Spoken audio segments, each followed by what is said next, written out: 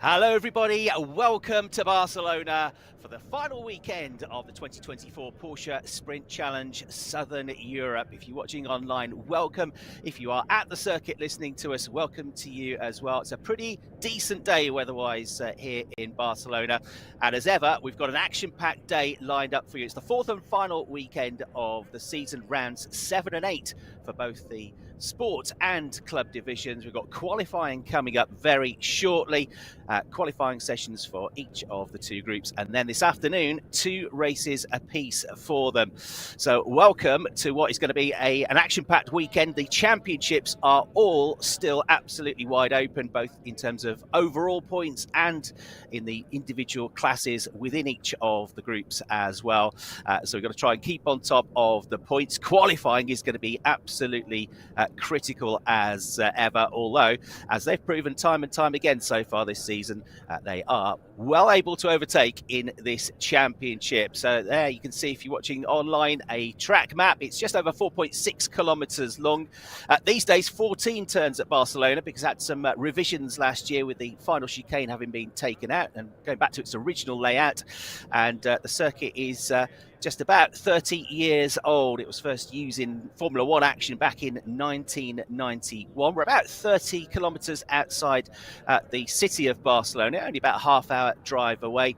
And Barcelona, the biggest city in the Mediterranean, a thriving, vibrant city of 1.6 million inhabitants.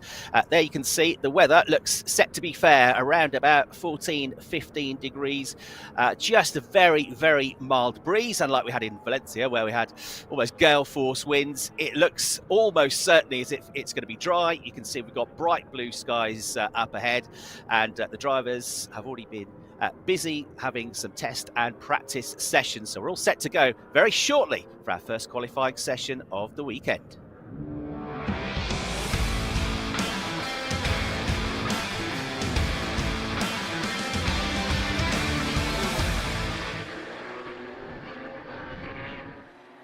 And so first, it's to the sport division. So just to go through things quickly with you in terms of how it works. We've got the sport division and the club division. They all race separately.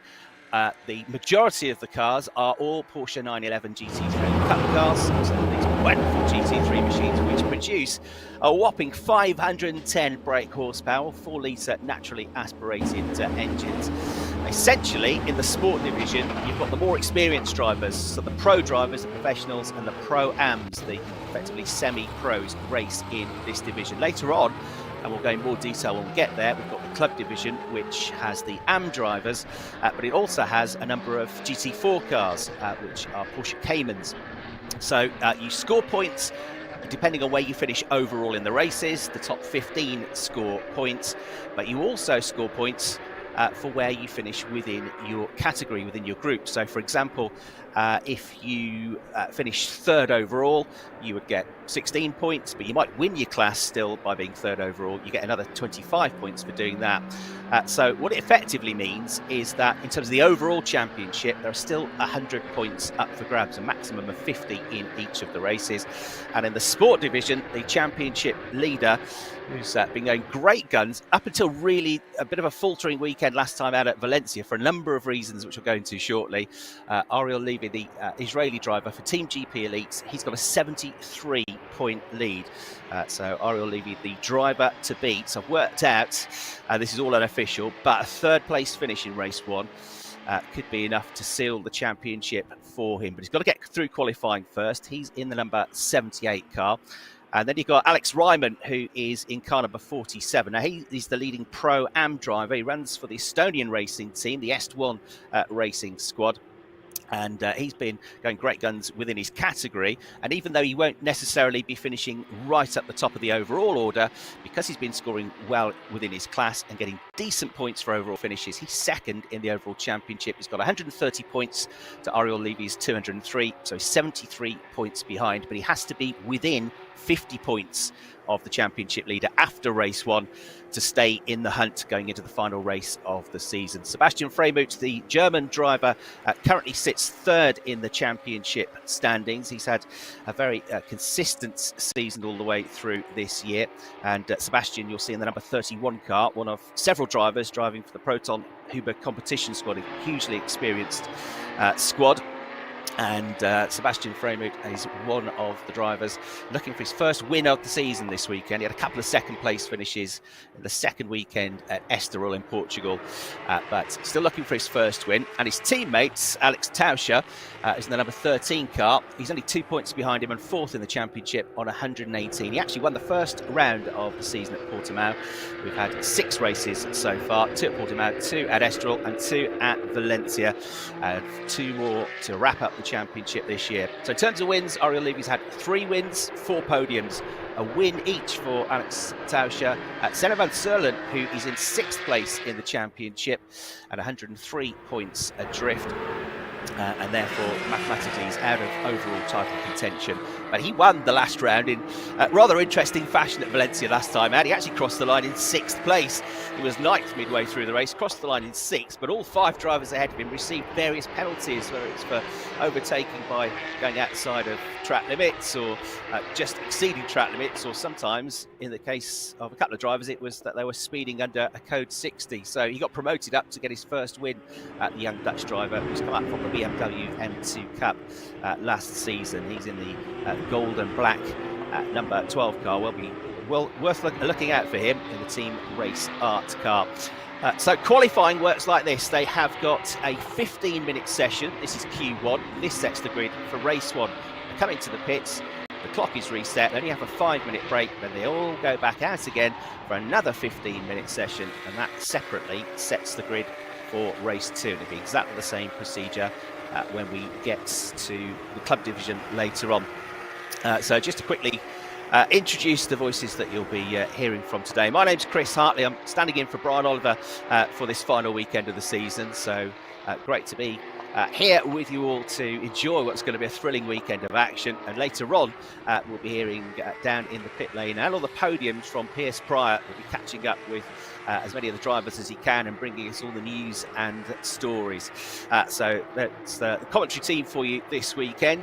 I think the drivers building up the tyre temperature now. They'll run on Michelin tyres. They have 2 sets of slick tyres to last for 2 qualifying sessions effectively. Oh, got a huge off there coming out of the final turn and coming over the start-finish line. It's a very odd place to lose it, and that is right at the start of the fastest laps that people are about to try and start putting in. So the red and white car has just lost it, pirouetted into the pit wall.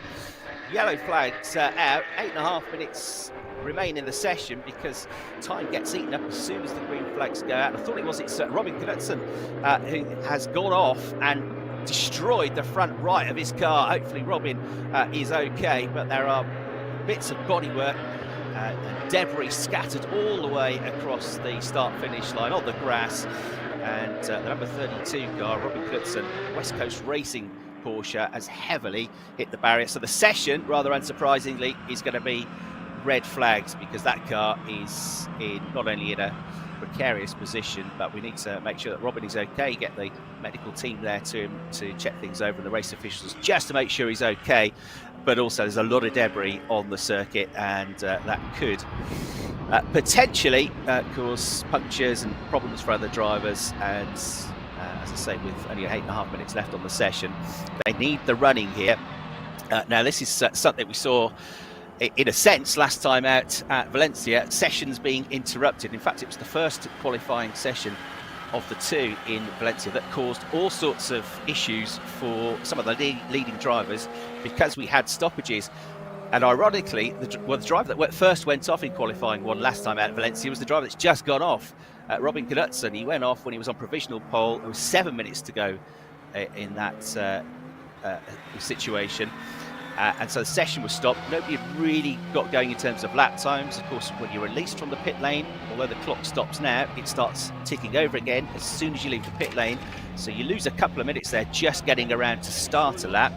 And then with a couple of minutes to go in Valencia, we had another off with Norden going off the road, Sasha Norden in the 21 car. And so a lot of drivers just didn't get a lap time in. So you had Ariel Levy, the championship leader, who's been the best qualifier this year on average. He could only qualify 23rd, although he had a terrific drive, came through to 6th place. You had Alex Tausch, who was back in 25th. He came through to 10th. Sebastian Freymut, another championship frontrunner, qualified back in 26th, came through to the 9th. And Senna van Sterling qualified even lower down in 27th, but did manage to make his way into the points, into the top 15, and finished in 13th place. So most importantly, we hope that Robin is okay, and as soon as we get any news, we'll let you know about that. But that was a serious, heavy impact into the pit wall, and quite odd place to go off there. Of course, the tyres were being cold. It's around about 14 degrees air temperature. The track temperature will be pretty similar, so drivers will have to be careful with all that horsepower, releasing the power into the tyres and not losing the cars. So we don't know what happened, but I'm afraid Robin Knutsen's car was looking rather second-hand. And of course, the big issue with going off in qualifying one and damaging your car is you're going to miss both qualifying sessions unless the team can work an absolute miracle. But I very much doubt that is going to happen. And so if it's okay to go into the race, if Robin is okay, if the car is okay and fixed in time for this afternoon, it's almost certain that he's going to be having to start both of the races near the back of the grid. So there is the view of Barcelona, or part of the Barcelona circuit. You see the hills in the background there, and session that stopped at the moment, but it gives us a chance to admire the weather here that we've got this circuit, which has had some famous results in the past. Of course, still a Grand Prix circuit used for Formula One. Formula One will be coming here in June. It's also hosted some fantastic series. Still hosts the MotoGP on two wheels. That's coming here in May. It's hosted World Rallycross in the past. It's hosted GT racing and 24-hour races. It still hosts 1991, as I say, that spectacular race. If you're an old Formula One fan like me, you might remember it's an iconic image. Ed Senna in the McLaren and Nigel Mansell in the Williams going absolutely wheel to wheel down the start-finish straight, almost touching wheels at over 200 miles an hour, sparks flying. Neither of those great drivers prepared to relent, and in the end Mansell got through, got the overtake just, and went on to win the race. This is where Michael Schumacher, the seven-time world champion, went on to take his first victory as a Ferrari driver.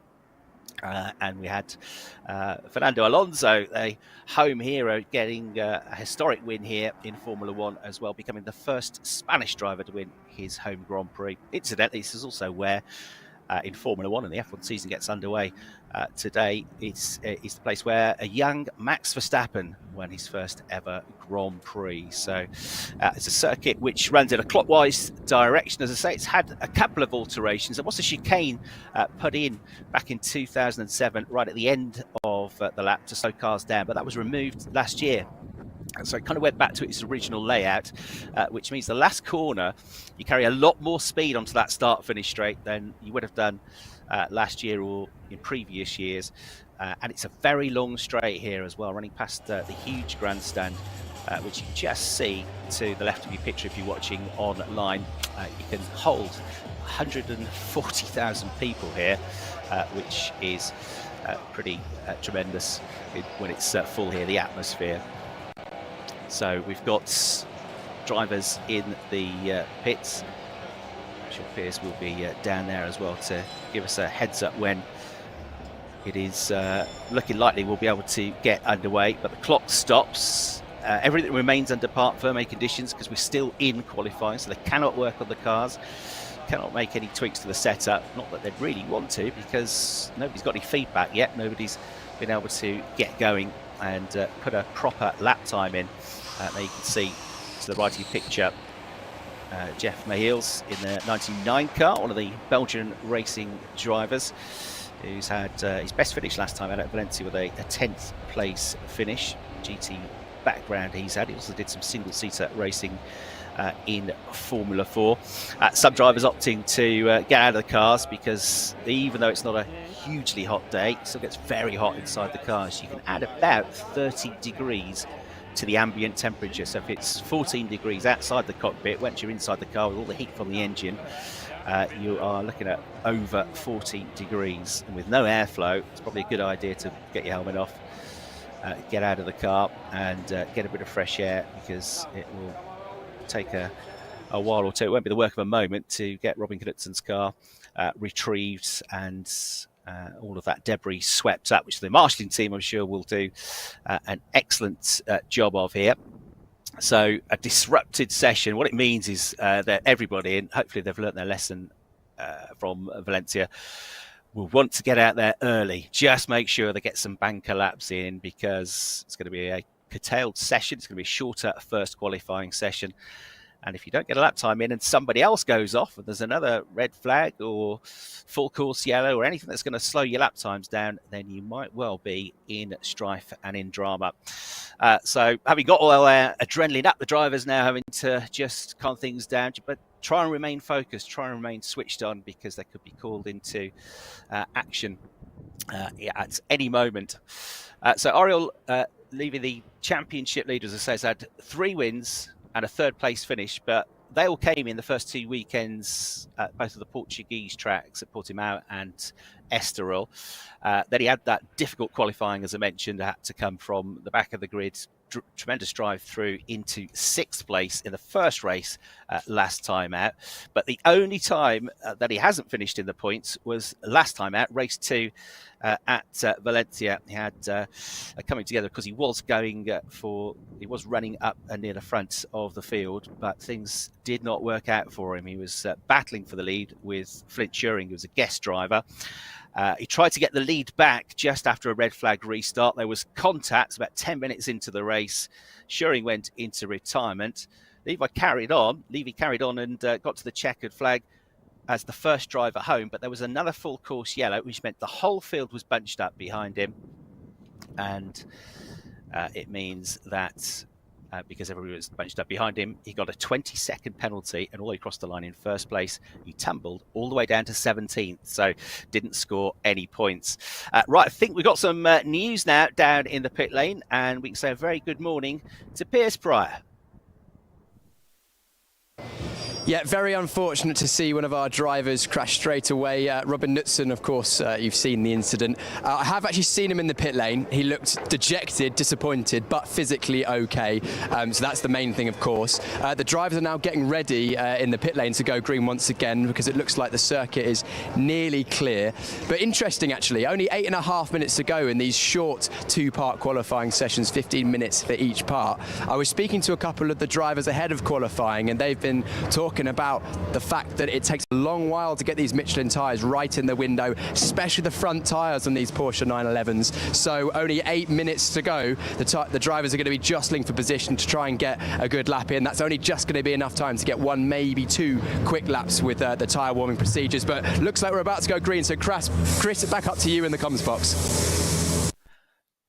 Thanks very much indeed, Piers. Yes, right on cue, the cars being wheeled back into the pit lane apron. There you can see tremendous job done by the marshalling team here. They have cleared up Robin Knutson's stricken number 32 car after he went off heavily into the pit wall. All that debris has been cleared up. There you can see to the left of your picture, if you're watching online, the little sweeper, which has done a terrific job, got up all those shards of carbon fibre and anything else that came awry from the car to make sure that that circuit is pristine.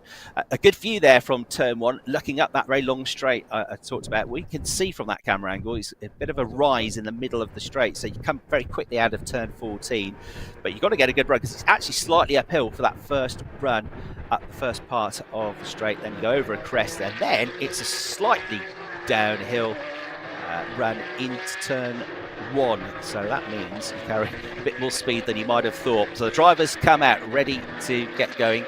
As I say, Oriol Levy, the driver that leads the championship, and he's the driver that has been great guns so far this year in qualifying as well. He's the driver with the best average qualifying. He's had 4 pole positions out of the 6 sessions so far, and a 2nd place as well. So just that strange qualifying session which caught lots of drivers, including Oriol, out where he didn't qualify well back in 23rd. But otherwise, when things have gone according to plan, he's been in the top 2 in every qualifying session so far. And even with that one 23rd place qualifying, his average this year has been 5th on the grid. It's also been a pretty good qualifying from Hugo Ellis this year, the British driver for Team Parker Racing, who's been getting better and better as the season's gone. And he got a pole position at Valencia, and he's averaged 6th on the grid, so he hasn't always been in the top 3, only once in fact, but he's usually been up there in the top 6. So he's another driver to watch out for. Hugo Ellis, the British driver for Team Parker Racing. He's in car 54, drove for Team Parker Racing last year. He drove for the JTR Racing squad to start with last year in the Porsche Carrera Cup Great Britain, then went on to drive for Team Parker Racing, finished 9th in the Pro category, having had his debut season in Porsche Racing in Porsche Carrera Cup GB in 2022, where he finished in 5th place in that championship. He's in his early 20s, comes from Dorset in the West Country in England, and will be one to watch. You're on board with Sebastian Freymut, who's another driver to watch out for in qualifying, currently running in 5th place in the championship, and he has had good qualifying as well this year, averaging 9th on the grids, but with 4 top 6s. But Valencia again was a bit of a struggle qualifying wise for him. So on board with him, as you can see, waits for a gap, pulls the trigger and comes out of turn 14, and now starts to sprint for it. We haven't really had a proper lap time yet from the test times that we saw on Thursday and Friday. You're looking at 143s, 144s as being quick lap times. They're getting up to around about a top speed of 265 kilometers an hour before they hit the brakes and go into turn 1. That's about 165 miles an hour. And then you make your way through the right at turn 1, straight to the left at turn 2, and then it's uphill through that first section. So again, you've got a good exit coming out of that corner. There's Senna van Serlen, number 12, coming through. That's the driver with the onboard camera, Sebastian Freymut, giving us the live pictures. The German driver for Proton Huber Sport, and he's got plenty of Porsche experience as well from last year's challenge, where he finished joint 3rd in the inaugural championship in the Porsche Sprint Challenge Southern Europe, and he also raced a couple of years ago in the Porsche Carrera Cup Germany. He was 6th in the rookies. Have quite such a strong season last year. Somebody else that started his career in single-seaters, competing in Italian Formula 4, but will be one to watch. 2nd in the championship, and needing to try and close the gap if he can. He's 2nd in the Pro Championship as well. So we'll see what the lap times are going to be like at the end of this first lap. But it's going to be a proper sprint session this. Your maximum, I think, going to get 3 flying laps in the session. We look at number 27 there, Giuseppe Guerrieri, the Italian driver, as he looks to get up to speed. And of course, the ones to watch in terms of the championship, Ariel Levy, number 78. Alex Ryman, number 47, who's looking to get class pole position as well. On the timing screen on the live stream, you'll see if it's marked with a white background to the number. Those are the drivers in the Pro-Am category. Jan Seifert will be one to watch as well. He came into the championship late, but the 998 car with 2 podium finishes on his debut. Very experienced Porsche Carrera Cup Germany racer. And he set a 144.317 already. Robin Knudsen, of course, who's at the top of the times, he's out of the session, and I'm sure he's going to tumble down the order once everybody starts to get going. Number 84, Marco Giltrap, the New Zealander in the orange and black Team GP Elite car, was being tracked there by Senna van Serlen. They just run through your shot. So 2 quick drivers there to keep an eye out for. Matthias Jobert, welcome back to him. He's a driver that hasn't done all the rounds, but has been on the podium this season. The French driver has gone quickest early doors. I say early doors, there's only 3 minutes or so to go. Number 94 with a 1 minute 43.822. He went absolute best of all in the 3rd and final sector of the lap. And then Sasha Norden goes 2nd, just behind him, 64 thousandths of a second adrift in the number 21 car. And that gap is as tight as it gets, 64 thousandths of a second. So Knudsen out of the session, drops to 3rd. Seifert, number 998, is 4th. Louis Rousset, another French driver, number 29, running in 5th place. But it all changes, because to the top of the times has gone Sid Smith in another of the Team Parker Racing cars, number 55, with a time of 1 minute 43.486 seconds, 3/10 quicker than Jobert. But there's still drivers, of course, getting up to speed. The tyre temperature's still coming up. The car's getting a little bit lighter of fuel as well. So it might not be enough to secure pole position. He'll have to keep pushing on. But for now, Smith is on course for his first pole position in the championship. He comes from a racing family. Dad Rob, a racer that had success at Le Mans as a class winner at the great Le Mans race, but Ariel Levy goes through and pips him and goes fastest. So number 78, the championship leader from Israel, 1 minute 43.314 seconds. There he is, looking for his 5th pole position of the season. He's got 2 minutes to go, so he's got time for 2 more laps, including the one that he's got. He just rides the curbs a little bit on the way through that left-hand kink at turn 2. But a terrific effort from him. But Joba has pipped him again, 143.150. It's going to be like this. It's going to be everyone that comes across the line goes a little bit quick. It's almost going to be the last driver across the line when the clock ticks down to 0. He's the one that's going to get pole position. So Joba, number 94, goes to the top of the times for now, leading down to 2nd. Smith 3rd, still going to be his best qualifying. Kaz Havercourt's been a race winner this season. Well, he hasn't done all the rounds. He's 4th now in the number 72 car, the Dutch driver. Jan Seifert has gone down into 5th place. Alex Tauscher, another championship front runner, is currently in 6th, 7/10 down. He's only 4 thousandths of a second quicker than Sasha Norden. And then also within half a tenth of a second of the pair of them, you've got the number 88 car of Horst Felix Felbermayr, the Austrian driver, who was 2nd in this inaugural series last year. Right, Ariel Levy, we watch it now. Matthias Joba has gone absolute best in sector 1, so he's quickest of all, but he's also on a quicker lap than anybody else so far on this one to try and cement his position. And Ariel Levy did a personal best in sector 1 and a pretty good, but not the absolute best, sector 2 with a 42.1. Joba looks like he's backed off in the 2nd sector, and that is going to be that then. So whether he's hit traffic or he just can't improve, but he's backed off, so I don't think he's going to improve his time. 1:43.150, then the time to beat as Kaz Havercourt crosses the line. He's going to get another one in as well, which could be crucial. He's gone 4th quickest now. That puts Sid Smith down to 5th. Ariel Levy coming through onto his final lap of the session. That one wasn't an improvement, although he started the lap pretty well. He's got a clear track ahead of him.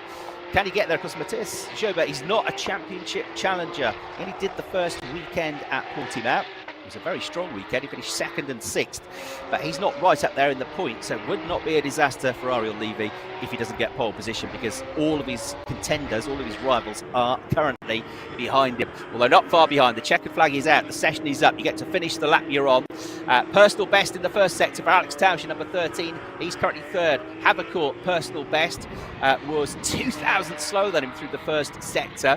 And Sid Smith's done a personal best, a 10th behind him. Looks like Levy's backed off, so that's not going to be an improvement for him. He can't find any more pace in this session. It's going to be the front row of the grid for now, but Alex Tauscher, number 13, has set a personal best 2nd sector as well.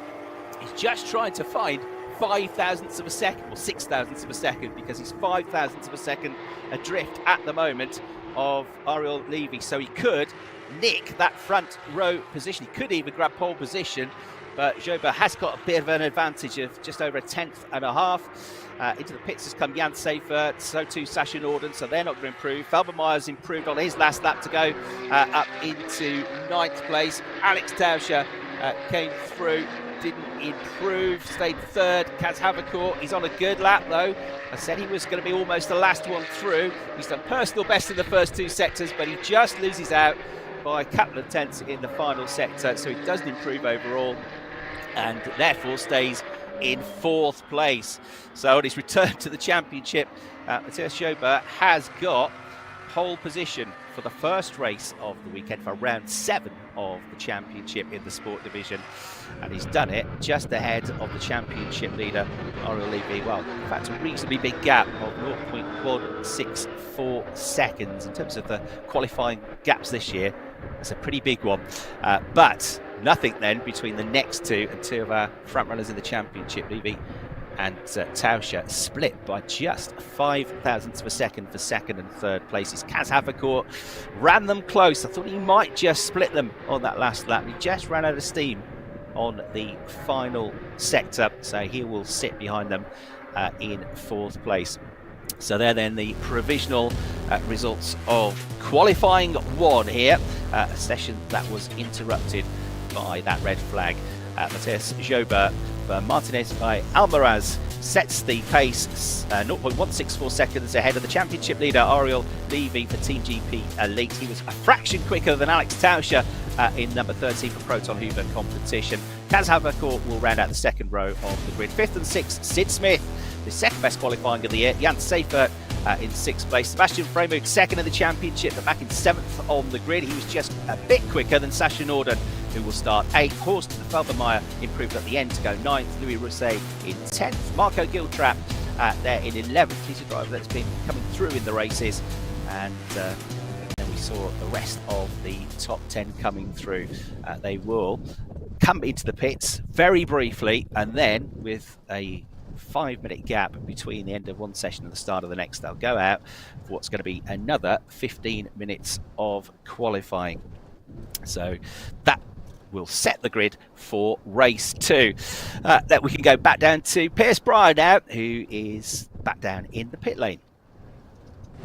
What a close qualifying session, but it was eventually Matisse Jobert. The team are frantically working, of course, a very quick turnaround between the two parts of the qualifying session, the sport division. Matisse, very close. You're back once again and you're on pole. A good session, surely. Yeah, good session. Not an easy qualification with only 2 or 3 laps to do a perfect laps due to the red flag. But car is good and now focus on the second qualification. How does the car feel out there? What's the track like? I've heard from a few of the drivers that in the morning it feels a bit different to the afternoon. Yeah, the car is hot now, but very good, very good. What can you do in the second part of qualifying? The same, pole position. Pole position, you heard it here first. Matisse, thank you so much for chatting to us. We'll see how they get on in the second part of qualifying in a moment. Chris is going to run you through that. Thanks very much indeed, Pierce. Yeah, great to hear from Matisse Jobert. But we shouldn't be that surprised that he's at the front because, as I say, he's only done one round this year, but he did qualify 2nd and 7th when we saw him in action at Portimao. He's only 18 years old, the young French driver, and he finished 4th in 2023 in the Porsche Carrera Cup France. Was a Caterham champion before that in France in 2022. So it's only 2nd season racing Porsche. It's a great karting pedigree as well. He was a runner-up in the French karting championship in the cadet category when he was just a young boy. So although he's only 18, like a lot of these drivers, he's come up through karting and he's already got a decade's worth of experience, and he won't care about championship points. He hasn't got that stress this weekend. He's just going to try and win the races if he can. So tremendous job done by him. And as he said to Pierce there, it was a bit of a stressful session, a bit of a tricky one because it didn't get long to set the times, 2 or 3 laps. So we're all set then for our second part of qualifying.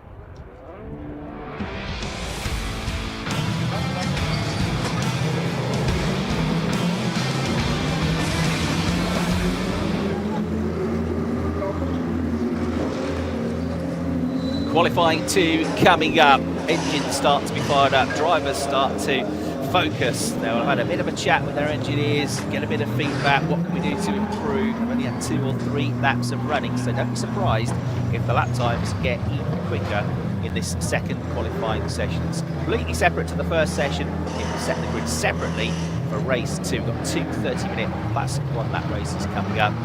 There you can see hold fire is the signal until you are released out, until you're get going.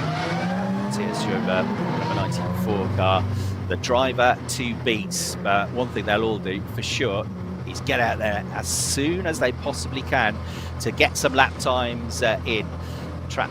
Temperature will be rising as it goes, as the sun starts to go and heat it up a little bit. There's a bit more tyre rubber down from that first session as well. So the track, remember, is a living, breathing thing. If setup works at one point of the day, it doesn't necessarily the same setup work for you later on, but it should be pretty similar because of this short turnaround we have. They've been given the signal, he's being wheeled out.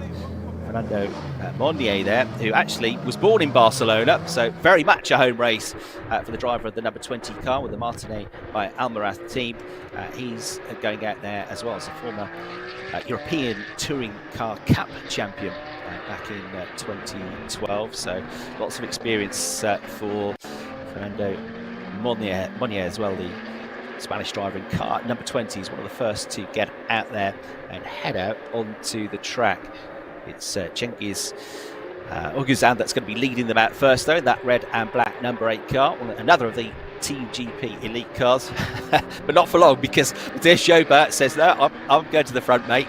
I want a clear track, and he muscles past him on the out lap and makes sure he's the first one out, and to try and get a clear run in at the start of the session. So remember, the tyres are already going to be pretty well up to temperature, so I won't need to worry about that too much. The brakes will be there as well. I haven't had much time to cool down since the end of the previous session, but just got to make sure that it's all singing, all dancing, everything's up to temperature and you're ready to go without taking too much out of the tyres during this session.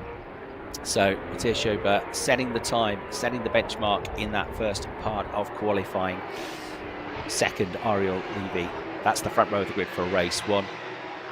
The good news is, if you didn't have a great qualifying session, you got another chance now to get a better grid for race two. So the drivers building up to speed. Ariel Levy once again qualifying in the top two. Just the one session this year where he hasn't been in the top two, and this has given him this big advantage in the championship. As I say, he's got a 73-point lead.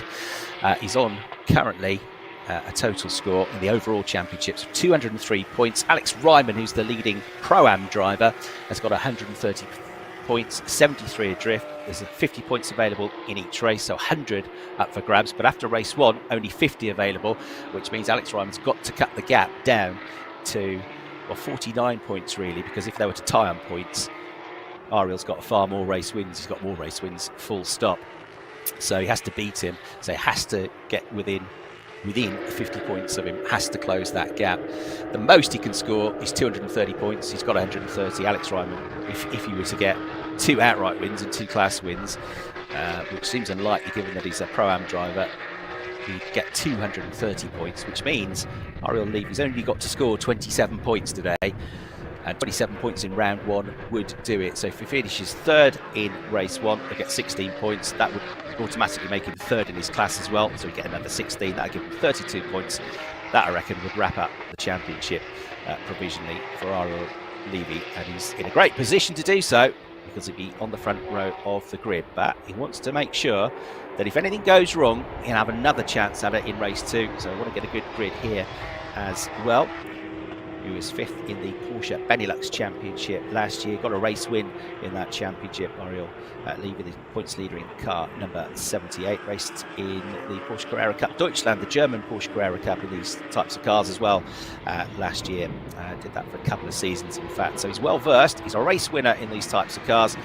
And he certainly has been a race winner this season, but he knows he's going to have his work cut out with Matthias Schober if he wants to go out with an overall race victory here. Schober, who was so very impressive on his debut earlier this season. There's number 21, qualified in the top 10 in the first qualifying session. Sascha Norden, one of the many Dutch drivers that we've got in the field, runs for the JW Race Service team, and finished in the top 7 in the Pro-Am category with the GP Elite team in this championship last year, the inaugural Porsche Sprint Southern Challenge, and he is back for more. He also raced in Porsche Benelux last year with great success. He was the Pro-Am champion in that category, and he's prepping for another season in the Porsche Benelux Championship, which is an incredibly competitive Porsche Championship, because Porsche have these championships of their GT3 cars all the way across Europe. Porsche Carrera Cup, Great Britain I've already mentioned, the Benelux Championship, the German Championship is hugely competitive as well.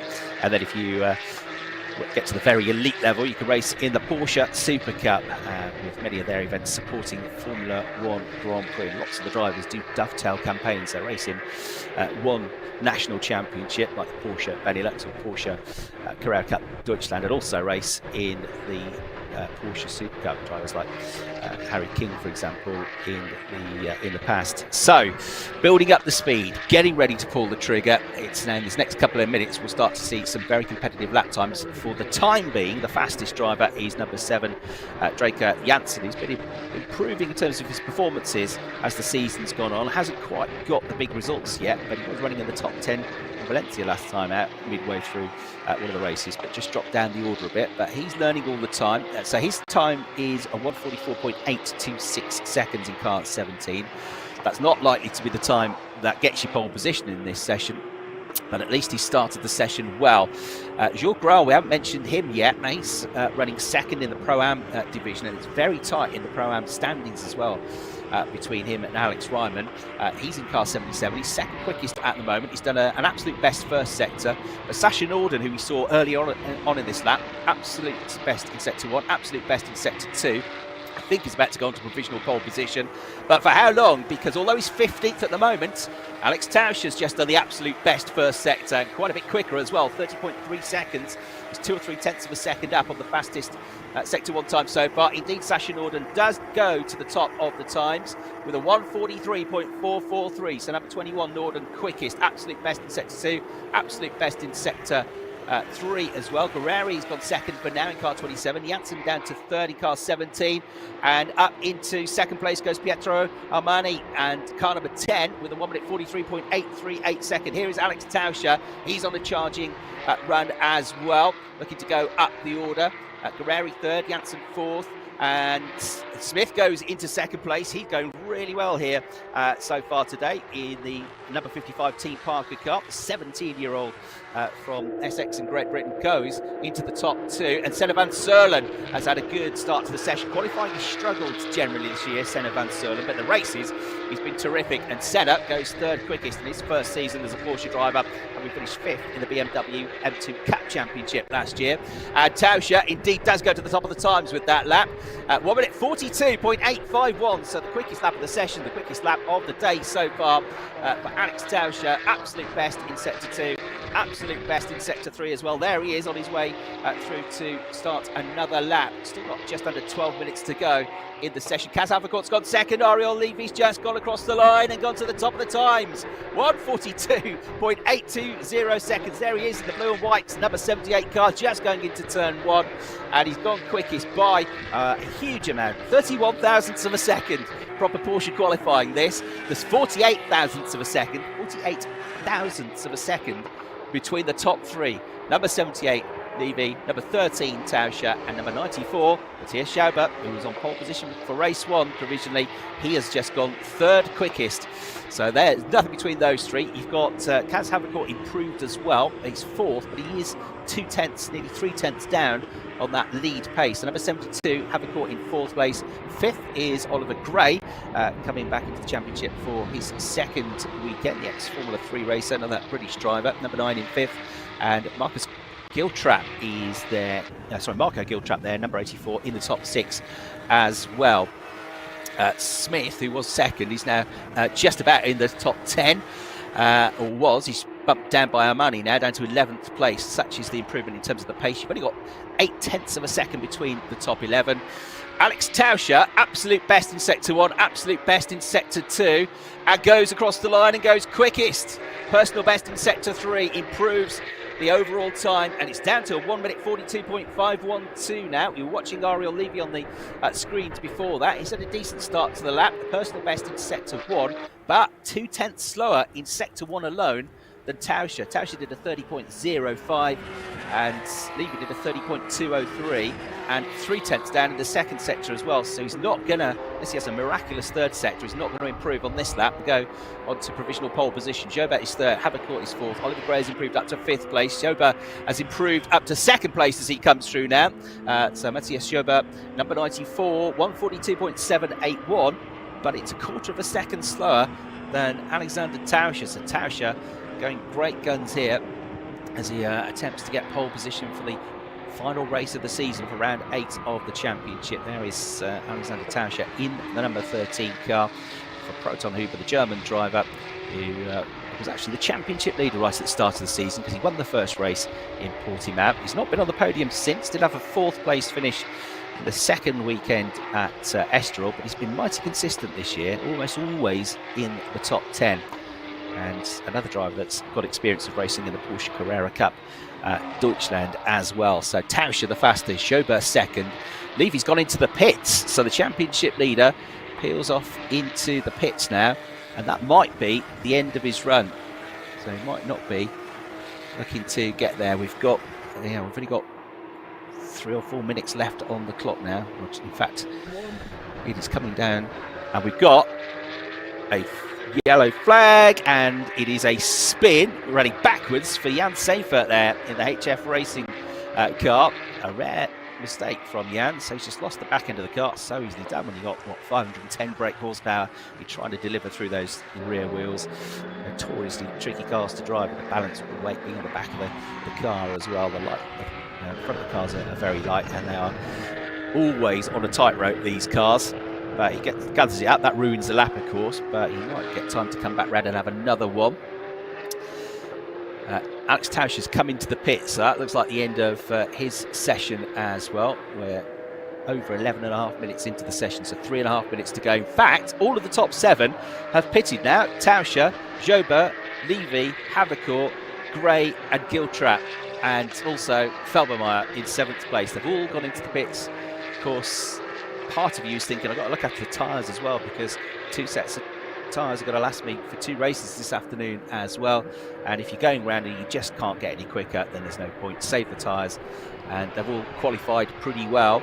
So of those that are still out there, I suppose Senna van Serlen is the one to keep an eye on, number 12.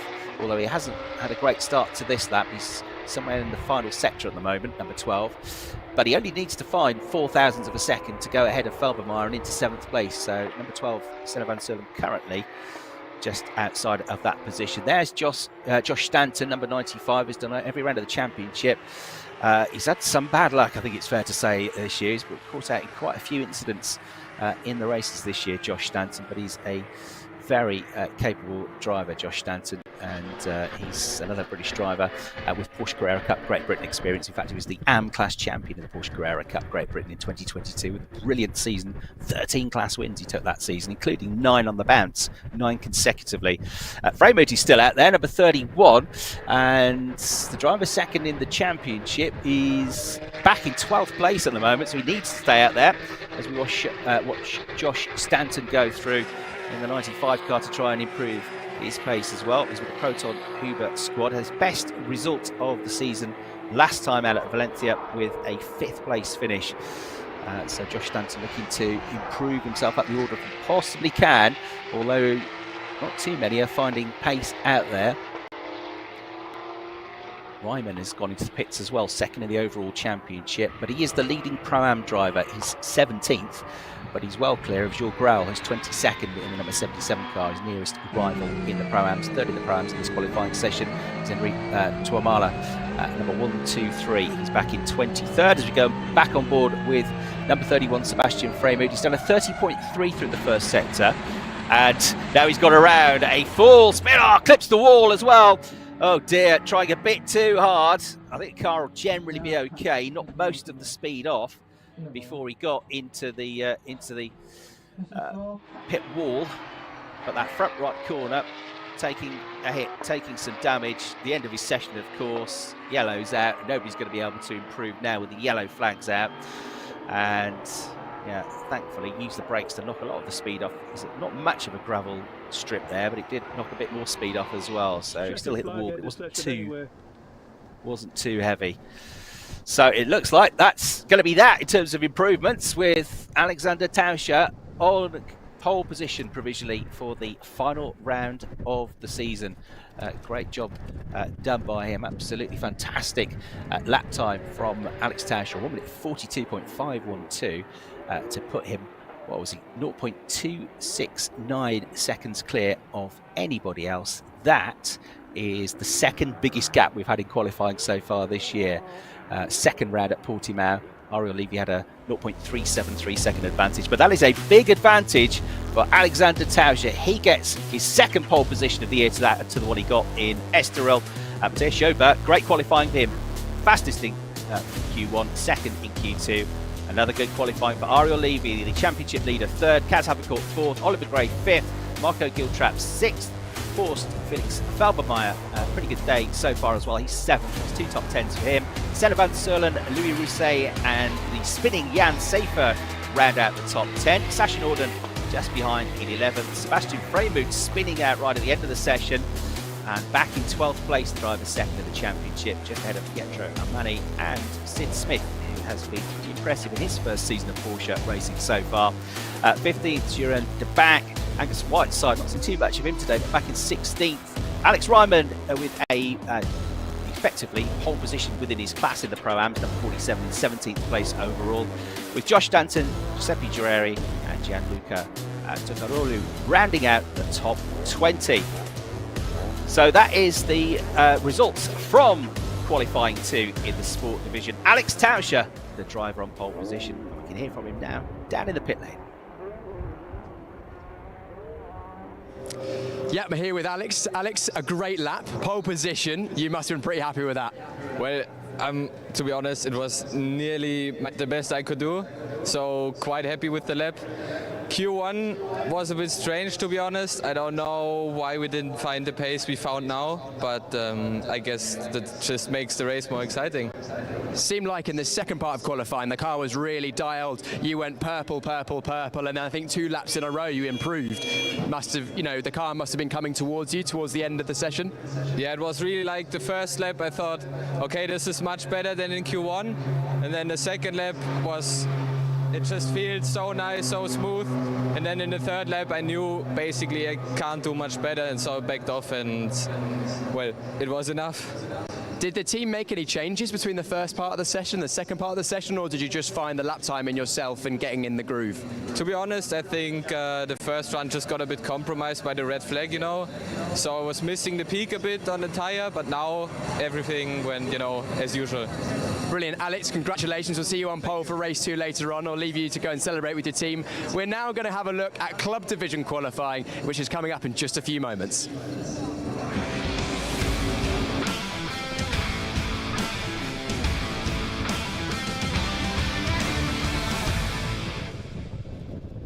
Thanks very much indeed, Pierce. Yes, we're straight into, or will be in a moment, the next part of our qualifying as we switch across to the club division. So exactly the same thing is going to happen, hopefully without the crashes and the red flags, in that we'll have 2 15-minute sessions. The first 15-minute session, Q1 sets the grid for the first race of the day, round 7 of the championship, 5-minute break, and then straight into Q2, and away we go again to set the grid for round 8. By and large, the cars are exactly the same as the ones you've just seen. The sport division and the club division both feature the Porsche 911 GT3 Cup car, the latest 992 iteration of this fantastic looking machine. It's the best looking Porsche I think they've ever produced. They get better and better, don't they? 510 brake horsepower, GT3 spec, 4-litre naturally aspirated engine. But you've also got a GT4 class in this one with the GT4 Caymans, which are not too far down on power from the 911 spec cars, just about 500 brake horsepower for them, but not quite as quick through the corners essentially. So a few Caymans in GT4. So you saw the pro drivers and the Pro-Am drivers in the sport division. They are essentially the more experienced drivers. Most of the drivers in the club division are AM drivers, amateur drivers, essentially with less experience behind the wheels of these types of cars. Plus you've got the GT4 drivers, which many of them are quite experienced in the GT4 category. Once again, there's an overall championship and also a class championship. You score same points as you do in the sport division. It's the same point system exactly, so 25 points for a race win, 20 for second, 16 for third, down to a point for 15th, but added to that are the points you score within your class, and they're added together to give us the overall championship standings. Then we also have separate point standings for each of the 2 classes. So in terms of the club division, it is tight. We've only got in the top 2 20 points between them, and there are 100 points up for grabs today. They have pretty much matched each other all the way through the season, particularly in Valencia. There was nothing between them. It seemed to be inseparable all the way through both races. So Robert Sulmer has just about got the edge. He is the championship leader. He's in car number 63. You'll see him out in action shortly. He's another of the drivers for Proton Huber. He comes from the Netherlands, and he's got 230 points.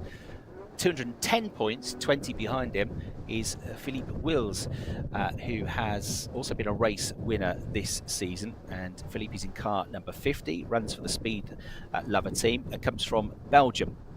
And we've had 2 wins and 5 podiums for Robert Solmer out of the 6 races.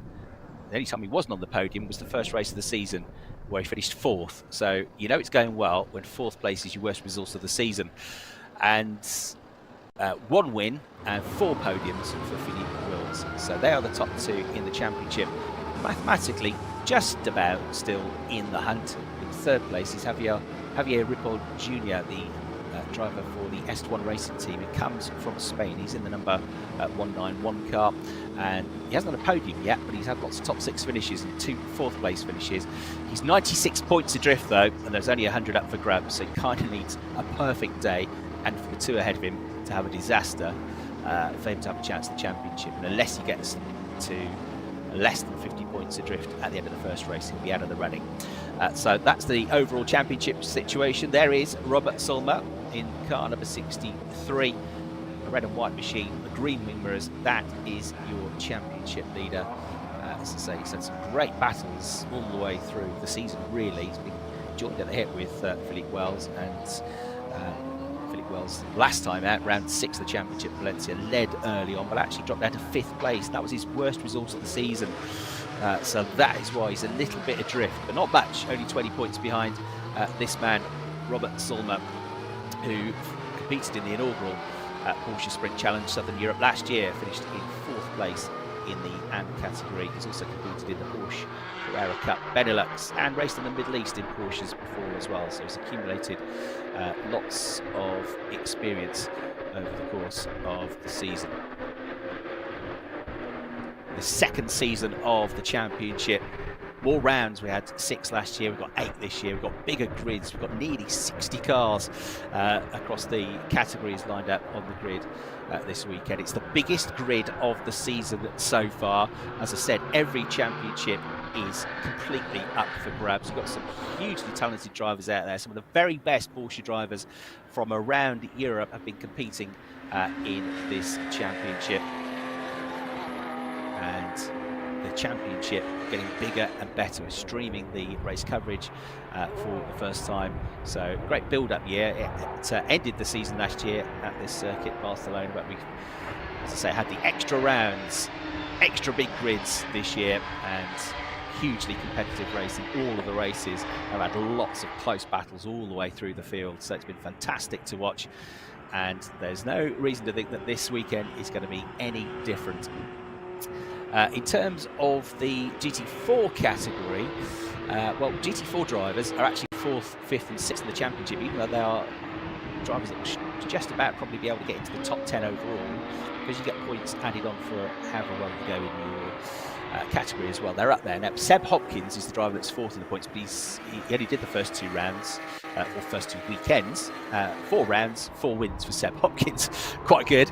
But he's not been involved since. However, his car is still very much involved, and his car has won all the races so far, because Robert Cronin, who raced in the Porsche Sprint Challenge in a Cayman in the Great Britain Championship last year, the Irish driver has had 2 class wins in that car last time out at Valencia. Same car, same results.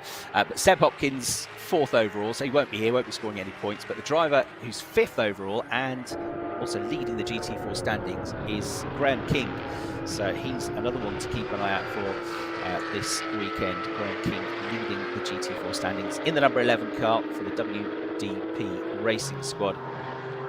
Graham King racing in the Porsche Carrera Cup in Benelux as well. He's been racing an older generation Cup car before, but he's gone very well in the class championship and overall as well within the division. So overall championship leader Robert Solmer, but in terms of the GT4 class, Graham King's got 112 points. Henk van Norrel has got 101 as his nearest rival. He's in the 989 car, the Gulf Oils liveried car, pale blue and orange livery to that. So there's only 11 points between them, and only 1 point behind the pair of them, Seb Hopkins, but he's not here. Robert Cronin is out of the running because there's only 50 points available in the class, 25 for each of the races, and he's 62 behind. Of course, he only did the last weekend at Valencia, but he's likely to be a front runner for the overall race victory as well.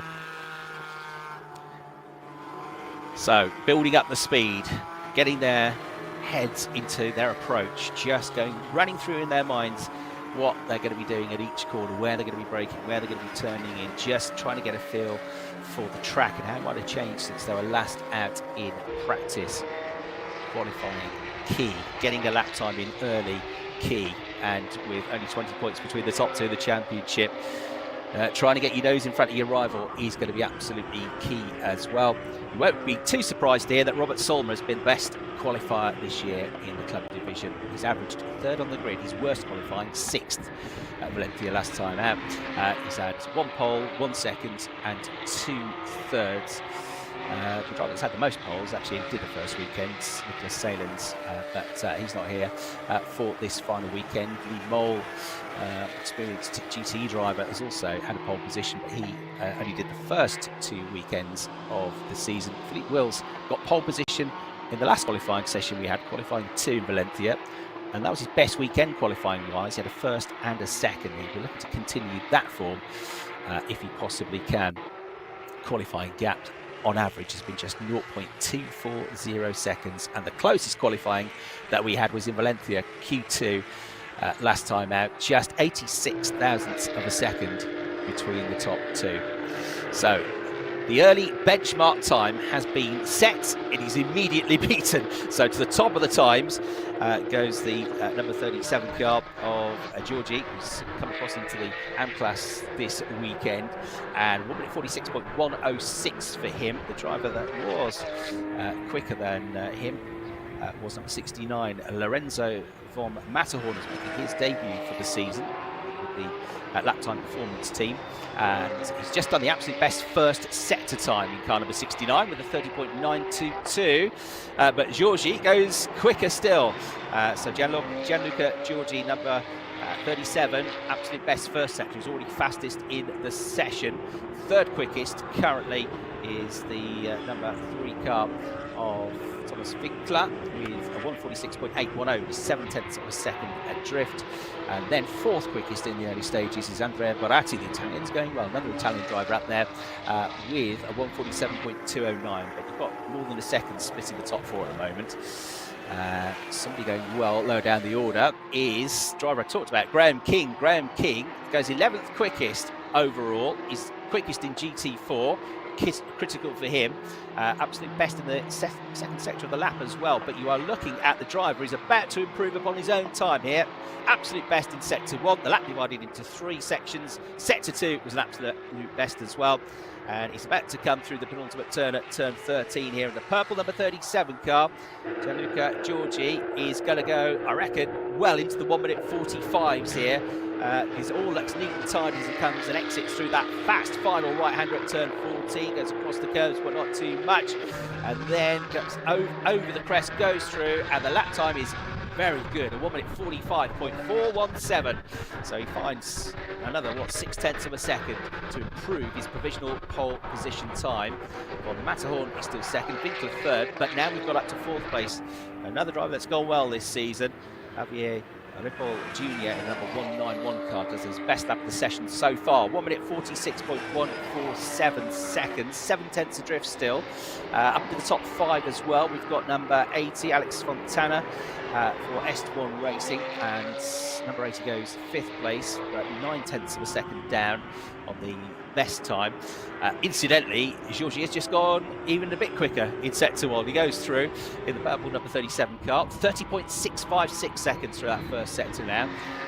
So we're into the 142s, weren't we, with the pro drivers. Of course, these less experienced drivers aren't going to be quite up to that sort of pace, but this is still a very good effort for Georgie. Now, what about the championship front runners?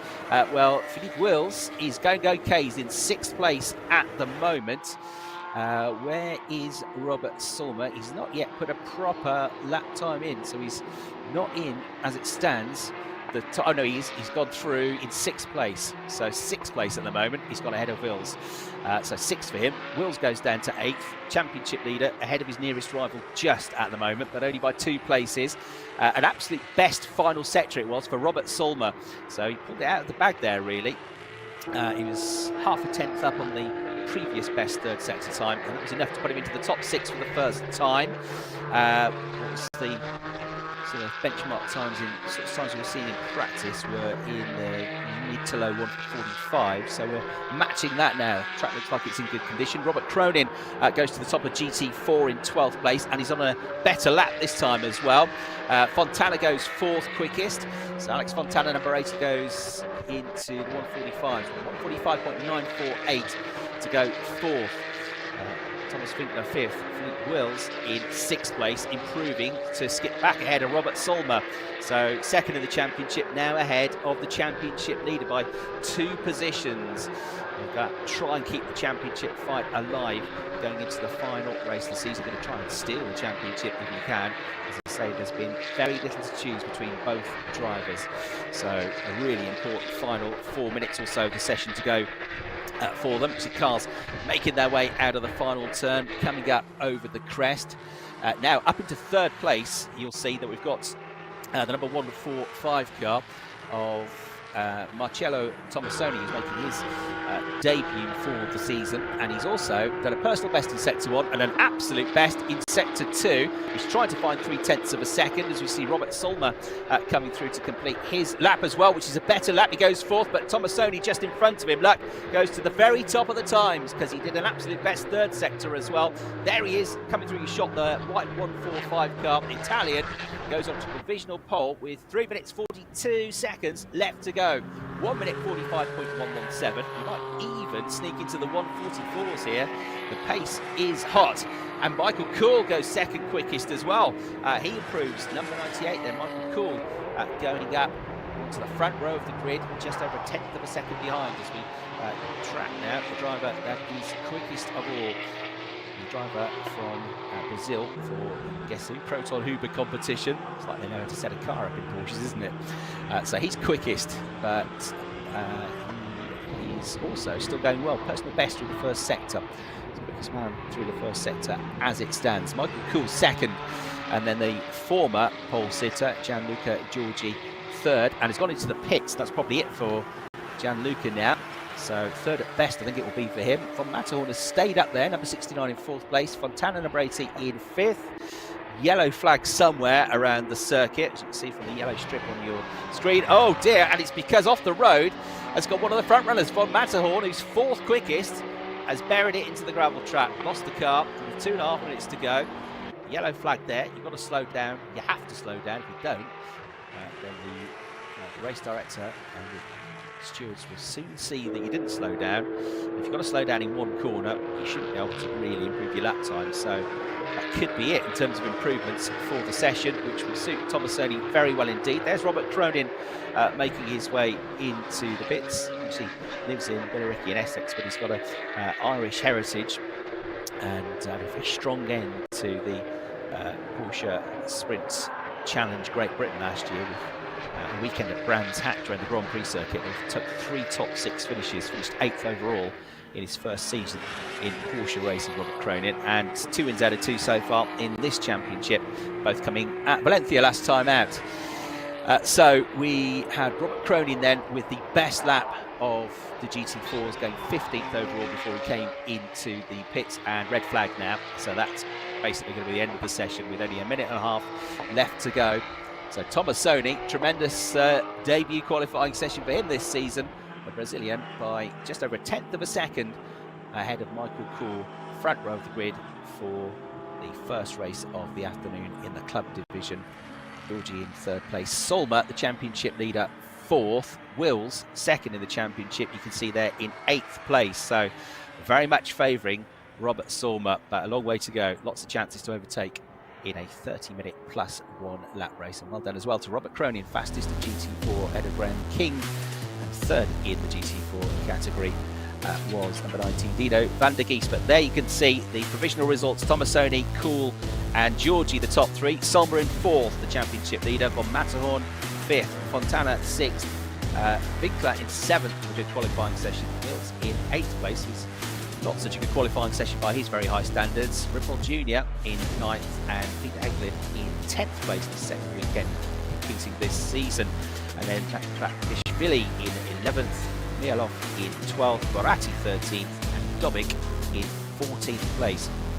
Robert Cronin quickest in GT4, 15th overall, ahead of the Greek driver Antonios Mossos. Valius Zagaika in 17th, Mark Van Heldik in 18th, Jurgen Vollitz and Graham King round out the top 20, with Graham King second in GT4, the driver that leads the GT4 class standings. Dino Van Geest just behind him. Look, there's only 13 thousandths of a second between them. Costa in 22nd, Niels Lofterod, who only started racing this year in this championship, 2030, improving all the time. Alfred Lemfrick, Dominic Bastien, and back last on the grid, Henk van Norrell, all 26 cars safely through that qualifying session. So 15 minutes of qualifying, largely trouble-free, apart from that off at the end for the number 69 car of Lorenzo van Matterhorn. But there shouldn't be any damage to the car, and all being well, they might be able to get him out and in action. So the Brazilian driver sets the pace in Q1, 1 minute 45.117 seconds. Michael Cool second, Georgie third. None of those drivers are really featuring in terms of the championship. Robert Solmer in fourth place, even though it is not his best qualifying of the year. It's still an important qualifying session because it puts him ahead of his big rival. And there you can see the marshals have got the car out of the gravel trap. Great job done by them. They'll just sweep up, make sure that, well, they'll probably spit quite a few bits of gravel out onto the tarmac as he quickly squirts off and gets himself back to the pit lane to make sure he's involved in Q2. But they'll brush up those bits of gravel and get the circuit ready to go for the second session. So that is good news for Lorenzo von Matterhorn. He'll be able to take part in the session, just have to get the gravel out of the car. So Q1 complete, a very good session. I think we can now hear from Pierce Pryor down in the pit lane. Yeah, new driver to the championship this weekend, Marcelo Tomassoni. Marcelo all the way from Brazil. Marcelo, pole position, that must feel pretty good. Yeah, man, amazing. First time in Europe, first race in Europe. Pole, man, for me it's a dream, and it's coming true. It's really nice, really nice. Amazing. I'm glad that you're enjoying your first race in Europe and setting a bold claim. Can you do the same in the second part of qualifying? Yeah, now put the mind down and try to do again. Yeah, let's push now again. Car feel good underneath you? What's that? Does the car feel good? Yeah, really good. The team did a really good job here. I didn't know the track, so I not could help so much on the setup of the cars, but they give me like a beautiful car, and man, the car is perfect, and let's try push again and do the second pole. Marcelo, thank you very much for chatting to us. We'll leave you to it for now. Well, a very close first part of qualifying. Let's have a look at the second part coming up in just a few moments.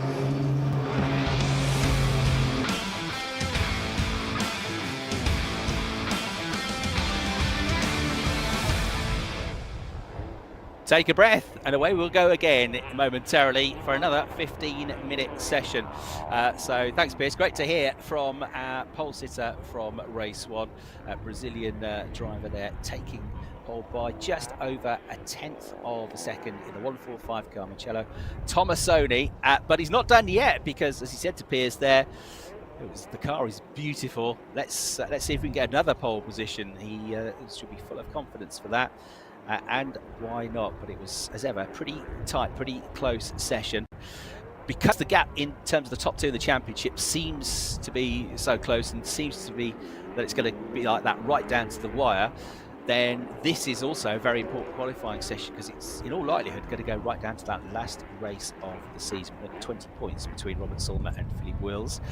And therefore, if it does go down to the wire, you want to be up there with a good grid for that final race of the season. But Solmer has the edge in Q1, was ahead by a few positions of his rival. And Philippe Wills, as I say, has been a good qualifier this year. He's not been out of the top 5 in qualifying until today, so it wasn't ideal timing that. In fact, he's had 4 qualifying sessions on the trot where he's been in the top 3, second, third, second and first in the last 4 qualifying sessions, but out of the top 6 this time out, back in 8th place. So Robert Solmer with his nose in front so far in this first part. There with the wonderful livery on the side of the car. Number 14, I gave a mention to Niels Lofterad.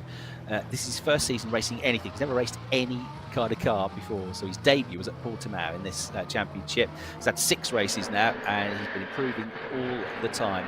Actually had a couple of DNSs, non-starts at Estoril, but he's had a 14th place finish, which is impressive in itself at Valencia in the number 14 car. So learning and getting ready for the season ahead, as lots of these drivers are. Fantastic to see. Right, going back out then they are, and clock starts to tick down immediately. 15 minutes quickly evaporates down to around about 12 minutes by the time you get through to start your first flying lap, and then probably you need a lap to get everything really working, get focused. So probably it's only when you come across the line second time that you go for it, and then you're down to about 10 minutes already. Look, 13.5 minutes is all that remains. So these short, sharp qualifying sessions. It's a great format, this. You get everything packed into one day. Fantastic for those of you watching the action at the circuit. For those of you watching online as well via our live stream, you get a lot of action and there's not much downtime. It is session after session after session. Spare a thought for the teams, because they get barely any downtime when they're trying to work the cars up. They cross their fingers, they look up to the heavens and they pray that there's no damage to their cars in these qualifying sessions and later the races, because there's very little time to get them fixed. Bearing in mind the cars have to be gridded up, ready to go long before the start of a race. But so far in the club division, it's pretty plain sailing. They'll be breathing a sigh of relief there. So building up the speed, looking to get going again. 510 brake horsepower Porsches that make this unique sound, these cars. I'd say the liveries of these cars are fantastically well presented as well.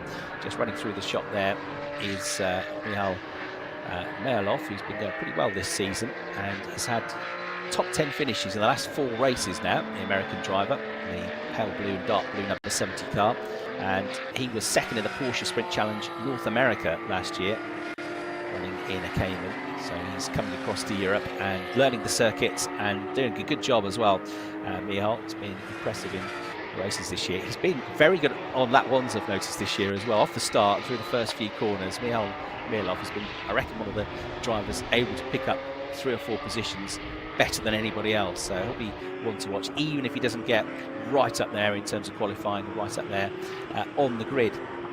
So Robert Solmer, I think we're pretty happy with the way things have gone so far. No, not on pole position, not on the front row, not in the top 3, but yes, ahead of his biggest championship rival on the grid for race 1, the Dutch driver. Again, qualifying in the top 6. He's not been out of the top 6 so far. Philippe Wills needs to get back into the top 6, and he really would like to be ahead of Robert Solmer for round 8 of the championship. Just saw him in the silver car there. Not out of the top 5 in any of the races. Got pole position at Valencia last time out, so he's capable of doing it, but every circuit's different, and some drivers suited better to some circuits than others, and he's not quite there in that first qualifying session. Not a great deal you can do to the cars. Well, there's nothing you can do to the cars really, because they remain in parc fermé conditions between the 2 parts of qualifying. 5-minute break there might be, but you can't make any big adjustments to the cars. So that has to be borne in mind as well. Have to be careful of the rules as well. And now we'll start to pull the trigger, and we'll start to see lap times developing at the end of this lap. And look, only just about 10.5 minutes to go.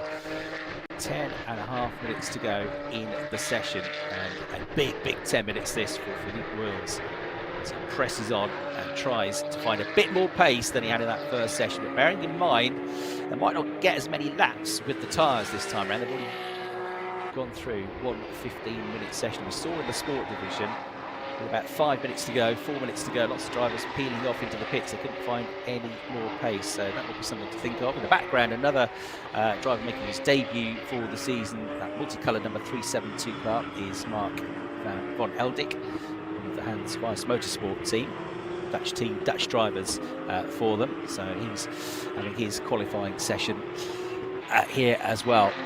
So nobody's yet set a proper lap time. They will start to do so on this lap. I'm looking at the sector times, and Todios Vossos, pretty good first sector, 31.056, but we're looking to get into the 30s, and nobody's done that yet in sector 1.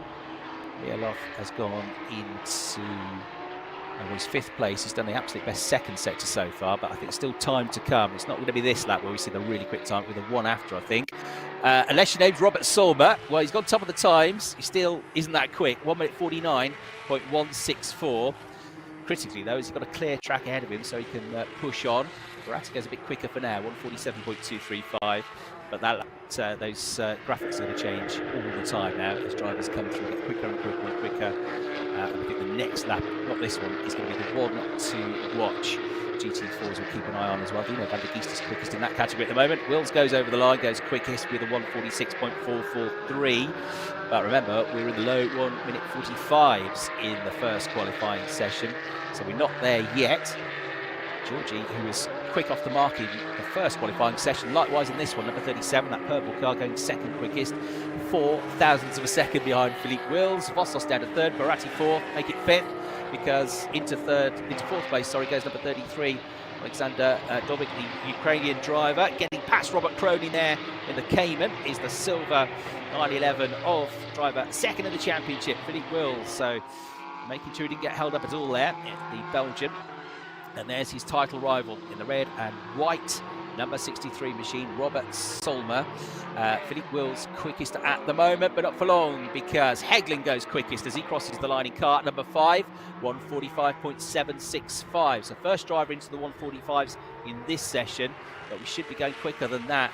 I would have thought we could still get down into the lowish 1 minute 45s. Watch for Robert Solmer, absolute best sector 1, absolute best sector 2, right on cue. The cameras pick him up as he comes out of the final turn. This should be provisional pole position for the championship leader, it is. So 1 minute 45.056 seconds. The tyres and the track just as good as they were in Q1, because he's done very low, 1 minute 45, 1 minute 45.056. Heglin down second, 7 tenths behind. Barati 3rd. Philippe Wills, personal best in the first sector, but he's half a second down on Solmer in the second sector alone. So he's not going to get ahead of him. In fact, he's going to tumble down the order a bit as others improve. So at the moment, Philippe Wills 7th place, the driver second in the championship, Solmer fastest. No bonus points for pole positions or fastest laps, it's just points for race finishing positions that you get in this championship.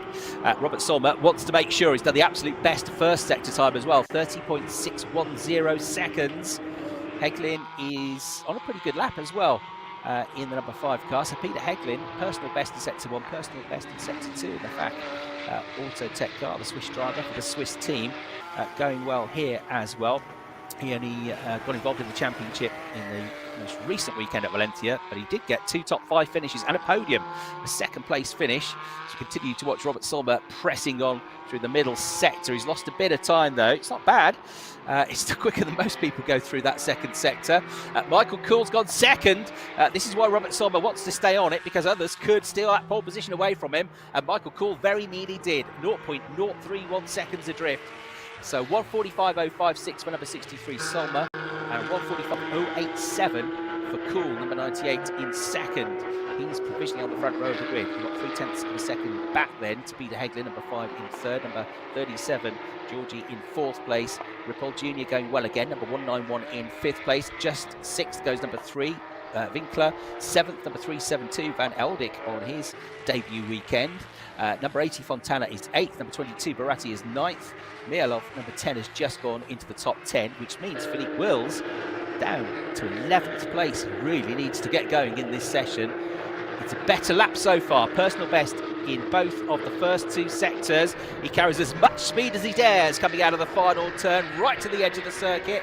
Is it going to be an improvement? It is. He goes 5th. It's not brilliant, but it's a lot better than 11th. And he's got another couple of laps here if the tyres will hold up to improve further still.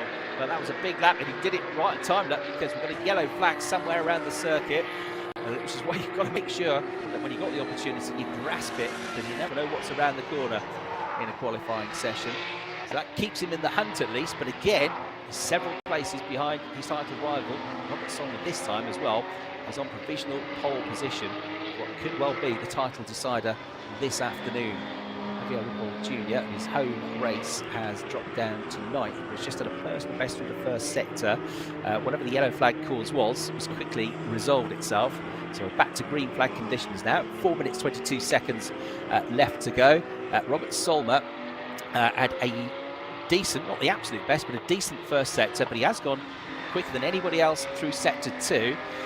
So this could be an improvement again. 144.770. He's got his gap out now to 0.3 of a second over Michael Cool. So he improved his own time because he was past that yellow flag incident before it happened last time out, and he's going to go even quicker on this one. Wow, 1 minute 44.513 seconds for Robert Solmer, and that surely is provisional pole position done and dusted for the final round of the season. There he is. Beat that, everybody. I'm not sure you're going to be able to, because he's more than half a second quicker than anybody in the session. I'll check in a minute, but that must be the biggest gap we've had in qualifying, the biggest advantage for pole position this season, I think, across any of the classes. It's a tremendous effort from Robert Solmer, and well, he's dealt with pressure pretty remarkably well, hasn't he? Wills is currently in 6th place, but not improving on that lap. 145.7 is the best that he's managed. He needs to find 0.4 of a second just to make up one more place, and I'm not sure he's going to have the tyres left on that car to be able to do so. So it could be that he'll have to settle for 5th place. It's okay, but frustratingly for him, he's behind. At least he knows what his job is, though. It's clear cut, isn't it? He's got to close the gap. He's got to outscore Solmer. Solmer's in front of him for both races.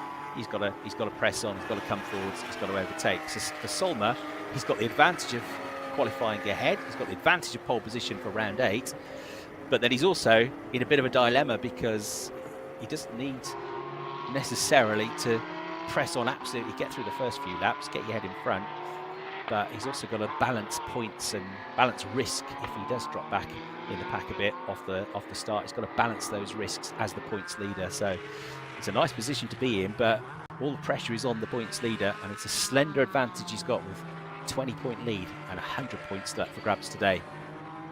Tomasoni was the driver that set pole position in race 1. He's been quiet in this session, but he's gone up to 2nd place now, and had a really good start to this lap with an absolute best in sector 1, a decent sector 2, but sector 3 has fallen away from him, and he bins off the lap, goes into the pits. So Tomasoni, great effort though from the Brazilian. Pole position in Q1, and it looks like he's going to be on the front row of the grid in 2nd for Q2 with less than 2 minutes remaining. Not too many drivers out there improving. So 2nd gets ahead of Michael Cool, who's down to 3rd. The 98 car, though, who's in sector 2 at the moment, has done a personal best first sector with a 30.6. He's the quickest driver on track at the moment. Robert Solmer and the driver 2nd in this qualification session, Marcello Tomasoni, are both in the pits now. So Michael Cool 3rd, still on track. 4th, and in the pits is Peter Hedlin. Wills is still out there in 5th. From Matterhorn is still out there 6th, not bad, given he was in the gravel trap at the end of the first session. 7th, 8th and 9th are all in the pits. Georgie, Fontana and Rossos, and Winkler rounds out the top 10. GT4, Robert Cronin is fastest by some margin, 1 minute 46.587 seconds. Been very impressive in that GT4 category this year. At Valencia, he won the first race in GT4 despite a 5-second track limit penalty. So Robert Cronin, number 222, 18th overall, but quickest in his class. Van der Geest, number 19, is 22nd and 2nd in GT4. And then it is the points leader, Graham King. He's ahead of his nearest points rival. Yellow flags, car off, very briefly saw there. It's the number 24 car of Corrado Costa, who's had an up and down season.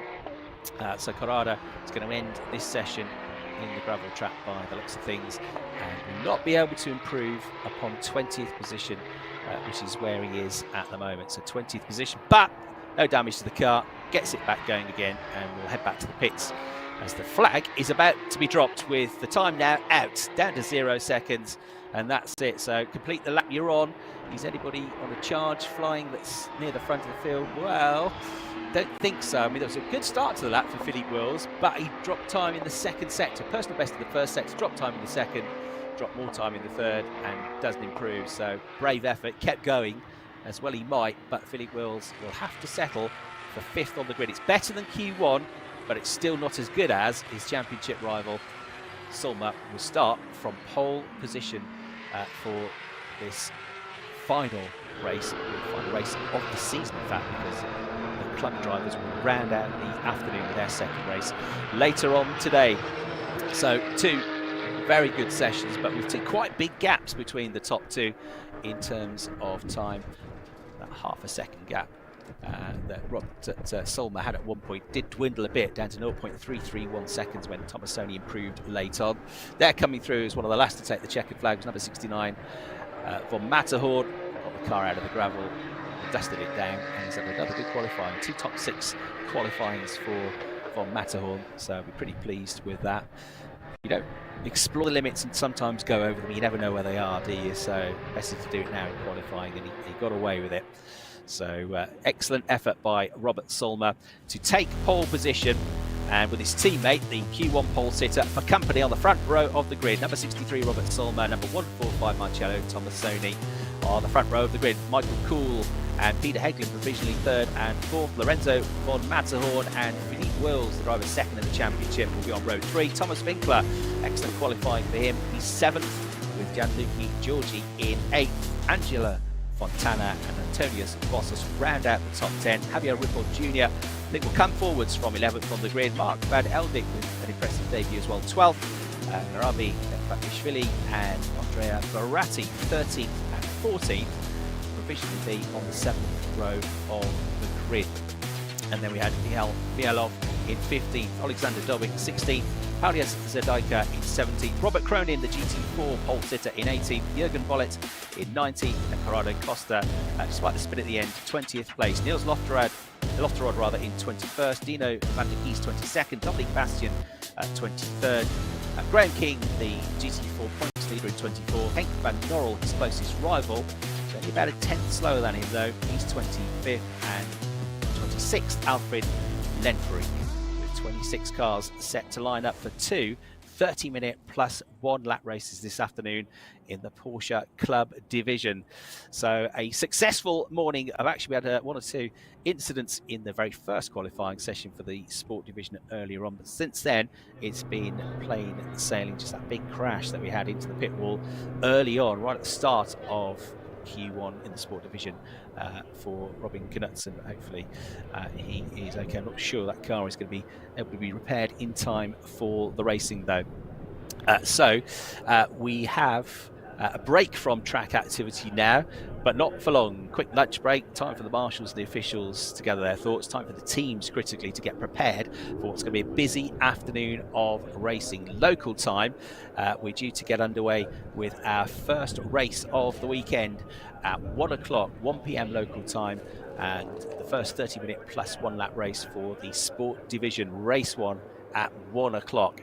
After that, we go to race 1 for the club division at 2:15 local time, 2:15 in Spain, for again a 30-minute plus 1 lap race, the penultimate weekend of penultimate race rather of the club division. So round 7 for sport, round 7 for club, and then round 8 for the sport division. The final round at 3:30, and round 8 for the club division. Race 2 today for them at 4:45 p.m. Take us through to around about 5:30 local time to round out what's been a spectacular season. As I say, bigger grid than last year. Grid's getting bigger and bigger all the time. It's our biggest grid that we've had so far this season, with almost 60 cars across the club and sport divisions taking to the track here at Barcelona for this 4th weekend of the season, and all of the championships, both in terms of overall points and class points, still up for grabs and still very close in a number of the situations as well. So the weather looks set to be perhaps a little bit cloudier, but the track temperatures will stay consistent. It should stay dry. It's a very, very, very slim chance that there'll be any rain. So I think it's going to be a dry, consistent day. Around, could get up to around about 17 degrees air temperature. Just a little light breeze in Barcelona. Ideal, pretty perfect conditions to go racing in, and that's a great thing. Winter series, effectively this, but they're in the Mediterranean, rather better winter conditions than we've got here. Across Northern Europe. So, with qualifying 2 complete, let's go back down into the pit lane and catch up with Pierce Bryant. Robert, pole position in the second part of that qualifying session. Clearly a good lap, but pushed hard again by your teammate Marcelo, though. Yes, that was nice. The second quali was much better than the first one. When you're last in the pit boxes, it's difficult to judge when to go out because you're always last. So we have to always get a gap. In the first qualifier, it didn't work out so well because once you run up to the GT4, psychologically it's difficult. You have to pass. You have to hold back, and in the second qualifier it worked much better because I had a bigger gap, so I could push 2 laps straight, and that was it. And you put a good lap together, clearly fast enough for pole position in the second part. Just talk to us about the car. It seems like your team have got a really good setup this weekend with yourself, Marcelo, and also the sport division drivers doing really well. Yes, definitely. It's an advantage when you have all the drivers in the sport division as well, because you can compare, and the track changes as well during the day, so it's a different setup in the morning and in the afternoon. Brilliant. Robert, thank you so much for chatting to us. We'll let you get prepared for the afternoon, and we'll be talking through the lunch break very, very shortly, but I'll head up to Chris as he rounds up this morning. Thanks very much indeed, Pierce. Yeah, great to hear from Robert Solmer then, the points leader in the overall club division and indeed within his class, and the driver that's just secured pole position in Q2 there. As he was explaining to Pierce, it's a bit difficult because they've been drawn last in terms of their garage position, furthest down the pit lane, furthest away from the pit lane exit, which means you can lose another sort of 45 seconds or so while you wait for everybody to queue in front of you and get out of the pit. So not much time, as he was explaining there, to get out. Lots of pressure, but terrific job done by Robert Solmer to pick up his second pole position of the season, to follow on from the one he got in Q1 at Estoril, and to add to all of the other top 6 qualifyings he's had, he's going to end the season as the best qualifier of the year in the club division. So they see the huge grandstand that we have overlooking the start-finish line. One thing to note about this Barcelona circuit is that they have a very notable attitude towards sustainability at this circuit. So last year, in fact just at the end of last year in October, on top of that grandstand and on the roofs of some of the other buildings and the marquee, a huge amount of solar panels were placed. Over 1,200 solar panels were put onto the roofs of those buildings. It was the largest installation of its kind in Spain, and those solar panels now generate a third of the power that the circuit uses, and in the first 3 months that's translated into a saving of almost 53 tons of CO2 emissions which they've saved. That is the equivalent in just 3 months of planting 72 trees.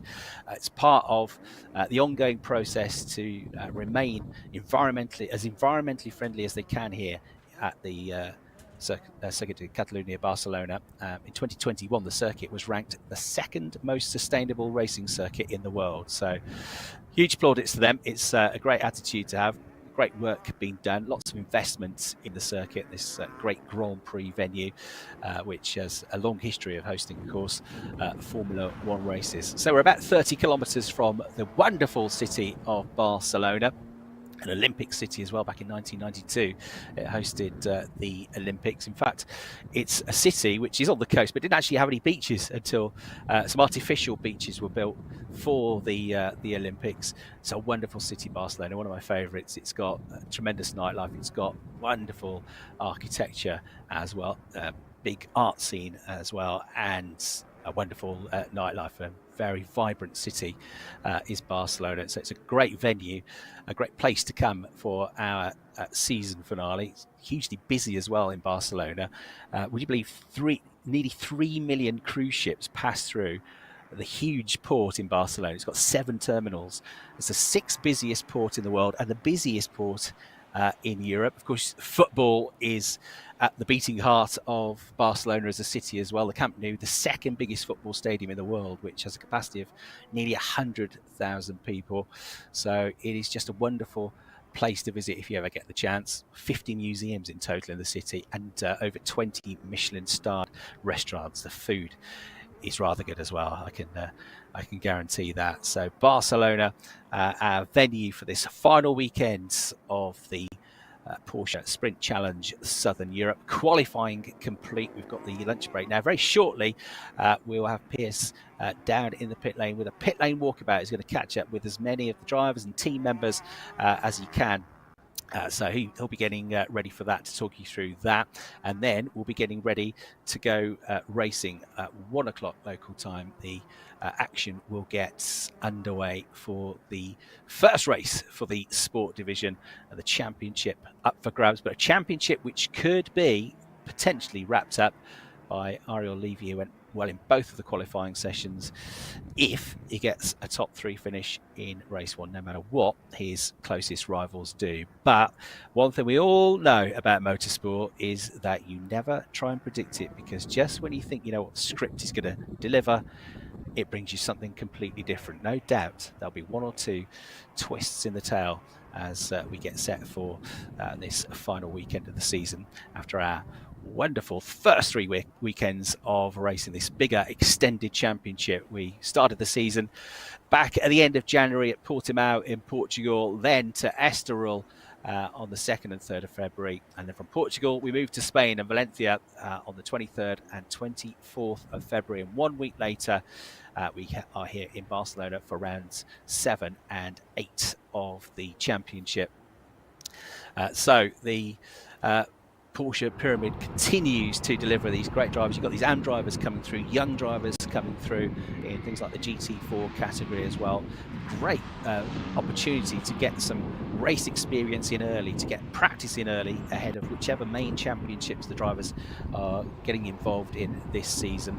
This huge pyramid of one-make series that Porsche Motorsport set up. And of course, you can go all the way through the ranks. You could eventually get up to race with Porsche, potentially in the World Endurance Championship and Le Mans. A great history that Porsche have at the very highest level of endurance racing in the wonderful hypercars that we now have. But these Porsche 911s, fantastic cars. I think the greatest tribute you can pay to the Porsche 911 is that although it gets developed every few years and aerodynamics change slightly and obviously power units change, essentially the basic shape of the 911 hasn't really changed that much since its very first evolution, and that is because it's an absolute classic car, and Porsche racing and indeed GT3 racing around the world is enjoying a real fruitful spell at the moment. We have packed grids of Porsche racing wherever you watch it, whether it's in the Southern European Challenge, whether it's in Benelux Championship,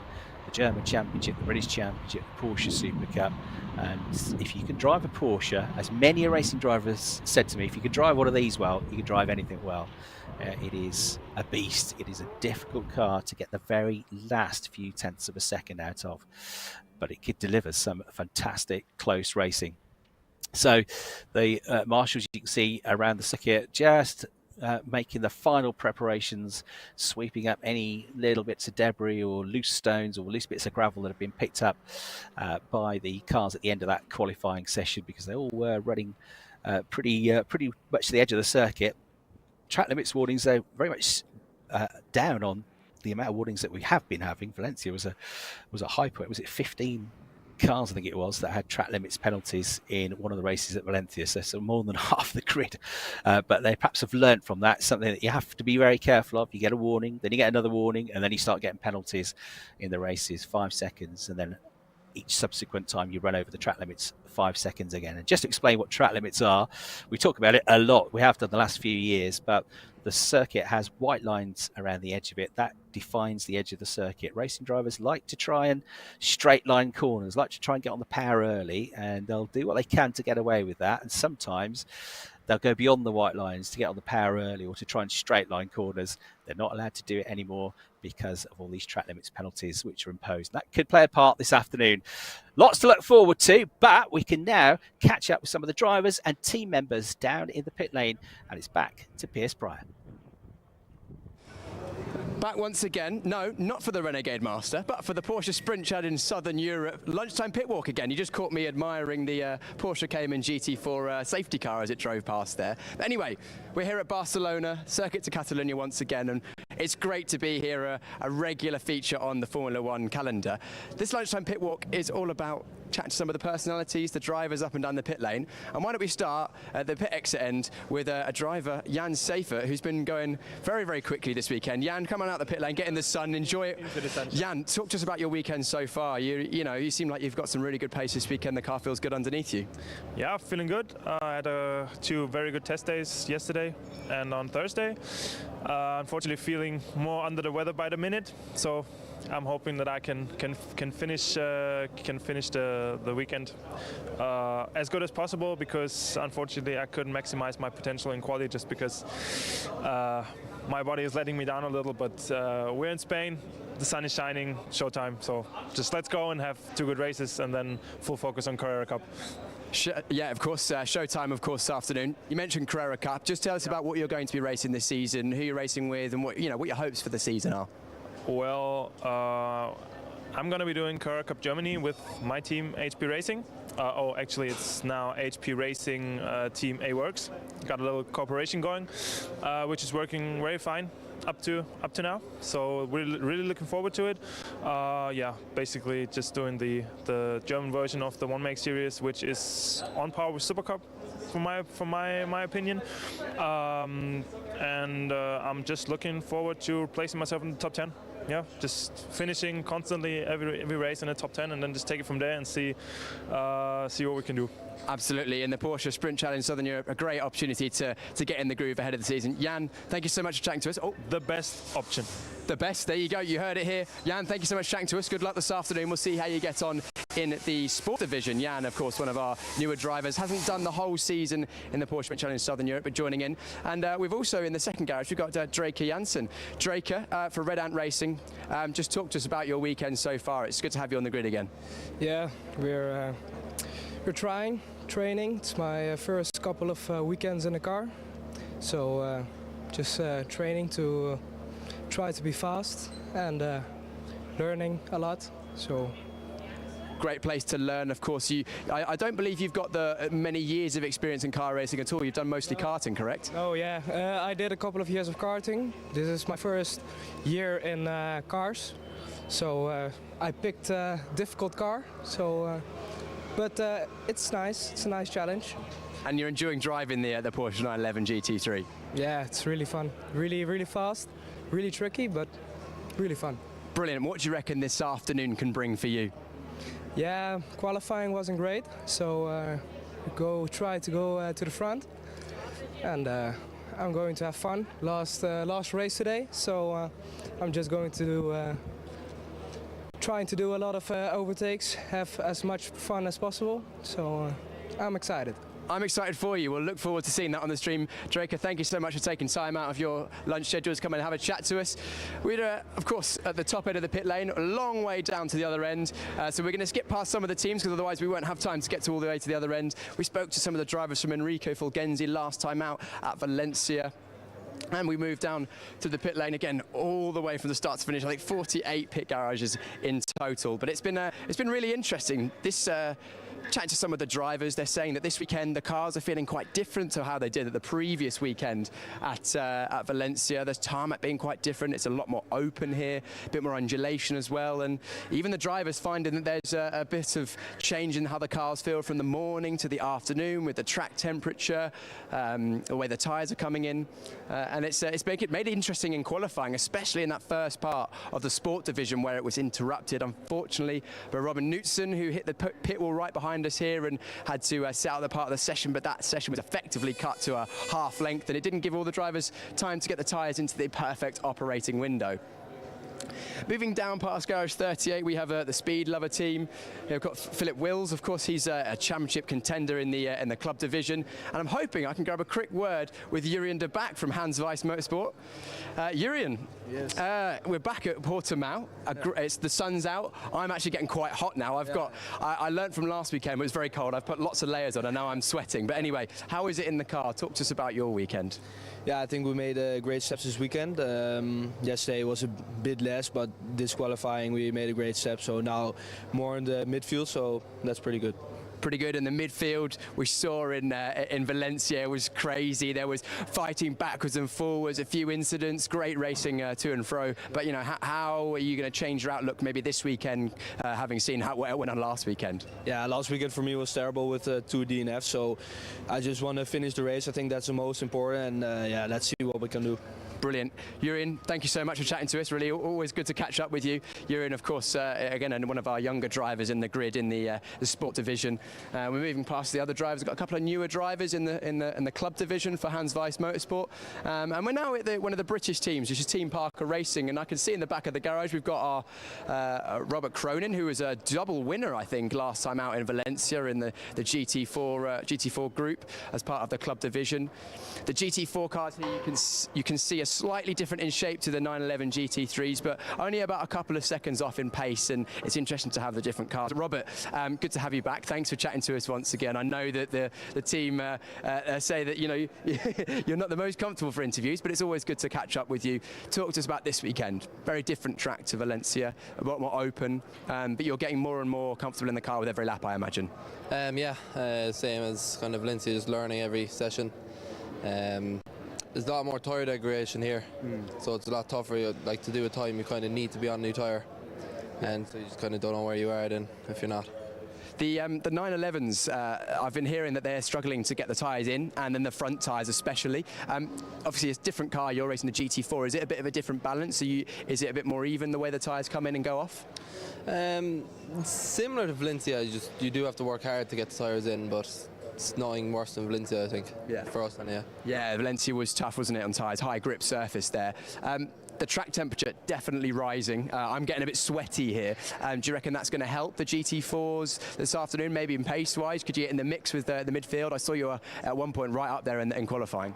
Probably not. Their tyres will be a good bit wider than ours, so it'll probably help them a lot more than us. Yeah. And yourself, of course, not directly racing the 911s, even though you're in the mix. What are you hoping for this afternoon in your own group? I actually have no idea. It's different on every track. Like in Valencia now, it was kind of midfield. Like this, you could be probably further back because your tyres just go off towards the end of the race, so probably get pushed back. Robert, we'll see how you get on. Of course, double winner last time out of Valencia, so we'll see if you can repeat that again. I was hoping to grab a word with Sid Smith. Sid is around. Yeah, he is. Could you grab Sid, please, Robert? Because I wanted to grab Sid, because Sid, another one of our British drivers, we chatted to him quite a bit, but this weekend I think he's made a big step forward. He's been right at the front of all the sessions, and can we grab a word? I think he looks like he's making some lunch, but he's made a big step forward, and I was hoping to ask him about that. Yeah, I think I've interrupted Sid's lunch. It's interesting to see how the drivers, especially drivers like Sid, who have come from single-seaters or karts, can move forward. Sid, thank you so much. I could see that I was interrupting your lunch-making process there. All right. I kind of forgot to grab a bit of lunch. I'm just making a quick ham and cheese baguette. We'll keep this quick then. The reason I wanted to grab you, we've chatted to you a couple of times this season already, but it feels like you've made a big step forward this weekend. Like in both qualifying sessions, you were right in that top group, fighting for pole position. Definitely, yeah. It's well, this whole thing for us has been kind of competitive testing, because obviously we're brand new to the Porsches, coming from a single-seater, so it's always going to be hard, and we're getting better. But you can just see the progress we made over this whole series, and now we're in the battle for pole positions where we actually want to be. And we've been fast route testing, and the race pace looks very good. So we got a 5th and a 14th, which I'm not quite as happy about, but still we're looking about going forward and hoping for much better results. But I'm absolutely loving it, getting to know the car better, and the results speak for themselves. Sid, great to catch up with you. Thank you so much for chatting to us. Enjoy your lunch. Sorry to pull you away. And going from one of our younger drivers to one of the drivers who's got a lot more experience, Henk, of course, one of our GT4 drivers. Come out into the sun, Henk. It's nice and warm out here. Yeah. Hank, thanks for taking some time out of your lunch break to chat to us. Some good results last time out, a couple of podiums.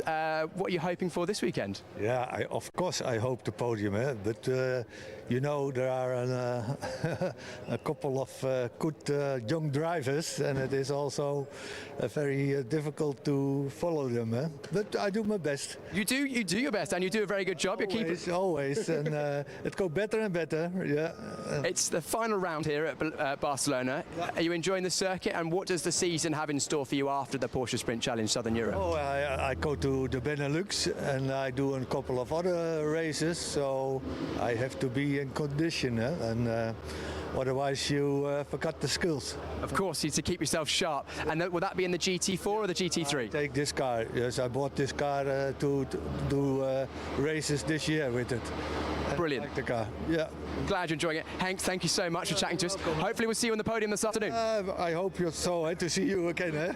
Brilliant. Hank Van Noa racing in the GT4 class as well. Great to catch up with Henk. He's a really, really fun guy, enjoys his racing. And I can see in the back of shot we've got Senna Van Solen, one of our pro drivers in the sport division. Haven't chatted to Senna for a couple of rounds. Senna, thank you so much for coming out the pit lane, making a time to chat to us. Senna's car in the background, one of the most strikings, I think, with the black and the gold. Did you choose that livery? Always. I'm always driving with the gold. I don't know why, but yeah, I love the color gold, and it's flashing always in the sun, so that's what we want. Senna, testing was looking pretty good. I thought you were there or thereabouts. Yeah. Talk to us about your qualifying session. Where did you finish, and was that where you expected? Yeah, all the weekend we are a little bit struggling with our race setup, and we did not do many qualifying runs. So for my first run I was P16. Not happy with that. There was so much more in this lap, and the second qualifying I was P8, so that's not so bad. Brilliant. Senna, thank you so much. We'll see how you get on this afternoon, see if you can make some positions up there. Senna always races well. We've seen the Porsche Sprint Challenge Southern Europe this season. Often starts maybe in the mid-teens or the the low teens, but then makes his way up and actually had a couple of top 5 in one of the races last time out. Senna racing for the Race Art team. We're now moving past Team GP Elite, which has our championship leader in the sport division and overall, Ariel Levy, which is as if by magic right here. Ariel, of course, been one of the pace setters from the moment that we set off. Ariel, thank you very much for having an interview with us. You could potentially seal the championship this afternoon. Well, you couldn't seal the championship this afternoon. Very much favourite. I suppose for you, it's just keep out of trouble, make it a nice, easier afternoon. Is that your outlook? Yeah, definitely. I could not seal the championship before this race, but on the other hand, I only need 6 points each race to seal it. So for sure, I wanted to make the pole. I couldn't. The lap of Tauscher was insane, so bravo to him. But from now on, my plan is just to finish where I started, or even in front, and I have it. So yeah. Once again, consistent. You've been up there pretty much every qualifying session. You had that one unfortunate one where you got caught out with the red flag last time out, but every session where it's kind of gone normally, you've been in the top 3 or 4 positions. I suppose you setting up for the season ahead with your full Carrera Cup campaign and I think you're doing a few Super Cup races, I believe, aren't you?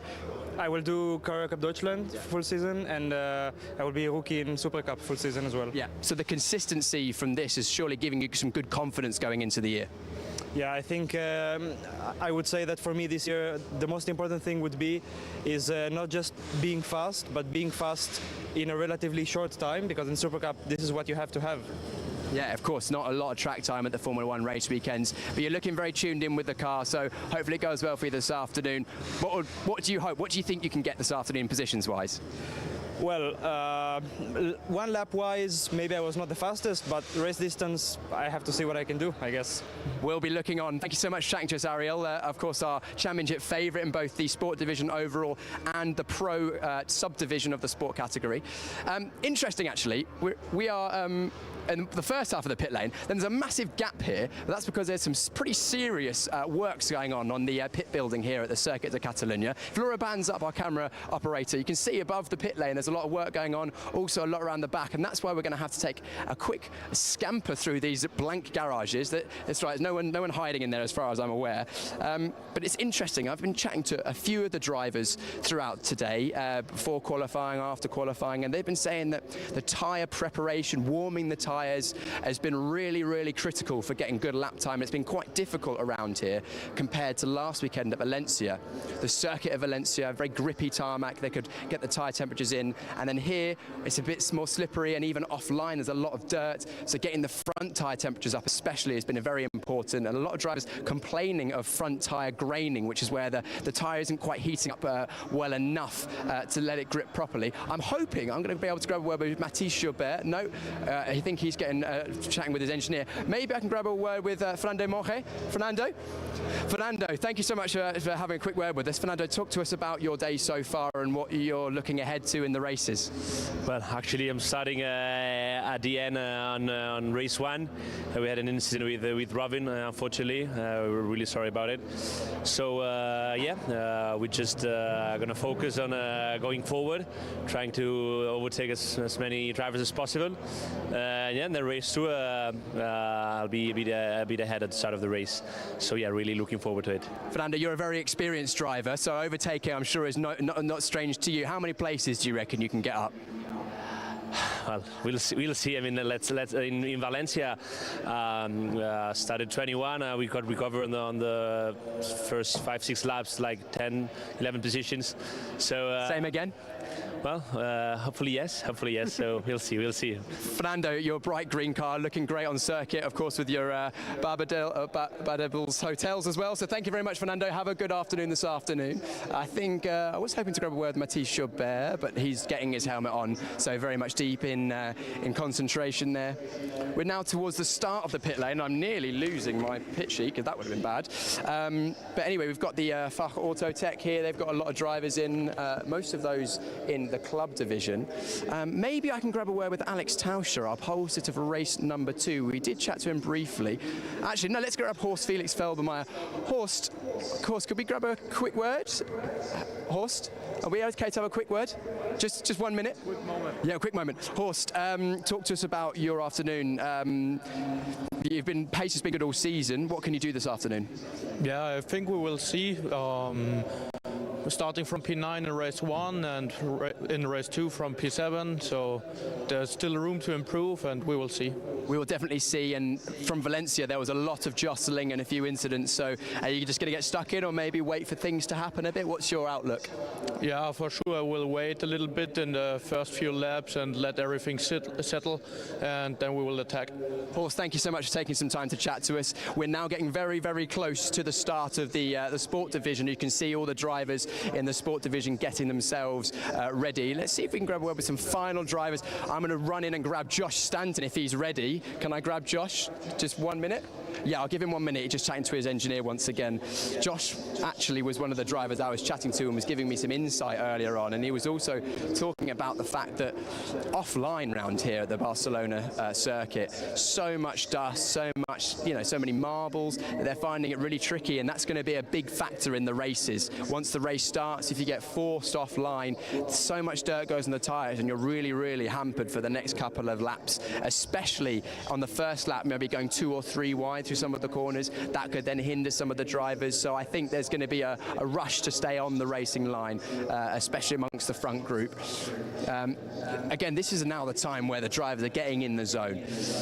Some of the drivers may be a bit more, thinking, I don't want to have a chat with a random dude in the pit lane now, because a lot of drivers have a process. It's, of course, to perform at the highest level when the margins are so fine, as we've seen in qualifying, that they need to be completely concentrated. And I think actually that I don't think we're going to get any more drivers now. So just to round out the lunchtime talk, I mentioned a moment ago about understeer and the front tyres graining. For those of you who aren't aware what graining is, it's basically the front tyres, as you can see here. When these Porsche 911s accelerate out of the corners, they're obviously a lot of weight at the rear where the engine and the gearbox is.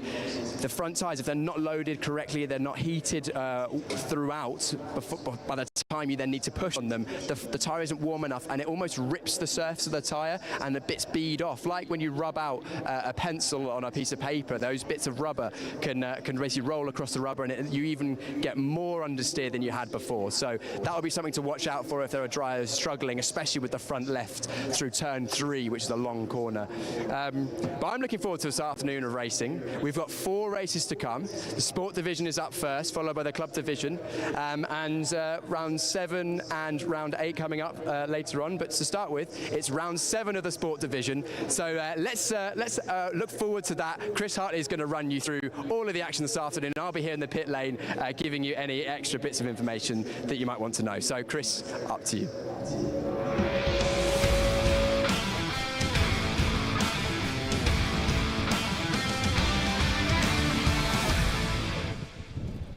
Thanks very much indeed, Pierce. Great pit lane walk there. Great to catch up with a number of the drivers ahead of this final afternoon of the season, and Pierce doing a great job explaining what some of the tyre issues are going to be as well here for the drivers here at Barcelona, with the graining of the tyres, the marbles that you get if you run offline or if you're forced to run offline. You had Rob Cronin talking about trying to keep the tyres up to temperature as well. So you have all these technical things that the drivers and teams need to work on with the setup of the cars, the feedback they'll get, and of course being quick over 1 lap in qualifying is great. It puts you in a great position for the start of the race, but you have to have a car and you have to have tyres that are going to last for the entire duration of each 30-minute plus 1 lap race. So as you heard from Senna van Serle, there are certainly plenty of drivers and plenty of teams that have spent more time focusing on long run pace during the practice sessions and the private testing that we've had than on qualifying. So you might see some drivers coming through now, might have sacrificed a bit of qualifying pace, but they'll be able to come through during the course of the race. Great to hear from the championship leader in this sport division as well, who's kind of got one hand on the trophy. He's not got the job done yet, but as he said, Ariel Levy knows what he needs to do. He seemed pretty focused, pretty laid back in the same sense. He knows what he's got to do. It's up to the others to catch him.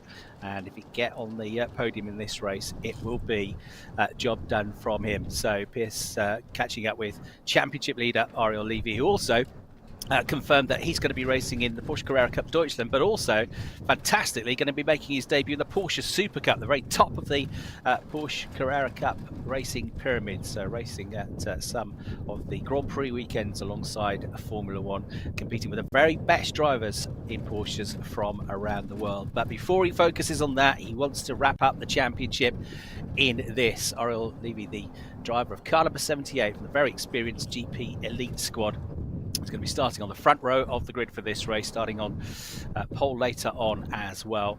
But if he can keep his advantage, even if it dwindles by a little bit in this race, then he's got enough to wrap up the championship with a race to spare. That will be the dream. Take the pressure off, because he's currently got a 73-point lead in the championship. After this race, there will only be 50 points still available in terms of the overall championship. In the individual classes, only 25 points. So you get 25 points for a race win, but also for a class win. So you could score a maximum of 50 points, 20 points for qualifying second, finishing second, and 16 for third, down to a point for 15th. You also, that was the other news, you also heard there from number 20, former touring car champion Fernando Monnier. Home circuit this, he grew up in Barcelona, but he was apparently involved in that incident with Robin Knudsen, which saw Robin going into the pit wall heavily during the qualifying session, causing a lot of damage to his car, bringing out the red flag. So as a result of that, the stewards have put Fernando in the number 20 car to the back of the grid. So he's going to have to start this one from last, but as I said to Pierce, you know, I was able to get 10, 11 places in the opening lap in the previous round. Maybe I can do exactly the same again. So we've got the two different categories racing today. Just to explain it, if you're new to the Porsche Sprint Challenge, this is the sport division, and these cars are all GT3 911 Cup cars, 510 brake horsepower, slick tyres, Michelin tyres, 2 sets of slicks to last for both qualifying sessions, which are now done, and both this afternoon's 30-minute plus 1 lap races. 8 rounds to the championship this year, and every round counts. There are no dropped scores. And the more experienced drivers are in the sport division, the pros and the pro-ams. Later, we'll have the club division. By and large, the same cars, except they can have ABS on the cars, but they're the AM class drivers. And also in the club division, you've got a number of GT4 spec cars joining the 911s, which are the Porsche Caymans in their different guises. So that's the way the format lines up. In terms of the race starts, it's standing starts for the sport division, but rolling starts for the club division, which will come later on. And the races alternate. So local time, 1 o'clock is the start time for the first race for the sport division, 2:15 race 1 for the club division, rounds 7 out of 8 for both championships. And the final round, round 8 for the sport division, goes at 4:30 local time, all being well. 3:30 local time, and at 4:45 round 8 for the club division to wrap up this second season of the Porsche Sprint Challenge Southern Europe. So the cars now making their way to the grid, and it's a driver that's not involved in the championship, but he's very much looking for a race win that starts on pole position. He only took part in the first weekend of the season at Portimao.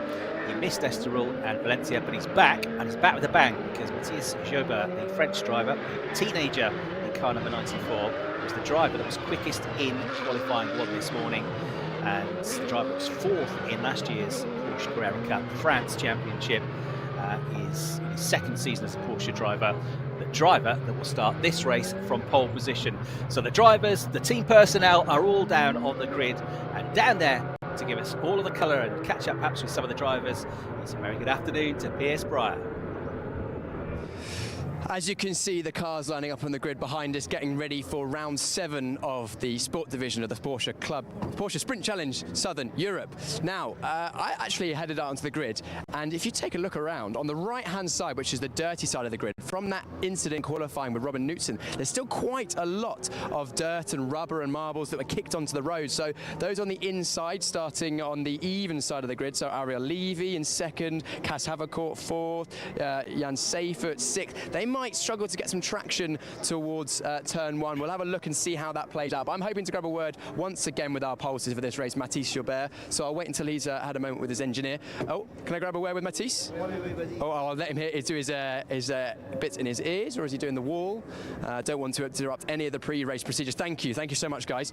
Mathis racing for the Almeras team. Mathis, we spoke to you after qualifying, a good lap. Now the focus turns to the race. Pole position, a nice clear view of the start.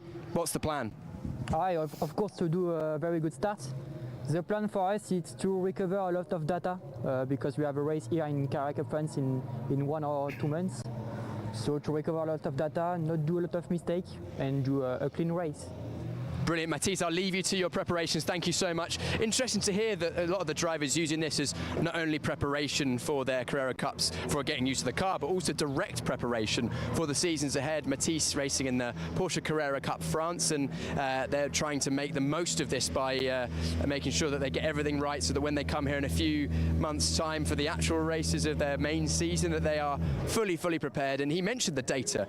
The drivers go through a lot of data behind the scenes, and when we say data, what does it mean? If you're not actually been behind the wheel and looked at some race data, well, everything on these cars, from basically the throttle position, the driving position, engine temperature, tyre pressures, is monitored as often as it can be, so that they can create scientific methods behind how to get more speed out of the car. And it both depends on the car itself, but also the driver's preferences and the setup and the sessions, so that basically the drivers can be in the zone as much as possible. I'm hoping to grab a quick word with Ariel Levy. Has he seen me yet, Ariel? Can I grab a quick word? Ariel, brilliant, amazing. Ariel, we spoke to you briefly just a moment ago, but obviously now focused very much ahead on the race. 2nd position, slightly behind Mathis on the outside, but you've got a clear run on the inside of turn 1. Are you going to be trying to take the lead as soon as you can? Yeah, I'll have the best start I can make, and afterwards is either I have the race or I'll follow this guy, I guess. Mathis had great pace when we were at Portimao, shown it again this weekend in Valencia. I'm looking forward to a good fight between you. Let's see if you can give us that. Yeah, for sure. Let's have a good fight. Yeah. Ariel, thank you so much. Of course, our championship leader, championship favourite, both in the pro subdivision of the sport division and the overall sport division. And our pole sitter for race number 2 this afternoon, round 8, Alex Tauscher, starting 3rd place this time out. Alex, we know you've got the pace on a 1-lap pace, of course, have it set in the fastest lap of the morning. Do you reckon you can replicate that in this race and take the win? Well, To be honest, I don't have much to say. Let's just find out and see.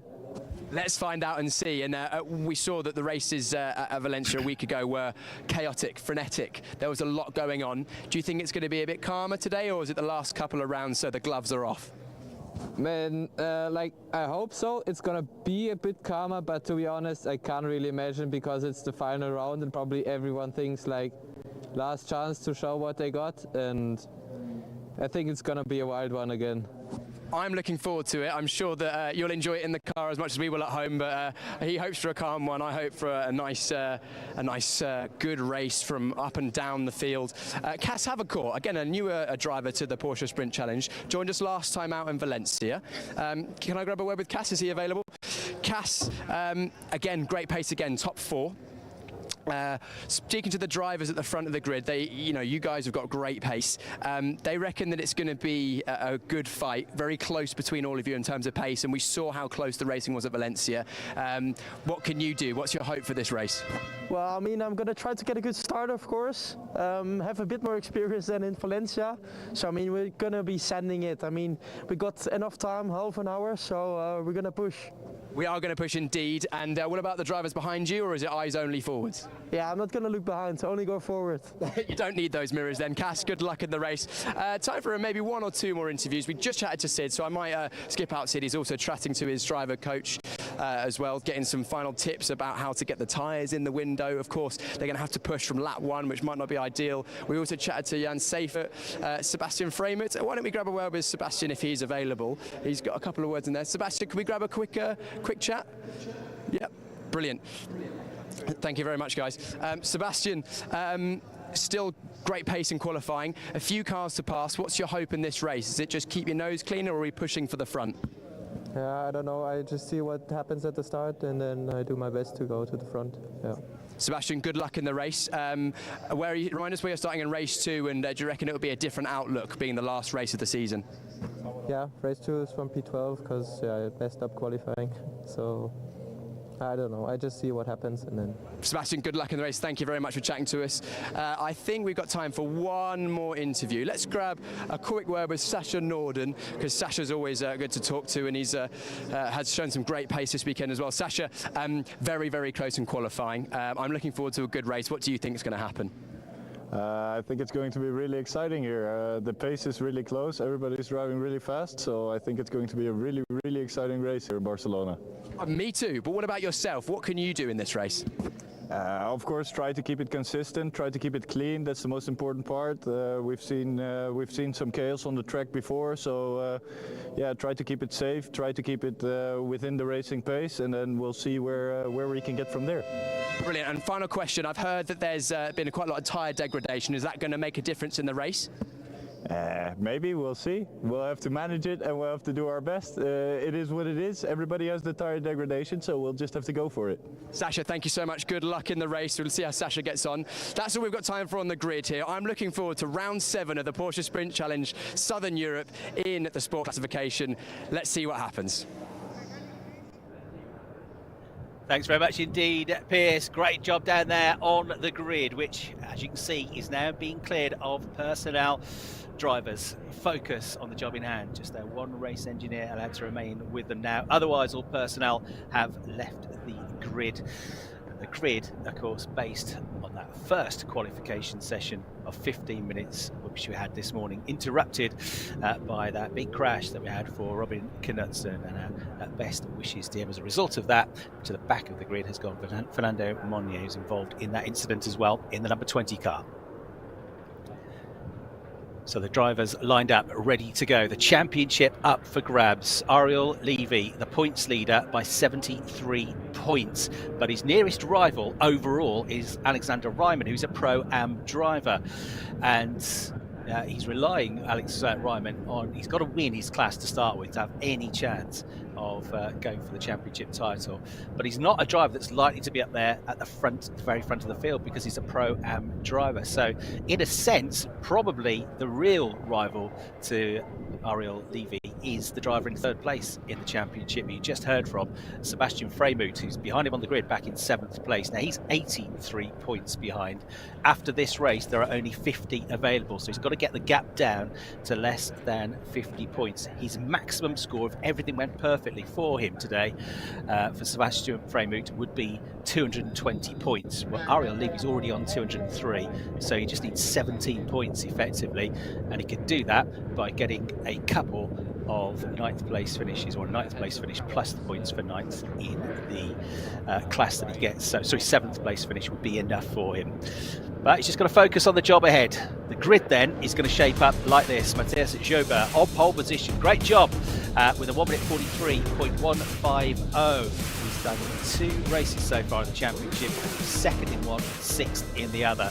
Ariel Levy, the points leader on course for the championship, starts 2nd with a 1 minute 43.314.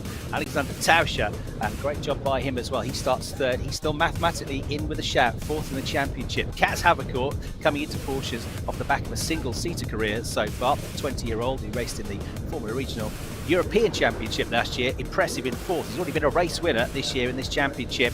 Sid Smith, 5th, his 2nd best starting position of the year. And Jan Safer, despite a spin in qualifying this morning, he's going to be lining up 6th on the grid in the number 998 car. As the cars head off onto the formation lap.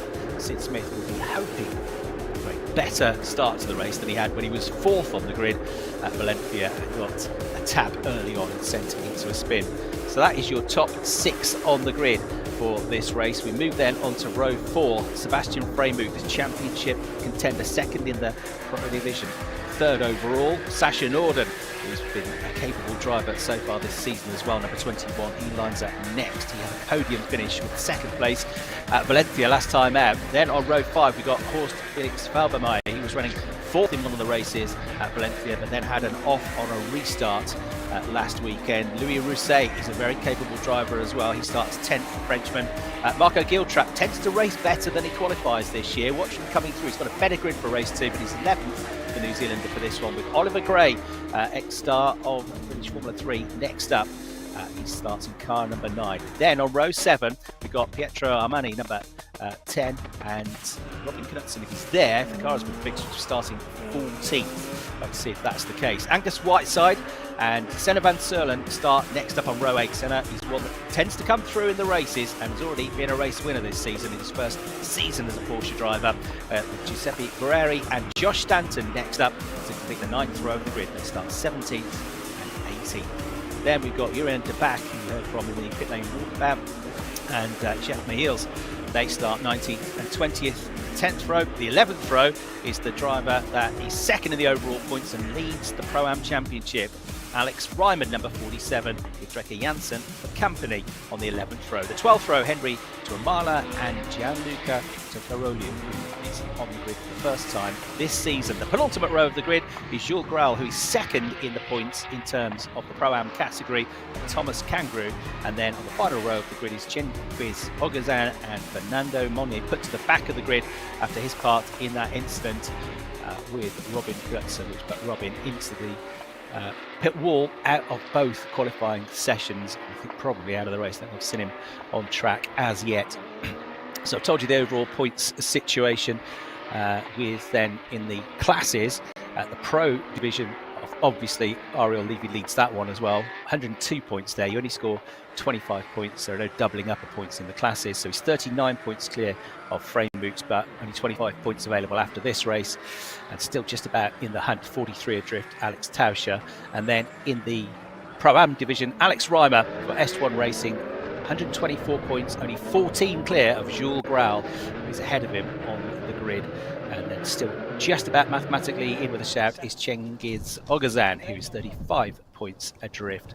So the cars about to line up on the grid for round 7 of the Porsche Sprint Challenge Southern Europe. We've got Piers Pryor down in the pit lane, and on the podiums, me, Chris Hartley, in the commentary box.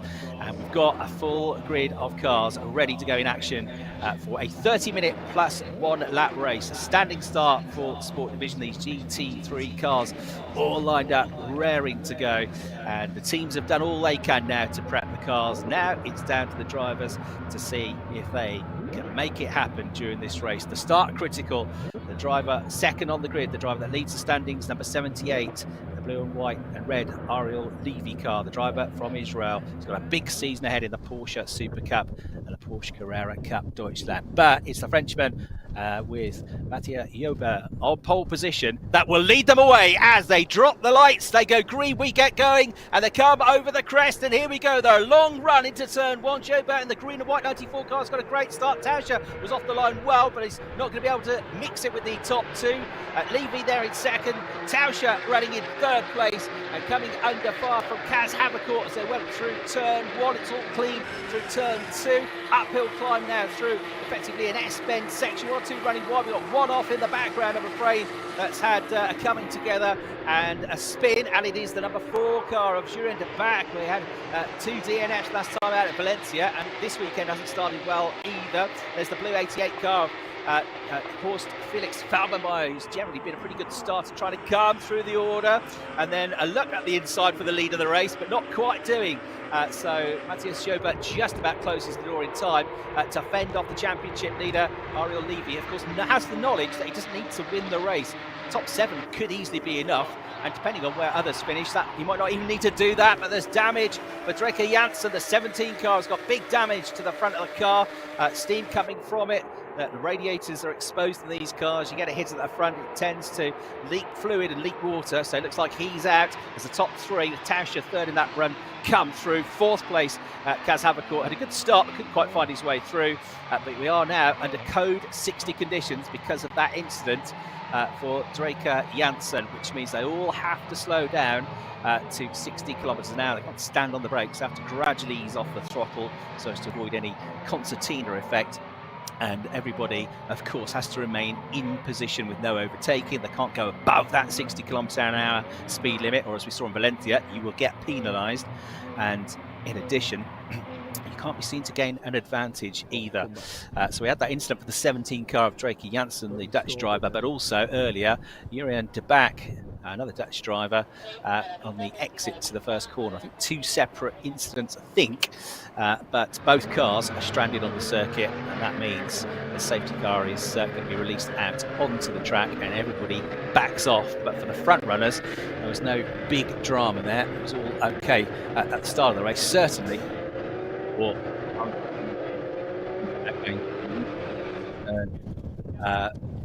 to turn 5 together, that up. I think about the points as well. We go back lead second. Actually, good start. I thought he was going to maybe have to go at Levy on the way into zone 1, but he couldn't. So he's going third. Up, right, that's up. Back into the 4, and holding position. Best so far. Good job, really good so far. Right,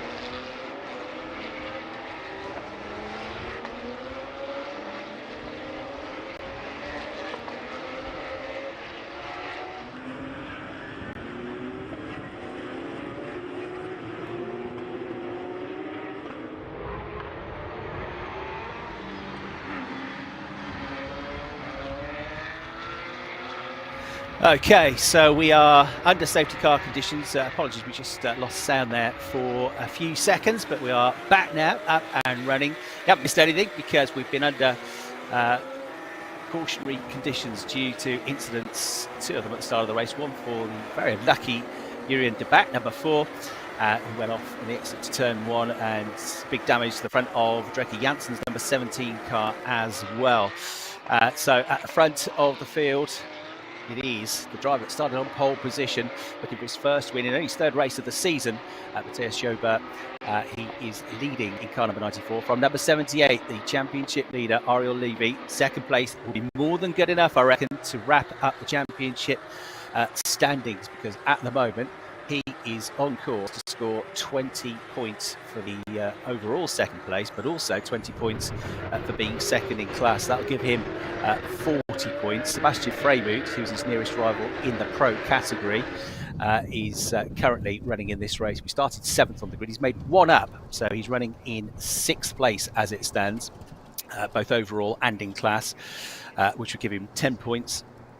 For each, 10 points for overall, 10 points for the class, but it would put him 112 points adrift, and he's only got 50 points to try and make up off this race, so he's losing points. He needs to gain points back. So as it stands, Ariel Levy doing more than enough. Alex Ryman is the driver that leads the Pro-Am Championship standings, and therefore he's 2nd in the overall standings. Points wise, he's the nearest rival to Ariel Levy, but as a Pro-Am driver, he hasn't been in the top 10 this year, and he's rather relying on getting an overall front running finish to try and get that job done. At the moment in class, he's leading his class, so he's doing all he can, but he's outside of the overall points. He's outside of the top 15, so he won't score any overall points at the moment, but he will score 25 points for a class win. So as it stands, and this is provisional, this is me working out off the hoof, but as it stands, 243 points for Ariel Levy, 155, 88 behind for Alex Ryman. There's only 50 available after this race, so that's job done. And 103 points adrift on 140 would be Sebastian Freymut. The other one mathematically in with a chance still coming into this race weekend was Alex Tauscher, and he's doing okay in 3rd place, doing well in 3rd place, which would muster 16 points for overall and 16 points for being 3rd in class. So that would actually move him up ahead of Sebastian Freymut, I reckon, at the moment, into 3rd place in the standings, only 5 points adrift of Alex Ryman for the overall standings. And then in terms of points for the classes, of course, as well, you have to look at that for 25 points for a race win, still 20 for 2nd, 16 for 3rd. So Ariel Levy on 20 points. His nearest rival in the pro class, Sebastian Freymut, is on currently for 10 points, so increase the gap by 15 points as it stands. And therefore, that gap would go out to 57 points with only 25 still available. So obviously we'll wrap up the Pro Championship as well. Alex Ryman on course for 25 points as we ride on board then with our onboard camera shots comes from the driver in third place, Alex Tauscher. We'll see what he can do now as he gets back to green flag conditions. You're right on board with him here as they can see to the right hand of the picture the safety car peeling in out of the last corner, and the racing gets fully back underway as they go over the start finish line, and just makes an adjustment there as he comes over the crest now. And there we go, Matthias Jober in the lead of the race, tracking his every move but not necessarily prepared to risk a move. Is Ariel Levy in second place, and then third, fourth, fifth, nose to tail, Tauscher, Havercourt and Smith. Freymouth in sixth place, Norden in seventh, Brousset in eighth, Safer Knight 10th, Falbermeyer. You can see Ryman leading his class there in the Pro-Am division, which is what he needs to keep doing to stay ahead of Jules Grau. Jules Grau second in class at the moment, so that gap would open up by 5 more points, 19 points. It'd still be down to the last round, but with only 25 available, it's looking good for the Pro-Am class standings for Alex Ryman, even if he can't win the overall necessarily. It's the class standings that he'll be most focused on. So the top two make their way on this first lap of the restart. 18.5 minutes to go, about half a second between them. There's number 31, Sebastian Freymouth, working hard, very hard, to try and keep Sasha Norden behind him. Sasha's had a good start, gets a good run as well as he makes his way up the hill and gets better acceleration. So he's starting to pile the pressure on the German driver there. Sebastian Freymouth with the luminous yellow and blue flashes on the bonnet, and there the silver and black car of Sasha Norden tried to whip around the outside. Brave stuff that would be. Then he cuts back to the inside. That line is covered off as well by the German driver, but he is absolutely piling the pressure on here as they made their way through that stadium section through turns 10, 11 and 12, out through turn 12 in towards turn 13. They now come the penultimate turn, no chicane anymore at Barcelona at the end of the lap. That was removed last year, so it's a big sweeping right-hander at turn 14 that leads you here back out onto the start-finish straight, and it's a long start-finish straight as well around this 4.6 kilometre long circuit that will take you down into turn 1. But we've had another off. That's Cengiz Oguzhan, who's gone off into the gravel trap in the number 8 car. That car is going nowhere, and that therefore might be will be another cautionary period. So the yellows come out once again, and that car, I think, is going to have to be removed because it's not on the track. It's in a precarious position just off the track, I'm afraid. And so it will be another code 60, I think. Incidents involving car 4, Urin de Back, and car 17, Drake Janssen, from the start of the race. He's going to be investigated after the race. So it was the same incident, both cars off, one on the track, one with damage on the track as well. That was what brought about the first caution period. So lots of pressure coming from Sasha Norden in the number 21 car to try and get 6th place away from Sebastian Freymouth. But Sebastian digging his heels in. It got very, very close between them, but the German was able to keep at bay just about the number 21 car of the Dutch driver, who was 7th in the Pro-Am Championship last year in the first season of the Porsche Sprint Challenge Southern Europe with a different team. Last year was with GP Elite, this year is with the JW Race Service team, and he's the Pro-Am champion of last year in the Porsche Carrera Cup Benelux. So Sasha Norden pushing hard to try and make his way up through the grid, through the positions. But there you can see the recovery truck has already made its way to the outside of the gravel trap there. That looks like the exit to turn 10. And that's at the end of a pretty long straight as well. So whether he went off on his own or there was some contact, we may find out later on. But the end result, I'm afraid, is that he's out of the race, stuck in the gravel trap and going no further. So the safety car deployed on track, ready to pick them up. Confirmation that Robin Knudsen didn't start the race as expected. There was too much damage to the car. Hopefully Robin is okay. A real shame because Robin's had a good season all the way up until this point, but another unfortunate qualifying session for him. So he didn't start the race. 27 cars did. We lost Urin de Back and Drake Janssen at the start, and now we're looking for the recovery of Cengiz Oguzhan's number 8 car from the gravel trap. So 24 cars left running. And the cars making their way, the leaders making their way past that incident now. I think it will be pretty quick to clear up. They've got it onto the tow hooks. They've got it all ready to be pulled and towed to a safe position. It's not too badly buried in the gravel trap, but the rear wheels, you can see, are a little bit sunken, which was why Cengiz wasn't able to get out of that gravel trap. So a real shame for the Turkish driver, who is another young driver, just 17 years of age, and with Porsche GT3 Cup experience in the Benelux Championship, and he's also raced in the Middle East as well. So safety car having been deployed.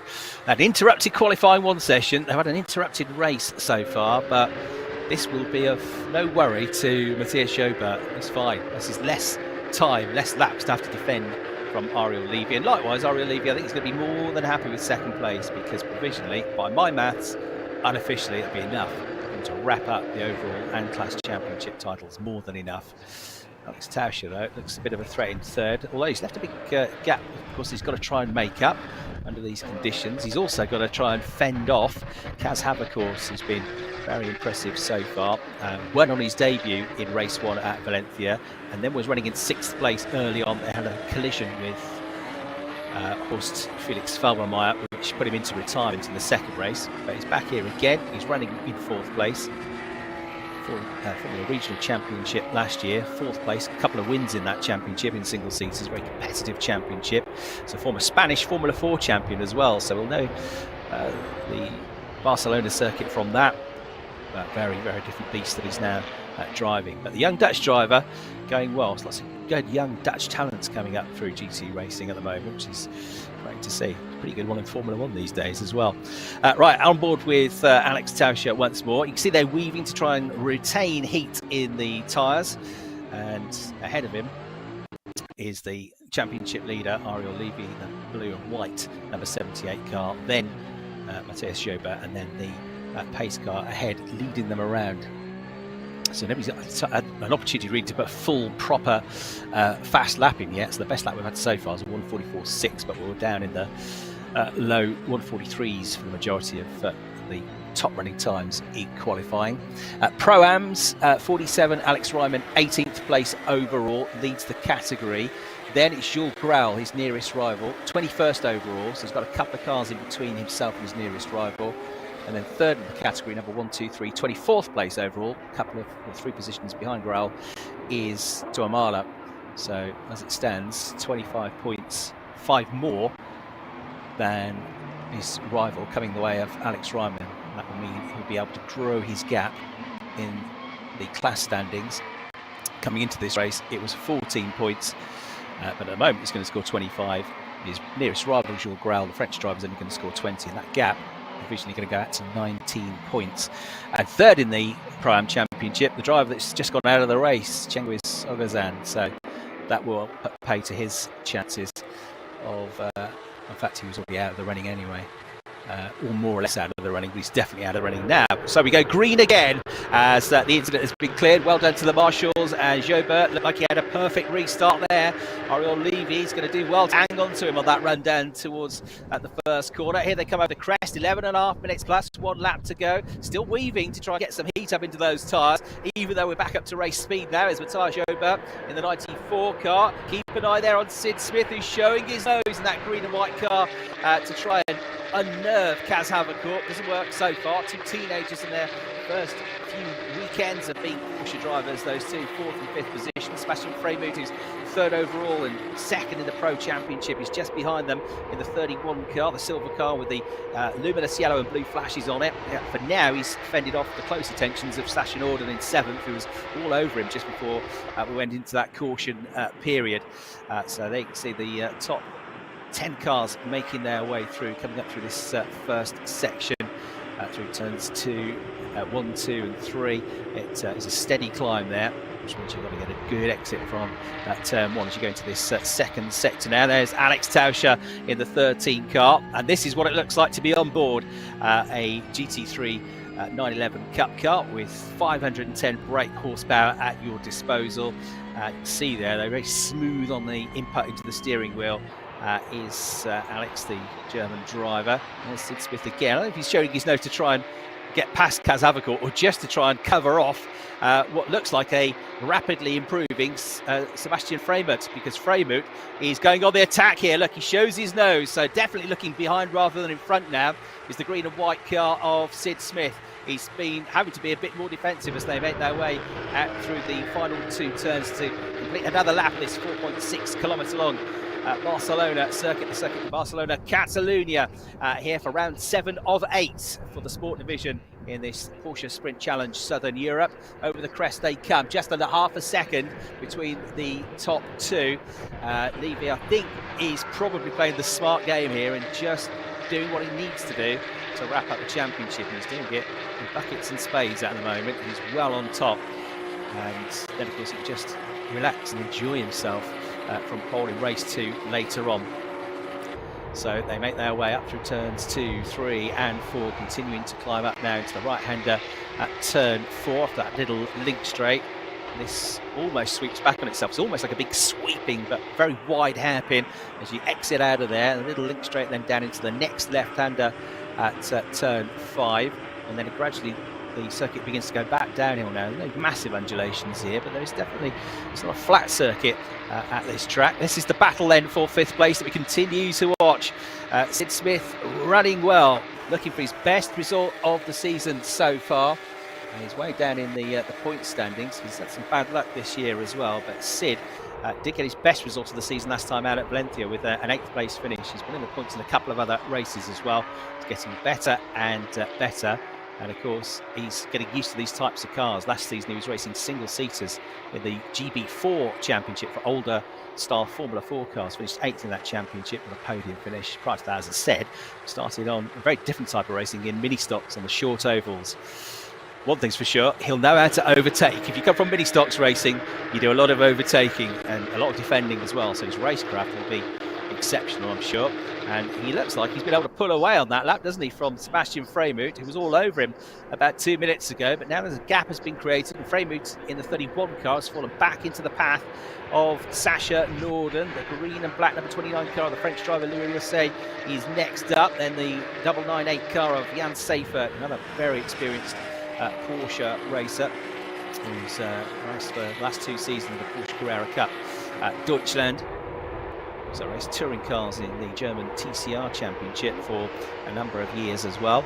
So had a spinning qualifying this morning, but he's in the group there running in 9th place with the blue car of 88. Horst Felbermeyer rounding out the top 10 as it stands. We've still got Alex Ryman easily leading the Pro-Am division in 19th place overall, but that means it's not going to be enough for him to stay in contention for the overall championship. But for the Pro-Ams, he's going to extend his advantage and almost be there. 19 points lead, 25 points only available after this race. So Jobert and Levy come through first and second. There's not much between them in terms of pace. The gap has remained at roughly half a second all the way through this race, really. Tauscher, though, he's trying to push on and close the gap. Last time through, he got a little bit closer. Best lap, fastest lap of the race actually belongs to Ariel Levy with a 1:44.222, but that is only 16 thousandths quicker than the race leader last time through. So it's a bit quicker, but it was absolutely minuscule, the difference between them. A great shot there from the grandstands then as the cars, a huge field of them, worked their way through that final section to complete another lap, and the time is ticking down very quickly. In this 30-minute plus 1 lap race, 6 minutes 20 seconds remain on the clock, and then we've got that 1 lap at the end of it all. So no change between the top 4. Look comfortable now. Although Tauscher's going to have to keep working hard to keep Kazavacourt behind him. There's less than a second between them. 5th, 6th, 7th, all the way down to about 15th place, though, are nose to tail. Nothing between them. Just dropping the front right over the curb there and going a bit wide coming in through turn 3 was number 55. Sid Smith in the green and white car, and that is going to invite trouble. It's going to mean that Sebastian Freimut is much closer to him when they get to the next braking zone. So he did have a bit of an advantage, a bit of breathing space. That's now completely evaporated. As you can see, he's dropped back quite a bit from the orange and black Kazavacourt car in 4th place. There he runs in 5th. He's held on to his position. It's not the easiest circuit in the world to overtake on Barcelona, but there are opportunities to do so. Definitely there are in Porsche races. We've seen time and time again. So for now, it's looking a bit ragged. You've also got to manage the tyres and make sure you don't eat them up too much for the end of the race, because tyre degradation here can be pretty harsh, because there are a number of pretty quick turns that use up the tyres, the Michelin rubber, pretty well. Plus, of course, you've got a delivery of over 500 brake horsepower. So these Pro and Pro-Am drivers in these GT3 cars make their way through this Barcelona circuit once more.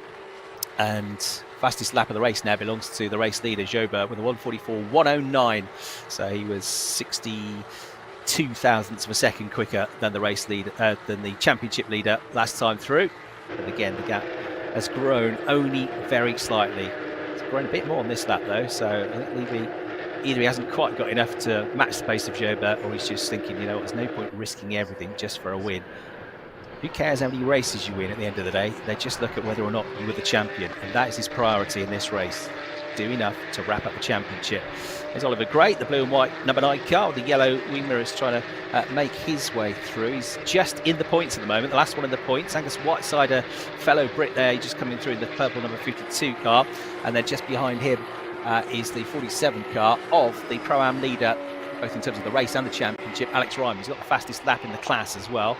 Not that gives you any extra points, but Ryman going exceptionally well, as he's done all season long for S1 Racing, the Estonian driver who raced last year with that team as a guest at the Sachsenring. Fantastic circuit. If you ever get a chance to go to the Sachsenring in Germany, it's a hidden gem, and he competed that weekend at the Porsche Carrera Cup Deutschland, which quite a baptism of fire, I imagine, because that is one hell of a track to make your debut on in Porsches.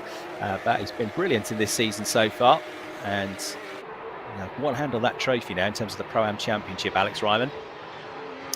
Behind him as well, that gap is going to be grown, because look, Gilles Grau in 24th place was his nearest rival. He's down to 3rd in class behind Henry Tuomola, so instead of getting 20 points, he's now only going to get 16 as we go into the final 3 minutes or so left on the clock. And therefore, we've got a gap of 9 points, grows by another 4 points. So it'll go out, he'll almost have done it, it'll go out to 23 points, that gap between the pair of them. He won't quite have done it, but he will have almost done it. And with only 25 points up for grabs, he just basically is going to need to finish the last race of the season, Alex Ryman, to get that job done. Right, 2 minutes 39 seconds to go, plus a lap, and here comes Sasha Norden once more, piling on the pressure, and this is going to be a move, going all the way around the outside on the curbs. Can he do it? Absolutely side by side as they go up the hill through turn 3. Sebastian Freeman has still just got his nose in front. He's on the inside through turn 4 as they go up the hill now. He should have the inside line. Sorry, when they get to turn 4, he just squeezes back ahead, but only just as they come into the braking zone. Sasha Norden shows his nose again. The pink flashes on the car, and he's got to be careful to defend his own position here, because Louis Rousset is definitely looking to take advantage here in that green and black car, but the door was closed just in time. Jan Seifert had the best seat in the house, watching all that go on just in front of him. And Horst Felix Falbermeier is just behind a lot of them in 10th place, although he's trying to get involved in the action now as well. I see him in the background going side by side with another car. Back of the field, Fernando Monnier was put to the back of the grid after qualifying. He's made up some places, not that many. He's 21st, one of the Spanish drivers.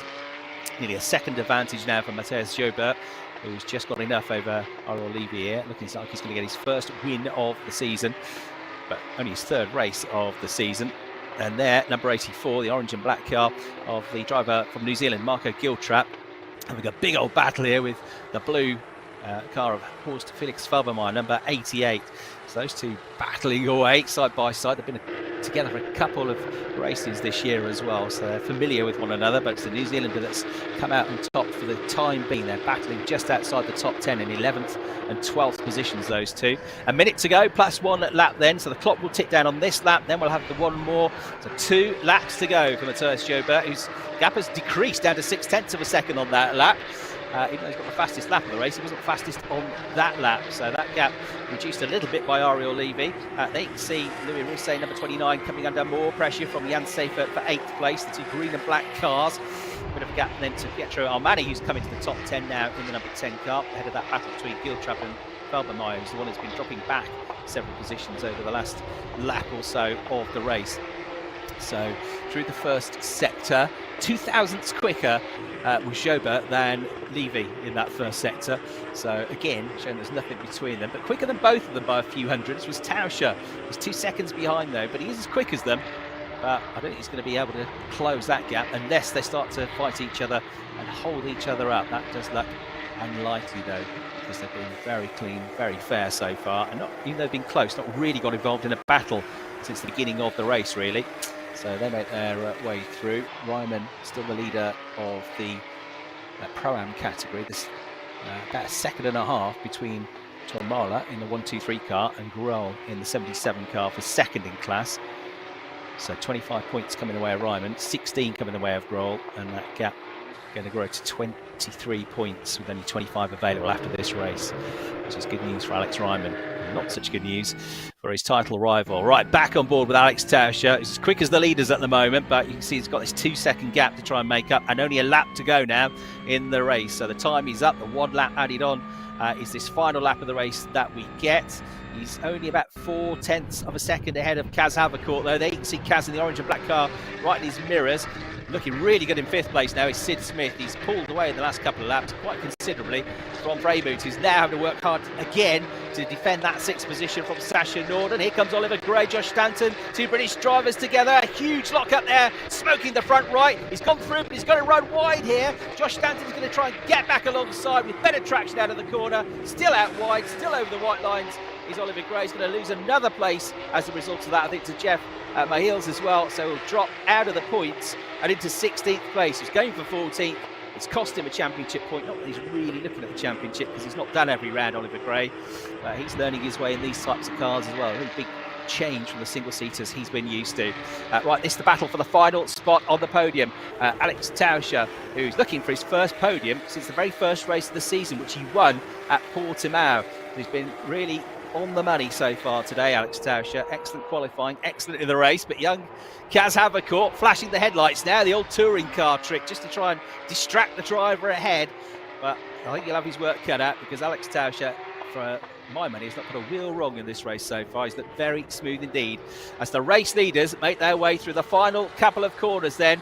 And Matthias Joba is on his way to victory in round 7 of the Porsche Sprint Challenge Southern Europe. He comes out of the final corner, and the young Frenchman is about to get his first win of the series. There's the checkered flag, and there is victory for Matthias Joba. But there, provisionally by my reckoning, is the championship title for Ariel Levy in 2nd place. He don't think can be caught now, so provisionally I think he's done enough to be the champion. Fantastic effort. Alex Tauscher in 3rd, Kaz Havercourt right on his tail in 4th place over the line.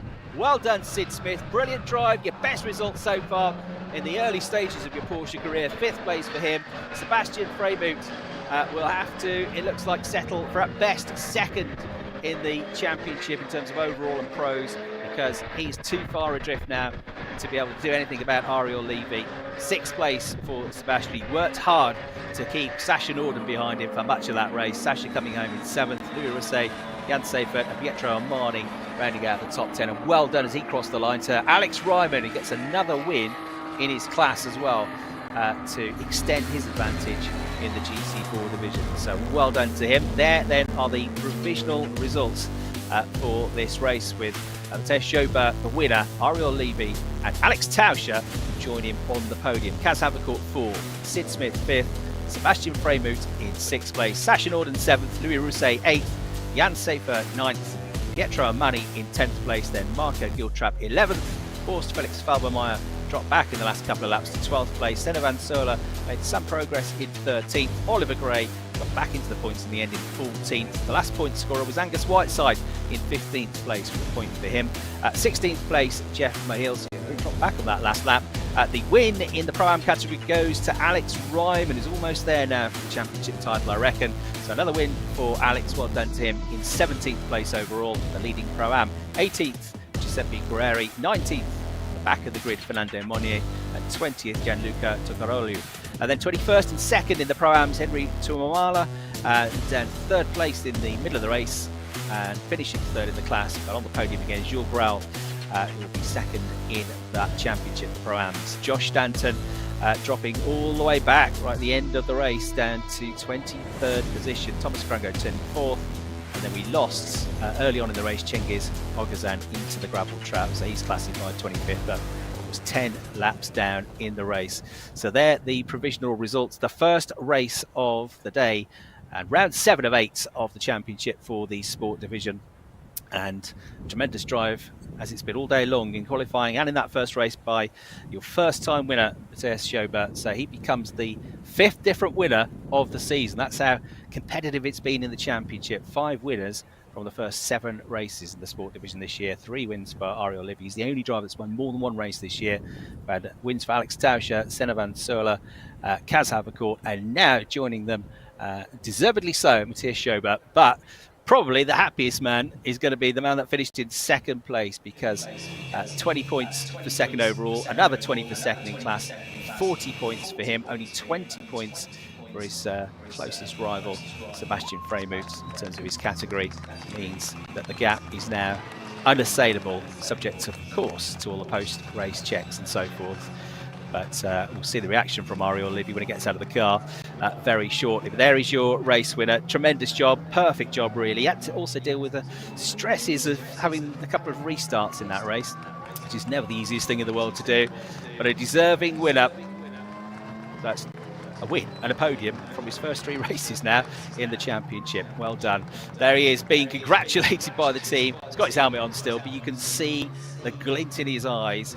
And they're getting out of the car is Ariel Livy, who, sportingly as ever, first thing he does is goes over to congratulate the race winner. He's a cool customer, is Ariel. He looked very laid back. He knew what he had to do, but he didn't seem to be stressed at all when Pierce caught up with him ahead of the race.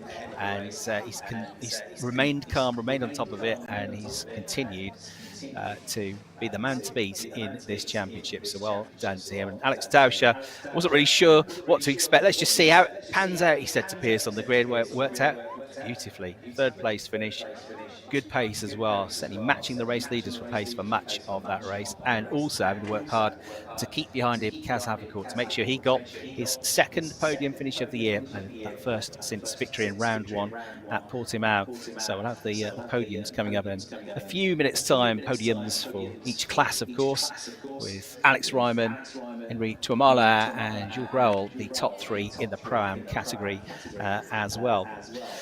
Right, so I can see that we've got Matthias Schober down in the pit lane. We've got Pierce Pryor armed and ready with a microphone to catch up with our race winner. Matisse, textbook race, pulled away at the start, managed the gap and a win. Must feel pretty good. Yeah, pretty good. Good start, of course, and after just have a good relance after each safety car. So yeah, really good race. Not a lot of mistake and really constancy. Brilliant. Well, congratulations. We'll see how you get on this afternoon, but I think it's probably apt to grab a word with what we think potentially, if we have a look of what the team have brought down, provisionally our our champion in the pro and sport division. Ariel, pace has been great all season. Sum it up. Yeah, it's been a really great season for me. I feel like I improved a lot since last year. I had a lot of fun, that's for sure. Yeah, I think it's the best preparation I could have for the summer season. Brilliant, and of course, one more race to go this season. Championship provisionally wrapped up. You just going to go out there, relax, enjoy yourself? Yeah, I mean, relaxed I will not be. For sure I will try to be the other guys. They are really fast, both of them. Each one has his own strength. But yeah, I have to figure out how to beat them now, no? And the gap maintained about 6/10 the whole race. Were you just waiting, or were you pushing on trying to catch up? No, to be honest, there are 2 things. First of all, it's a bit difficult in the fast corners with the dirty air. And the second thing, in my opinion, it was that he was faster than me in the corners and I was better on the brakes. And it became quite equal throughout the whole race. Brilliant. Anyway, Ariel, congratulations on a good result in that one and throughout the whole season. Let's have a look back at some of the highlights from that race. Thanks very much indeed, Pierce. Yeah, great to catch up with your top 2 there, and your provisional champion-elect, of course, subject to all the confirmations. So they'll be headed off up to the podium very shortly, where Pierce will be proceeding over things. And then, of course, they've got to get ready pretty quickly for the 2nd race of the day and their final race of the season, round 8 of the championship, which is coming up at 3:30 local time. So that will be the job that they have to do, celebrate the podium, but not celebrate for too long, because straight down to business, ready for the final race of the season for them. Then after the podium, of course, we're going to very shortly be seeing the cars come out onto the grid for our first club race of the day, the club division, with mainly GT3 911 cars, but also some of the GT4 Porsche Caymans in action as well for this one. And again, it's going to be a 30-minute plus 1 lap race for them. So that'll be the cars next out onto the grid. Right, while waiting for the drivers, I think we'll see shortly some highlights then of the first race of the day.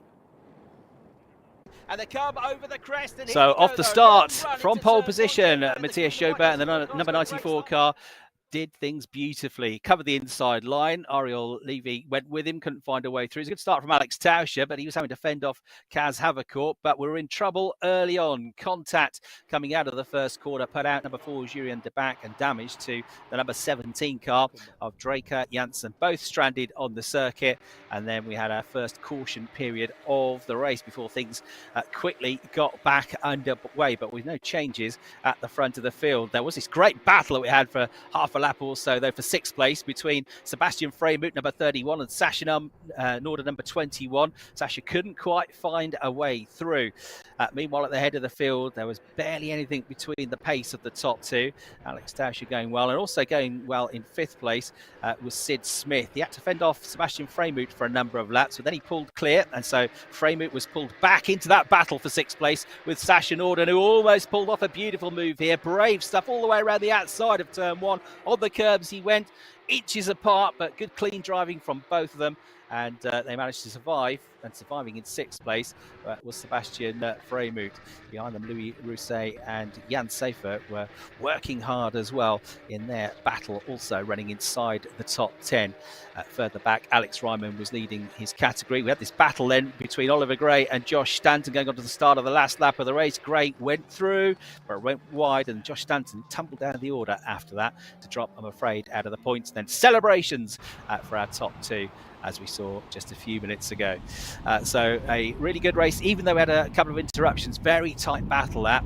I think it might be a bit more of a frenzy in the second race, because there are definitely a number of drivers there thinking, I need to get through this race, not take any big risks, because we've got a couple of hours, or less than a couple of hours, we're going to be back on track, and we need the cars to be working. And that is something the drivers definitely have to bear in mind. So we'll see more from them later, but we'll see more from our top drivers in a moment, because they're up on the podium with Pierce Pryor. So that is round 7 from the Sport Division, and here we have the podium. In 3rd place for the Pro classification, the number 13 from Germany, Alex Tauscher.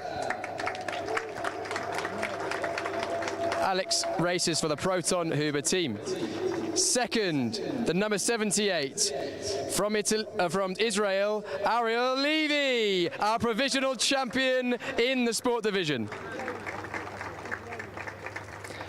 And our winner for round 7, the number 94 from France, Mathis Jobert.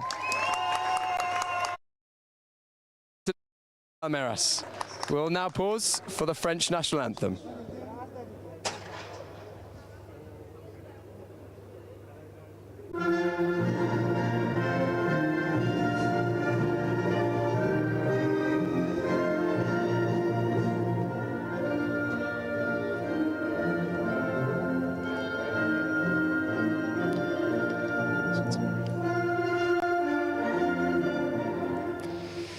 There we have our podium. Our podium trophies will be handed out by Jose Luis Santamaria, the General Director for the circuit, Barcelona, Catalunya. 3rd place trophy for Alex Tauscher. 2nd place going to our champion-elect, Ariel Levy, and Mathis Jobert taking the win for the Pro classification of the sport race this afternoon, round 7. Please gather on the top step for a photo, guys.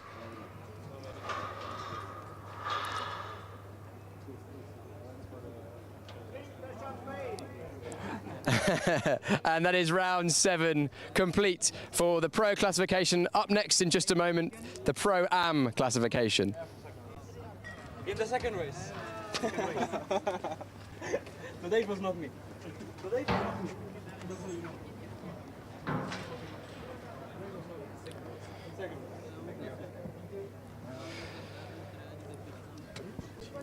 So now the Pro-Am classification for round 7 of the Porsche Sprint Challenge Southern Europe.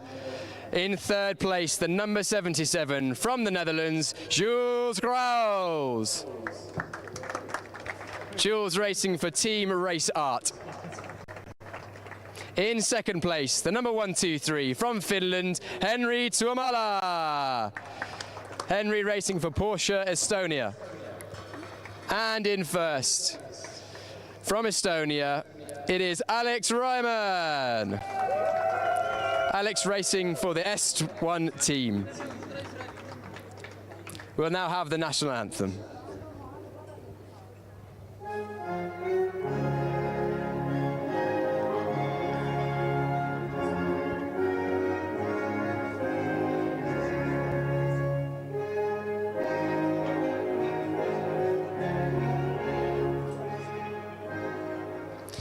So there we have the national anthem, with the trophies will be handed out once again by Jose Luis Santamaria, the Director General of the Circuit Barcelona Catalunya.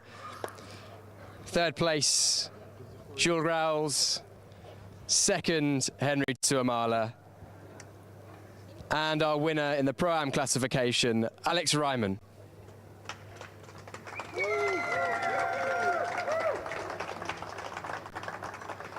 If you'd like to gather on the top step of the podium for a photo. Just one more race in the sports division of the Porsche Sprint Challenge Southern Europe coming up in about an hour's time. But we will shortly be heading over to look ahead to the first race this afternoon and round 7 of the club division. Let's see what's going to happen in that one.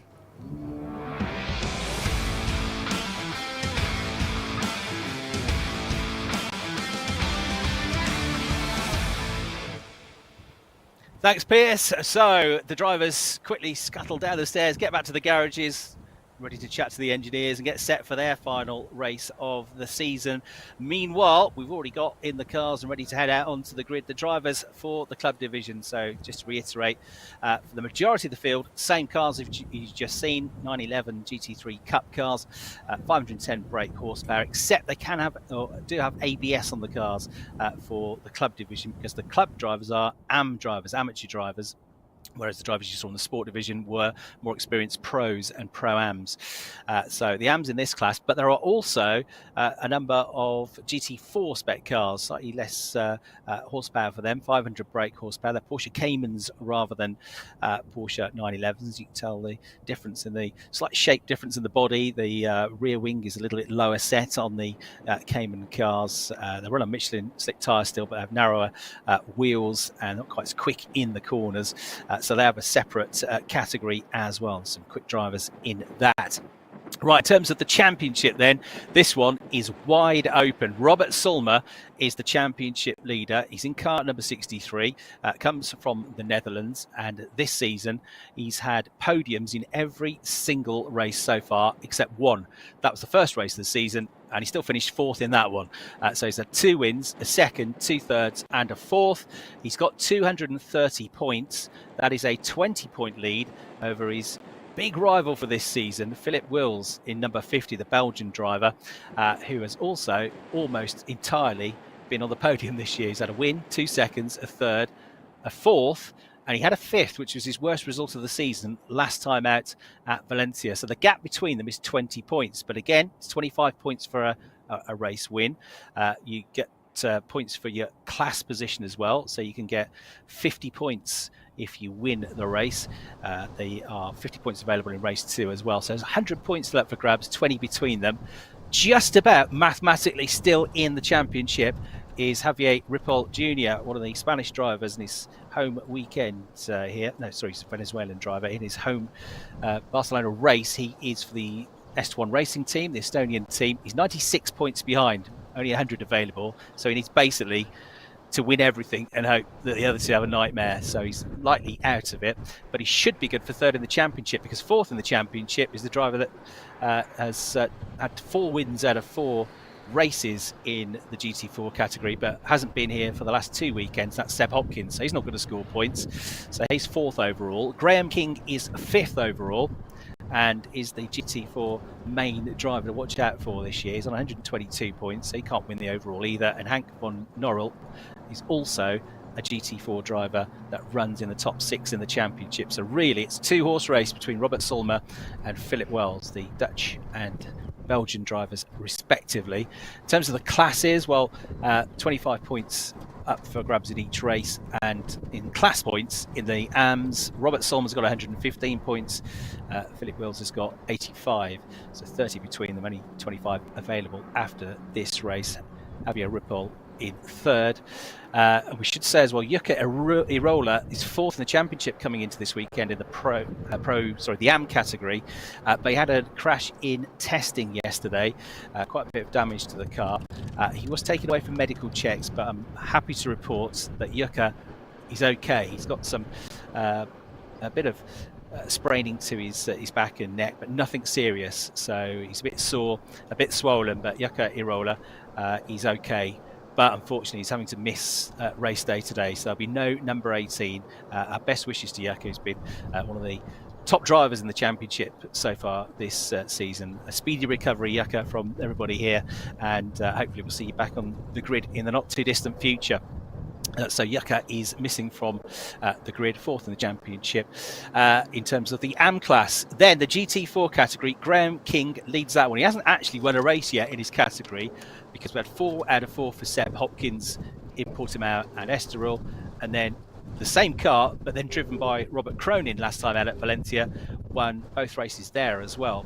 But he's had 4 seconds and 2/3 podiums in every single race, class podiums, and Graham King therefore the points leader in GT4, but not by very much. He's got 112 points. Henk van Norrell, his nearest rival, has got 101. So there's 11 points between them, and there's 50 points still available, 25 remaining after this race. So there to watch out for. Henk is in car 989, and Graham, his number is number 11 in his WDP Racing Prepared GT4 car. So that's the scenario. Essentially a 2-horse race in GT4s, and pretty much a 2-horse race for the overall and AM class championship. So there you can see the grid has been prepared for the arrival of these cars. It's going to be another 30-minute plus 1 lap race, and again they'll only have about an hour and a half between the end of this race and the start of their 8th round of the championship to get going again. So we've had a very wide open championship, even though the top 2 have been inseparable and have taken podiums in almost all the races. The wins have been shared out this season, so 2 wins for Robert Solmer, but you've had 4 other drivers taking outright victories this year. Philip Wills, as I said, won in Estoril, but Nicholas Salins was a winner in the one weekend he competed in at Portimao. That same weekend we had Ian Loggy, the Scottish driver, very experienced Porsche and GT driver, taking a win. There's great battles in that first weekend at Portimao with Nicholas Salins that took a win and a second apiece. They had a tremendous close finish as well in the first race that weekend, 73 thousandths of a second between them as they crossed the finish line almost as one. And the other winner this season has been John de Wilde. He took his first win last time out of Valencia. In fact, that was the first weekend which contested this championship this year as well. So he had a 3rd and a 1st place finish, John de Wilde. So he was involved in an incident right at the start of the race. It was almost went wrong before it got going, because right at the end of the first lap of the race, he got into a bit of contact. Was able to carry on and went on to win the race, but the driver that he made contact with was a driver that crashed out of the race completely, which was Mekvat Bishvili, who was 4th at the end of lap 1, then into the gravel trap. But there was no blame apportioned to John de Wilde. He was able to carry on, and as I say, near disaster, but he went on to win the race and become the 5th different winner this season. We've also had podium finishes for Didier Glorieux this season, and also we've had Peter Heglin on the podium as well in the AM category. So the conditions here just about ideal for this time of year. As you can see from if you're watching the stream, the pictures show that the trees have got a bit more breeze attacking the leaves and the branches than they had this morning, but it is in no way, shape or form as windy, as breezy as it was at Valencia last time out, where it was very difficult for the drivers, all sorts of crosswinds that they had to deal with throughout the course of the day, as it often tends to be in Valencia. Actually, it's quite a windy part of Spain. I've found that when I've been to Valencia before. It's a good day to be a bald man there, because your hair never gets messy, because for everybody else, they're trying to hold on to their hats. It gets very breezy there, but much calmer conditions here, right about 15-16 degrees, and a dry day as well. Certainly more overcast than it was this morning, though. Pretty brightish blue skies this morning, but for now it's gone a little bit more autumnal, let's say, in terms of its outlook. So this circuit, 4.6 kilometres long, 14 turns these days. It was in the early 1990s which it was built. Hosted the Spanish Grand Prix in 1991, and a famous scene where we had, as I mentioned this morning, the Williams of Nigel Mansell going wheel to wheel, literally, with the legendary Ayrton Senna and his McLaren. If you've not seen that image, look it up on YouTube. The two of them going down the entire start-finish straight, almost touching wheels, sparks flying from the cars. Mansell got the inside line, just got through, went on to win the race, but didn't go on to win that year's championship. He had to wait till the next season before he got his one and only Formula One World Championship. 1994, Michael Schumacher managed to finish second here, despite driving for more than half of the race stuck in gear. He only had fifth gear in his Benetton. Still won the race. Still finished second, still got the podium, Michael Schumacher. 2 years later, he got his first win as a Ferrari driver at this circuit in very wet conditions, which thankfully we haven't got today. Fernando Alonso became the first Spanish F1 driver to win a home Grand Prix here in 2006. And in 2016, 10 years later, a young Max Verstappen took his first Grand Prix win. He's had one or two more since then, and of course he's in action this weekend as well. The wind direction is quite renowned for changing direction here. We've got the hills surrounding us, and these little channels of air, these pockets of air, move around the circuit. So although it's not a strong wind today, when it does get windy, it can change quite quickly. It's definitely more breezy than it was, and some of the more elevated parts of the circuit probably a little bit more exposed to the conditions. So the drivers might have to be just bearing that in mind, that it might not be quite as stable as it was, the car, in qualifying a couple of hours ago for them. So I'll be taking note of that as well. And once again, a packed lineup for Barcelona. The Circuit de Barcelona Catalunya with Formula One, MotoGP, 24-hour races, all big international events happening here across the course of the season. The city just about a 25-30 minute drive away with its wonderful architecture, the Sagrada Familia, and all the wonderful parks that you've got here, the beaches as well in Barcelona, fantastic restaurants. It's a pretty cool place to come and have a motorsport weekend, and it's the venue for our fourth and final weekend of this year's Porsche Sprint Challenge, Southern Europe. So 3 races to go for the season, 2 races to go for the drivers in the club division. They'll have rolling starts in this race, so they'll come onto the grid, form up on the grid, and then be released away at the end of that formation lap via a rolling start. So that's the key difference between the procedure of the races. Otherwise, exactly the same as what you saw in the sport races. And this race due to get underway in just about 15 minutes time now, so 2:15 local time. This race will get underway for 30 minutes plus 1 lap of action. Points for the top 15 overall and in each class as before: 25 for win, 20 for second, 16 for third, and so on and so forth. So Robert Solmer, the driver that is just about with his nose in front in the championship, and critically, he has out-qualified his title rival in both of the sessions, so he's going to be ahead of him on the grid for both of the sessions by several places. Impressively, pole position as well, despite all the pressure of the championship for race 2. with Philippe Wills starting 5th on the grid for what is likely to be the championship decider between them. 20 points between them. As long as Philippe Wills stays within 50 points of the championship leader, 49, then he's got a chance still mathematically. But of course, you want to close the gap if you can. But they're 4th and 8th on the grid respectively for this one, with Robert Solmer having the better of qualifying. In fact, qualifying 1 was Philippe Wills' worst qualifying performance of the season so far. Otherwise, he's been in the top 6 every single time. But certainly Robert Solmer has been the best qualifier this year, averaging 3rd on the grid before this weekend, and he's kept that form running with that pole position, his 2nd pole position of the year for race 2 later on.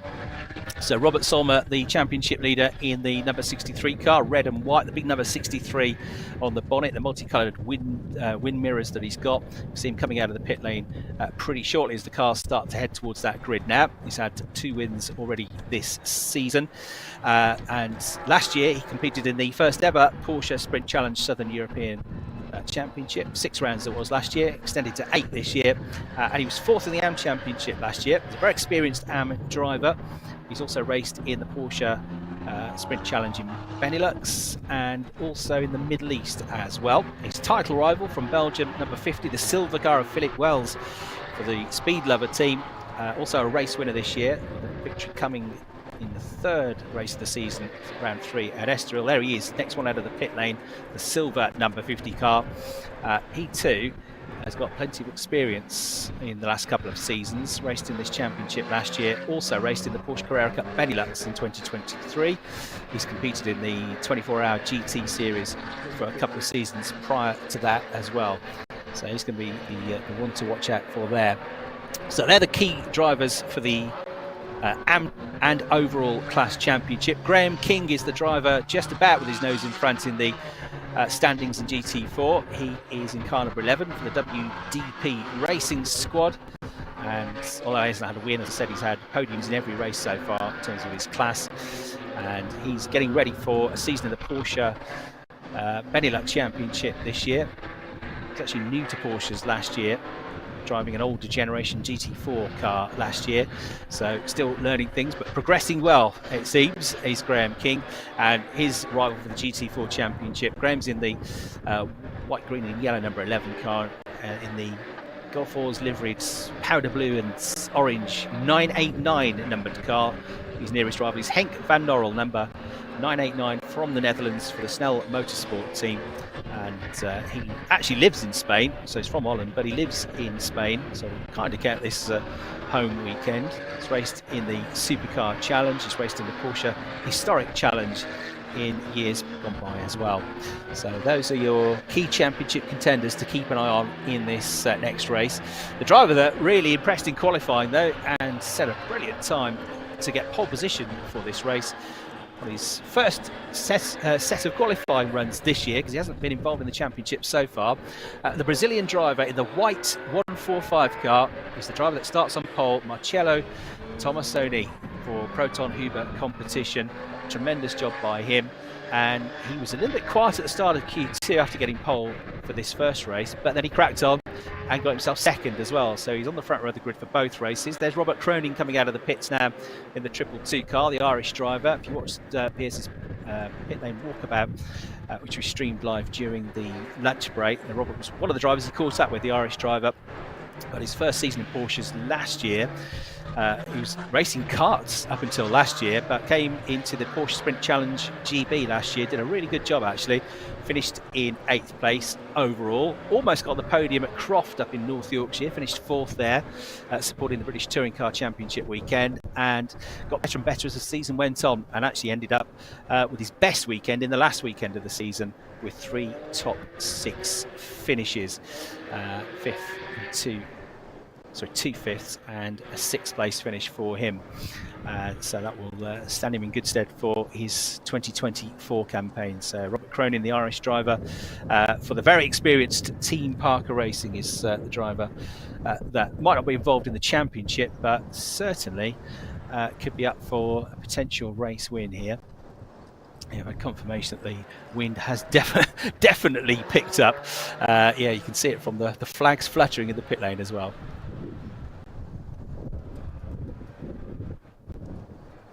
Right, so we are ready to go onto the grid, and there, as ever, to catch up with the drivers in windier conditions, trying to hold on to his microphone, is Piers Breyer. Here we have the penultimate grid walk for the Porsche Sprint Challenge Southern Europe in the club division. Now, I'm going to apologise ahead of time. I've contracted hiccups in the last 10 minutes, so apologies if my chat is a bit stunted. But why not grab a word with one of the drivers who's come in hot to this championship, who is Michael Kuhl. Michael Kuhl starting on the outside of the first row, so in second position, of course, rolling start this time. Michael, a great entry to the championship, second place on the grid. It's a good opportunity for a good result. Yeah, I hope so. What do you reckon you can do in this race? What's your hopes? I hope to be first after the first corner. That's what I hope. Around the outside will be tricky into turn 1, 2, and 3, but we look forward to you giving it a go. We'll give it a go, yeah. Michael, thank you so much. It's good to see some new names on the grid, even at this final event of the season. Sorry everyone about the hiccups. And our pole sitter again on the inside this time. You'll notice slightly different to the other side of the grid. From the sport division, because it's a rolling start as opposed to a standing start. Can I jump in quickly? Yeah, our pole sitter we spoke to earlier on, of course, is Marcello Tomasoni. Marcello, still very happy about your pole position. What's the plan for the race? The pole position is done. Now take care of the race. Try a good pace over there. Understand my colleagues on the track, how it works. For me, everything is new, so understand who is more aggressive, who is not, and make more comfortable on the race. That's my point now. Push as much as I can, and let's do it. You mentioned earlier on that, of course, you are from Brazil and this is your first race in Europe. So you must be, are you feeling excited, nervous? Talk to us about what it's like in the car right now. Came into the pit right now and see all these people in Barcelona and make the pole. For me was a great moment that for sure I'm gonna take this for a long time of my life. Marcelo, enjoy every moment of the race. We'll see you get on from pole position. Now moving to the second row of the grid. Our championship leader actually in fourth position. He's generally been right up the front of the field, but he's still definitely towards the front, and we'll be hoping for a good one in this one. Let's grab a word with our third place driver, Gianluca Giorgi for the B driver team. Gianluca, and it's one of our Italian drivers. Can I jump in? Gianluca, third position, a great opportunity for a good result. I assume podium's the aim, or are you going for the win? But I don't know, because now we see, but I'm happy to have a third position, and we don't have ABS and traction control, so it's very difficult for me. But I try now. Yeah, interesting that you haven't got the driver aids. You have to be extra carefully to concentrate. Yeah, but I don't know. We look now, and at the finish of the race, I told you. Brilliant, Gianluca. Good luck. Thank you so much. It's going to be interesting to see how Gianluca gets on. Of course, in this club division we have now. All of the drivers in the 911 cars have the opportunity to run ABS, so anti-lock braking, and traction control if they wish, which are adjustable systems. Oh my goodness, that actually that make it a little bit easier to drive just close to the limit more consistently without locking up and flat spotting any tyres. But one of our championship contenders, Robert Sulmer. Robert, fourth place on the grid. Outside line into turn 1, so you'll be on the clean side for braking, but it's probably going to pinch down into turn 1. What's your plan? To come out of the first corner. No. That will be bold. Yeah, we'll see.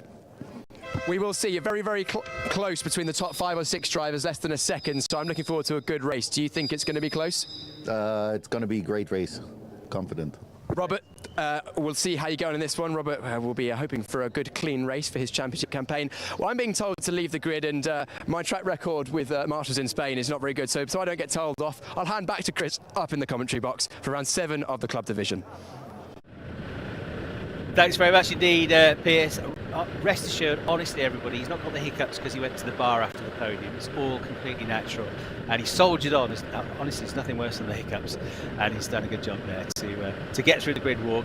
Robert Sulmer, not quite as chatty as he was during the lunch break pit lane walkabout, because he's got a thing or two on his mind, namely trying to win this championship. So that was the last driver you heard from. He's very relaxed at the lunch break, having had a great qualifying session. Not quite so relaxed, definitely looking a bit more tense and nervous in the cockpit there ahead of the start of this penultimate round of the championship for the club division, round 7 of 8. 30 minutes plus 1 lap coming up, rolling start as well, and the drivers all shaped up on the grid. Great to hear as well on his debut from Marcello Tomassoni in the 145 car, the driver on pole position. He's got plenty of experience outside of Europe and in Brazil. Last year he won the Porsche Sprint Challenge Brazil, race winner on 2 occasions, but on the podium 5 other occasions in that season to win the championship. So Porsche champion in Brazil. He finished 3rd in the championship the year before that, and he's got a very long history of racing in Brazil, things like Clio Cup, and also raced in Brazilian stock cars. So very experienced driver coming over to Europe and showing that it doesn't matter which continent he's in, which track he's on, he's still very quick. Pole position for this one, 2nd on the grid for the next, and he's not worried at all about championship points. So he can just crack on and try and win the race here. Guest drivers do still score championship points, it's worth saying. Some championship, if you get a guest driver that doesn't do the whole season, they can get results and podiums and trophies, but they can't score points. So sometimes if they say win a race, it's actually the driver in 2nd that gets the points for 1st, but that is not the case in this championship. They all score points, whether you've done 1 round or all of them so far. You score points, so you can take points away from the drivers fighting for the championship. But Robert Sulmer, the one to watch out for, a little bit further back on the grid than he normally is, but not that far back, and ahead of his championship rival Philip Wills. So the grid is going to shape up like this. Marcello Tomassoni with a 1 minute 45.117 pole position, just about a 10th quicker than the very cool Michael Cool that we heard from on the grid as well. Row 2, Gianluca Giorgi and the championship leader Robert Sulmer. Then on row 3, Lorenzo von Matterhorn, who actually ended the session in the gravel but qualified 5th ahead of Angelo Fontana, who starts 6th on the grid. That on the first 3 rows. Row 4 then, we got Thomas Winkler having, I think, his best qualifying of the season so far. Then 8th on the grid, the driver 2nd in the championship. He is 8th, he is on row 4, and he's 4 positions behind his title rival Philippe Wills in the number 50 car. To complete the top 10, Javier Ripoll Jr., who has a very slim chance still of the championship. And then Peter Heglin will be one to watch in the number 5 car. With row 6, Merabi Mekbatishvili and Mihail Mihailov, who are 2 drivers that normally start well, so they can come through into the top 10 on the opening lap. Then on the 7th row of the grid, 13th is Andrea Baratti, 14th Alexander Dobic. Then it's the best qualifier in the GT4 class in his Cayman, Robert Cronin. That car has won every race so far this season in the category. Antonios Vossos, the Greek driver, is 16th on the grid. And then on row 9 we've got Aulius Sedaika and Mark Van Eldik, 17th and 18th respectively. 19th on the grid is Jurgen Vollet, and then it's Graham King, number 11, the driver that leads the GT4 standings. It's the 2nd best qualifier in the group. Pino van der Geest and Corrado Costa are on row 11, and Niels Lofgren in only his 4th ever race weekend, and Alfred Lenfering next up, starting 23rd and 24th, actually 12th row of the grid. First race for the club division. And then finally we've got Dominic Bastian starting 25th, and Henk van Norrel, who needs to make progress here to try and catch up to his rival in GT4's Graham King for that championship title.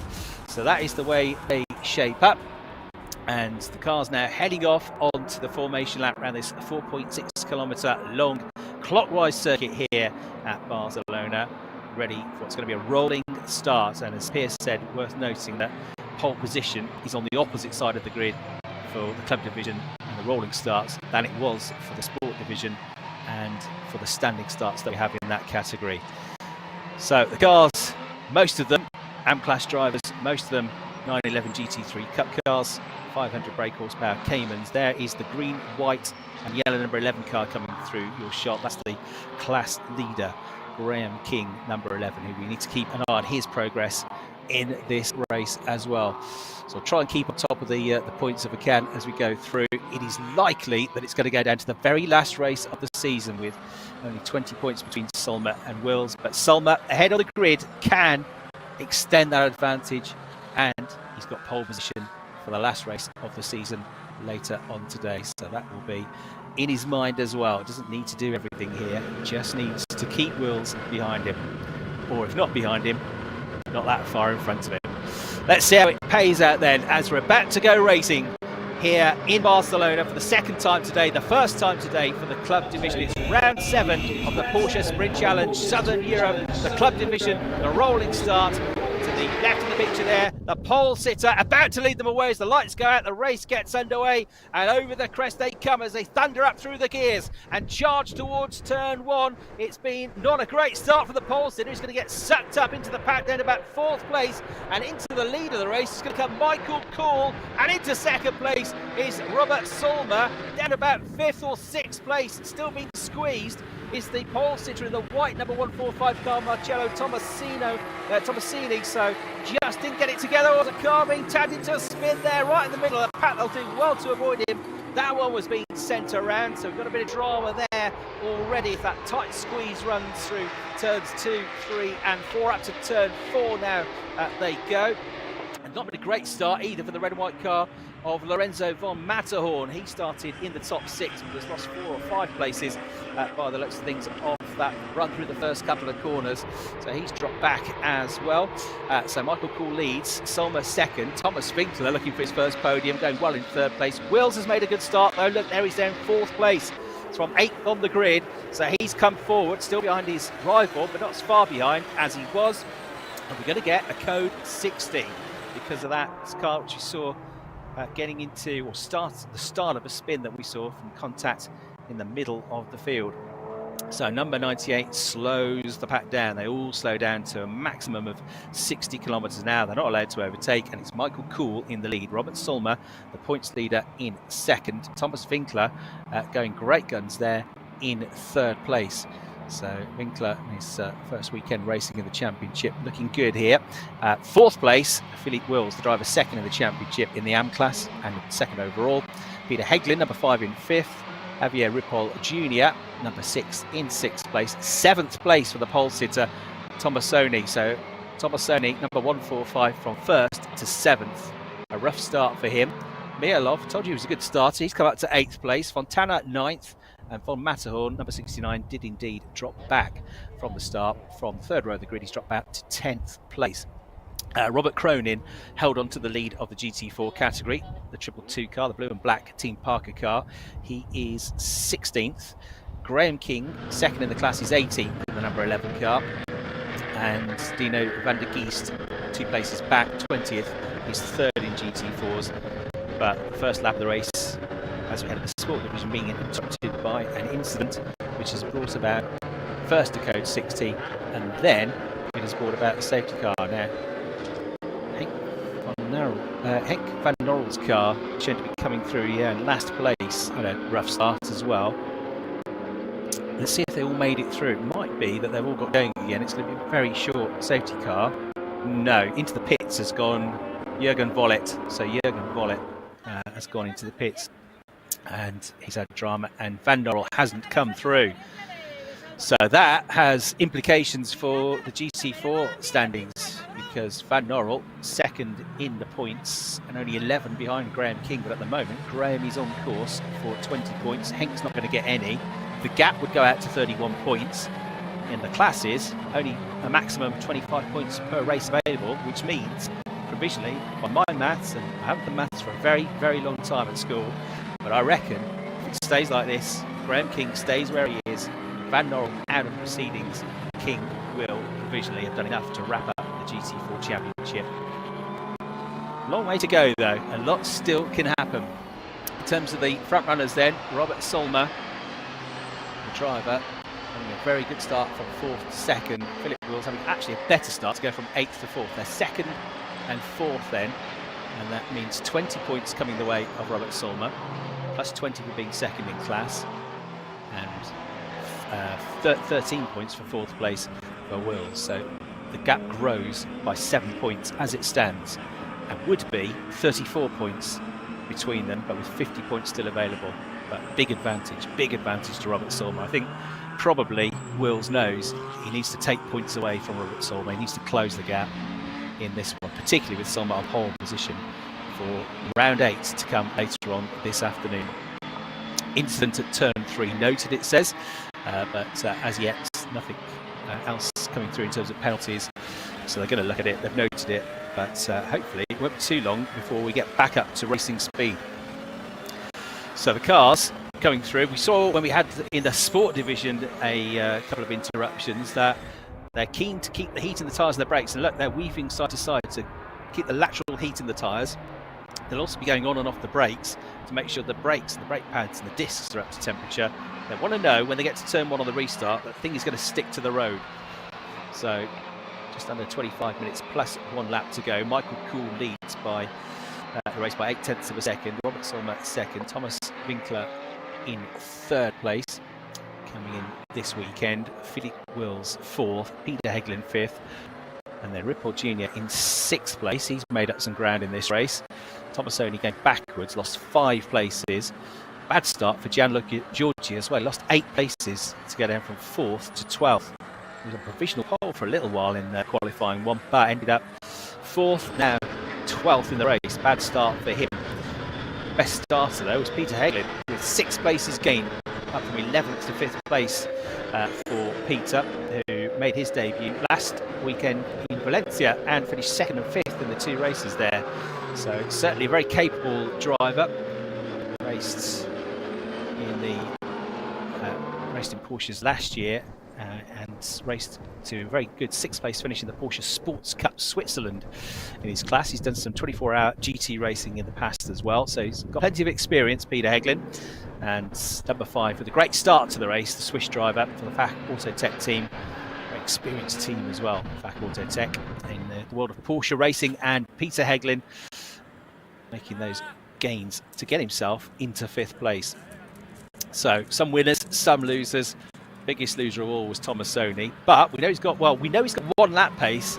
But having 1 lap pace, having race pace are 2 different things. And even if he has got the pace in the race to come through, he's got to do quite a bit of overtaking now to rescue a podium out of this, if he possibly can. Solmer in a good position here. I think quite keen that Thomas Winkler stays behind him rather than having Philip Wills, his championship rival, right behind him. Although he's probably used to that because the pair of them joined at the hip at Valencia. I mean, they had lap after lap joined together. Had some great battles over the course of the season. Wills actually went off in practice last weekend at Valencia. And quite a bit of damage to his car, but the team did a terrific job, got the car fixed overnight, and he managed to qualify 1st and 2nd. Actually had his best qualifying sessions of the season so far, despite a very late night repairing the car for the team. So he was very quick to thank them and the work they do. We should always remember it's a team sport. Look at the individuals behind the wheel of the car. They're the ones that draw the attention during the course of the races, but there's a lot of work that goes on, a lot of expertise in the preparation of these cars as well.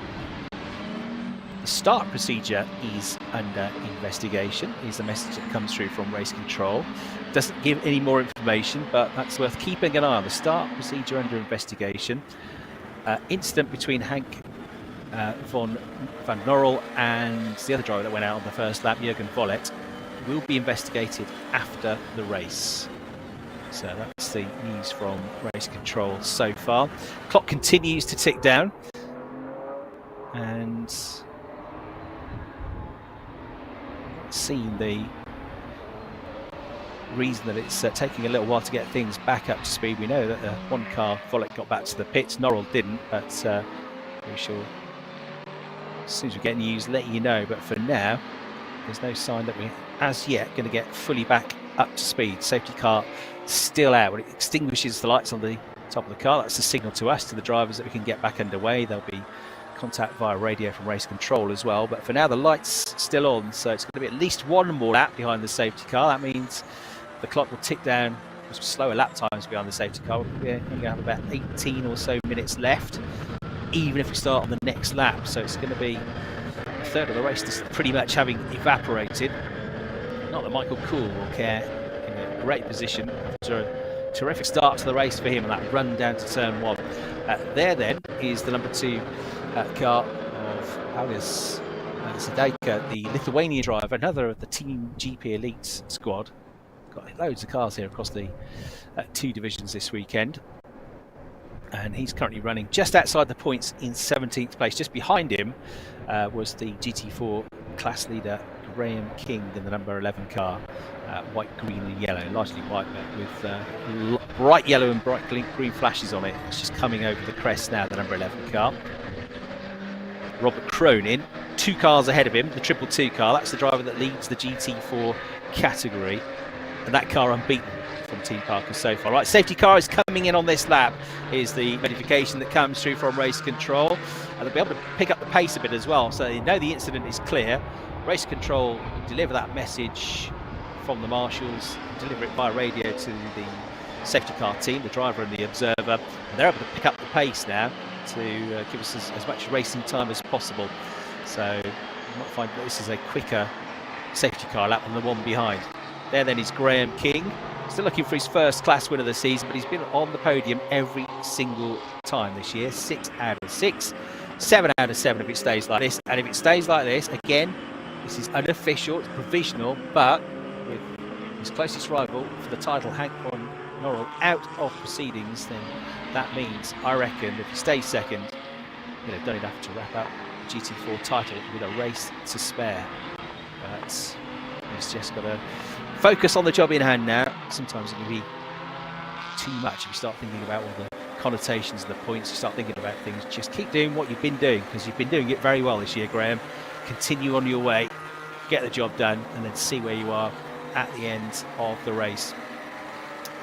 So there's the view down the hill, that first section of the lap, the right through turn 1, the left through turn 2, sweeping up through turn 3 and turn 4 into the middle sector that they are now. It's got quite a good mix of corners here. There's a very long start finish straight. There's a couple of shorter, well, one shorter straight really in the middle. There's sweeping arcing corners, but some very tight corners as well. The left-hander at turn 7. Seeing already 1 or 2 drivers go off there in qualifying this morning. That's almost a 90-degree left-hander, and it can flick straight into a right-hand kink then as well. So it's quite a challenging technical circuit this. Right, we're back up to speed. The safety car peels in, and we're about to go racing with just over 18 minutes plus 1 lap remaining, and with Michael Cool as the race leader, looking to become the 5th different winner this season. He's got a good advantage going on the way to turn 1. Robert Sommer in 2nd, Thomas Winkler in 3rd, then 2nd in the championship, the silver car, Philip Wells, and they're trying to come back up the order, but first to fend off Mihail Mirlov is Tomasoni in the white 145 car, the driver, remember, that was on pole position. Had a difficult start to the race from the rolling start. To be expected, I suppose. He's never started a race at Barcelona before, let alone from pole position. He'll be frustrated that he lost so many places. I think he was about 5th at the first corner, but he was kind of on the back foot then on the exit to turn 1 and lost a couple more. But he's got the pace to come through. Let's see if he can manage to do so in the race. The sun's starting to break through the clouds a bit more now in Barcelona, but still that wind has picked up compared to what we had in qualifying. Making his way through the middle of the lap then is the race leader, Michael Cool. He's growing the gap as well. He's just got his head down on this restart lap, throwing the car through the corners, but smoothly. He's not ragged at all. He's attacking the corners. He's making sure he builds as much of a cushion as he can through this first couple of laps of the restart, just in case he's on the back foot later on in the race. They're flashing the headlights, number 69, Van Matterhorn, Lorenzo Van Matterhorn, who dropped back at the start of the race. He's tried to unnerve Angelo Fontana ahead of him in the number 80 car. They make their way through the left-hander at turn 10 into turns 11 and 12, a double right-hander, and then through 13 another right-hander and another right-hander at turn 14 you go. So winding your way back up through this last section and then hitting the start-finish straight. Right, this is the battle then for 7th place. Angelo Fontana in the number 80 black and orange car on the tail of the all-white car. Marcello Tomassoni, the Brazilian, making his debut, having dropped from 1st to 7th at the start of this race. And then still flashing his lights, still trying to menace them, is the red and white car being driven by Lorenzo von Matterhorn. Nobody makes the move on the way into turn 1, but certainly looking the quicker of the two in this battle is that orange and black car of Fontana. So he's piling the pressure on at the moment, but the Brazilian is equal to it. Right, this is the battle for third place between Thomas Winkler, number 3, and number 50, Philippe Wells, who at the moment is losing points to his title rival. Started the day 20 points adrift. At the moment, he's going to score 13 points, and second, the championship leader, Robert Solmer, is going to score 20. So the gap's going to extend by a further 7 points. If you can get past Thomas Winkler, not only will he get a podium and a nice bit of silverware, but he'll also gain 3 more points, 16 points to come third. Still, of course, they're losing out to Robert Solmer. He has at least closed the gap, having started 4 places behind him in the race. Make their way up through the hill, up and over the crest they come. And then charging down towards the next corner is a little luck up the inside from Tomassoni, but that's only really, I think, to defend, to hold off the attack that's coming from behind as he makes his way through turns 7 and 8, accelerates past the grandstand now. Through turns 10 and 11, through turns 12, 13 now, and towards the final corner at 14, always continuously winding up the speed here. Letting the cars drift wide over the curves, but all 4 wheels can't be beyond the curves, else they'll get track limits warnings and get a couple of those, and then you start getting 5-second penalties. Michael Cool goes over the line. The gap reduced a little bit, was up to 1.3 seconds at one point. He has got the fastest lap of the race, but the gap is down on this lap to under a second now, as we see this battle going on for 7th, 8th and 9th. In fact, 6th, 7th, 8th and 9th now, because Rippel Jr. has dragged them into the fight. They've caught him up. So I think starting to find his groove now is Tomassoni, and starting to go on the attack rather than defending. 3rd and 4th run through shot. There's a bit of a gap back to Peter Heglin in 5th place in the silver and orange car. Oh, looking up the inside there was number 80, Angelo Fontana, but nothing doing there on the run through turn 4. Thought about it, but it wasn't a clear-cut overtaking opportunity. Certainly got a good run at the start of the lap though. So they continue to battle absolutely nose to tail as they come through. That will help out Peter Heglin get even further away from them. There is the green and black car, Fabier Rippel Jr., who's had top 7 finishes in every single race this season. He's been super consistent, no podiums, but did get a couple of 4th place finishes at Valencia and in the previous round at Estoril. And we're keen to do so here in Barcelona, but here comes the Brazilian, launches one up the inside, goes for the move, gets halfway alongside. He's going to be on the inside line for the next corner, but will he be having the right line for the right-hander? No is the answer, and so Rippel Jr. gets him back, and staying out wide is Tomassoni. Brave effort, but now he's got to defend from Fontana in the orange and black number 80 car. Try and hold on to 7th place because he's put himself on the back foot here. Almost pulled off the move. It was a good attempt. There wasn't quite room, and he was always going to be on the wrong line for the next corner, the right-hander. So through come the leaders. The gap continues to dwindle. Robert Solmer has got the gap down to just 0.6 of a second now to Robert Cool. Showing his nose is Lorenzo van Matterhorn in 9th place. Bit of a gap back to the blue car, number 70 Michal Mielov, rounding out top 10 as it stands. 11th is Mikrakishvili. Georgi is 12th after his bad start to the race. Dobik 13th. Ossos 14th and 15th. And in the overall points now is the GT4 class leader Robert Cronin. So he's going to get his 3rd win out of 3 in terms of his class. He's also going to pick up an extra point for being in the overall top 15. Graham King is still 2nd in the GT4 class, running in 17th place.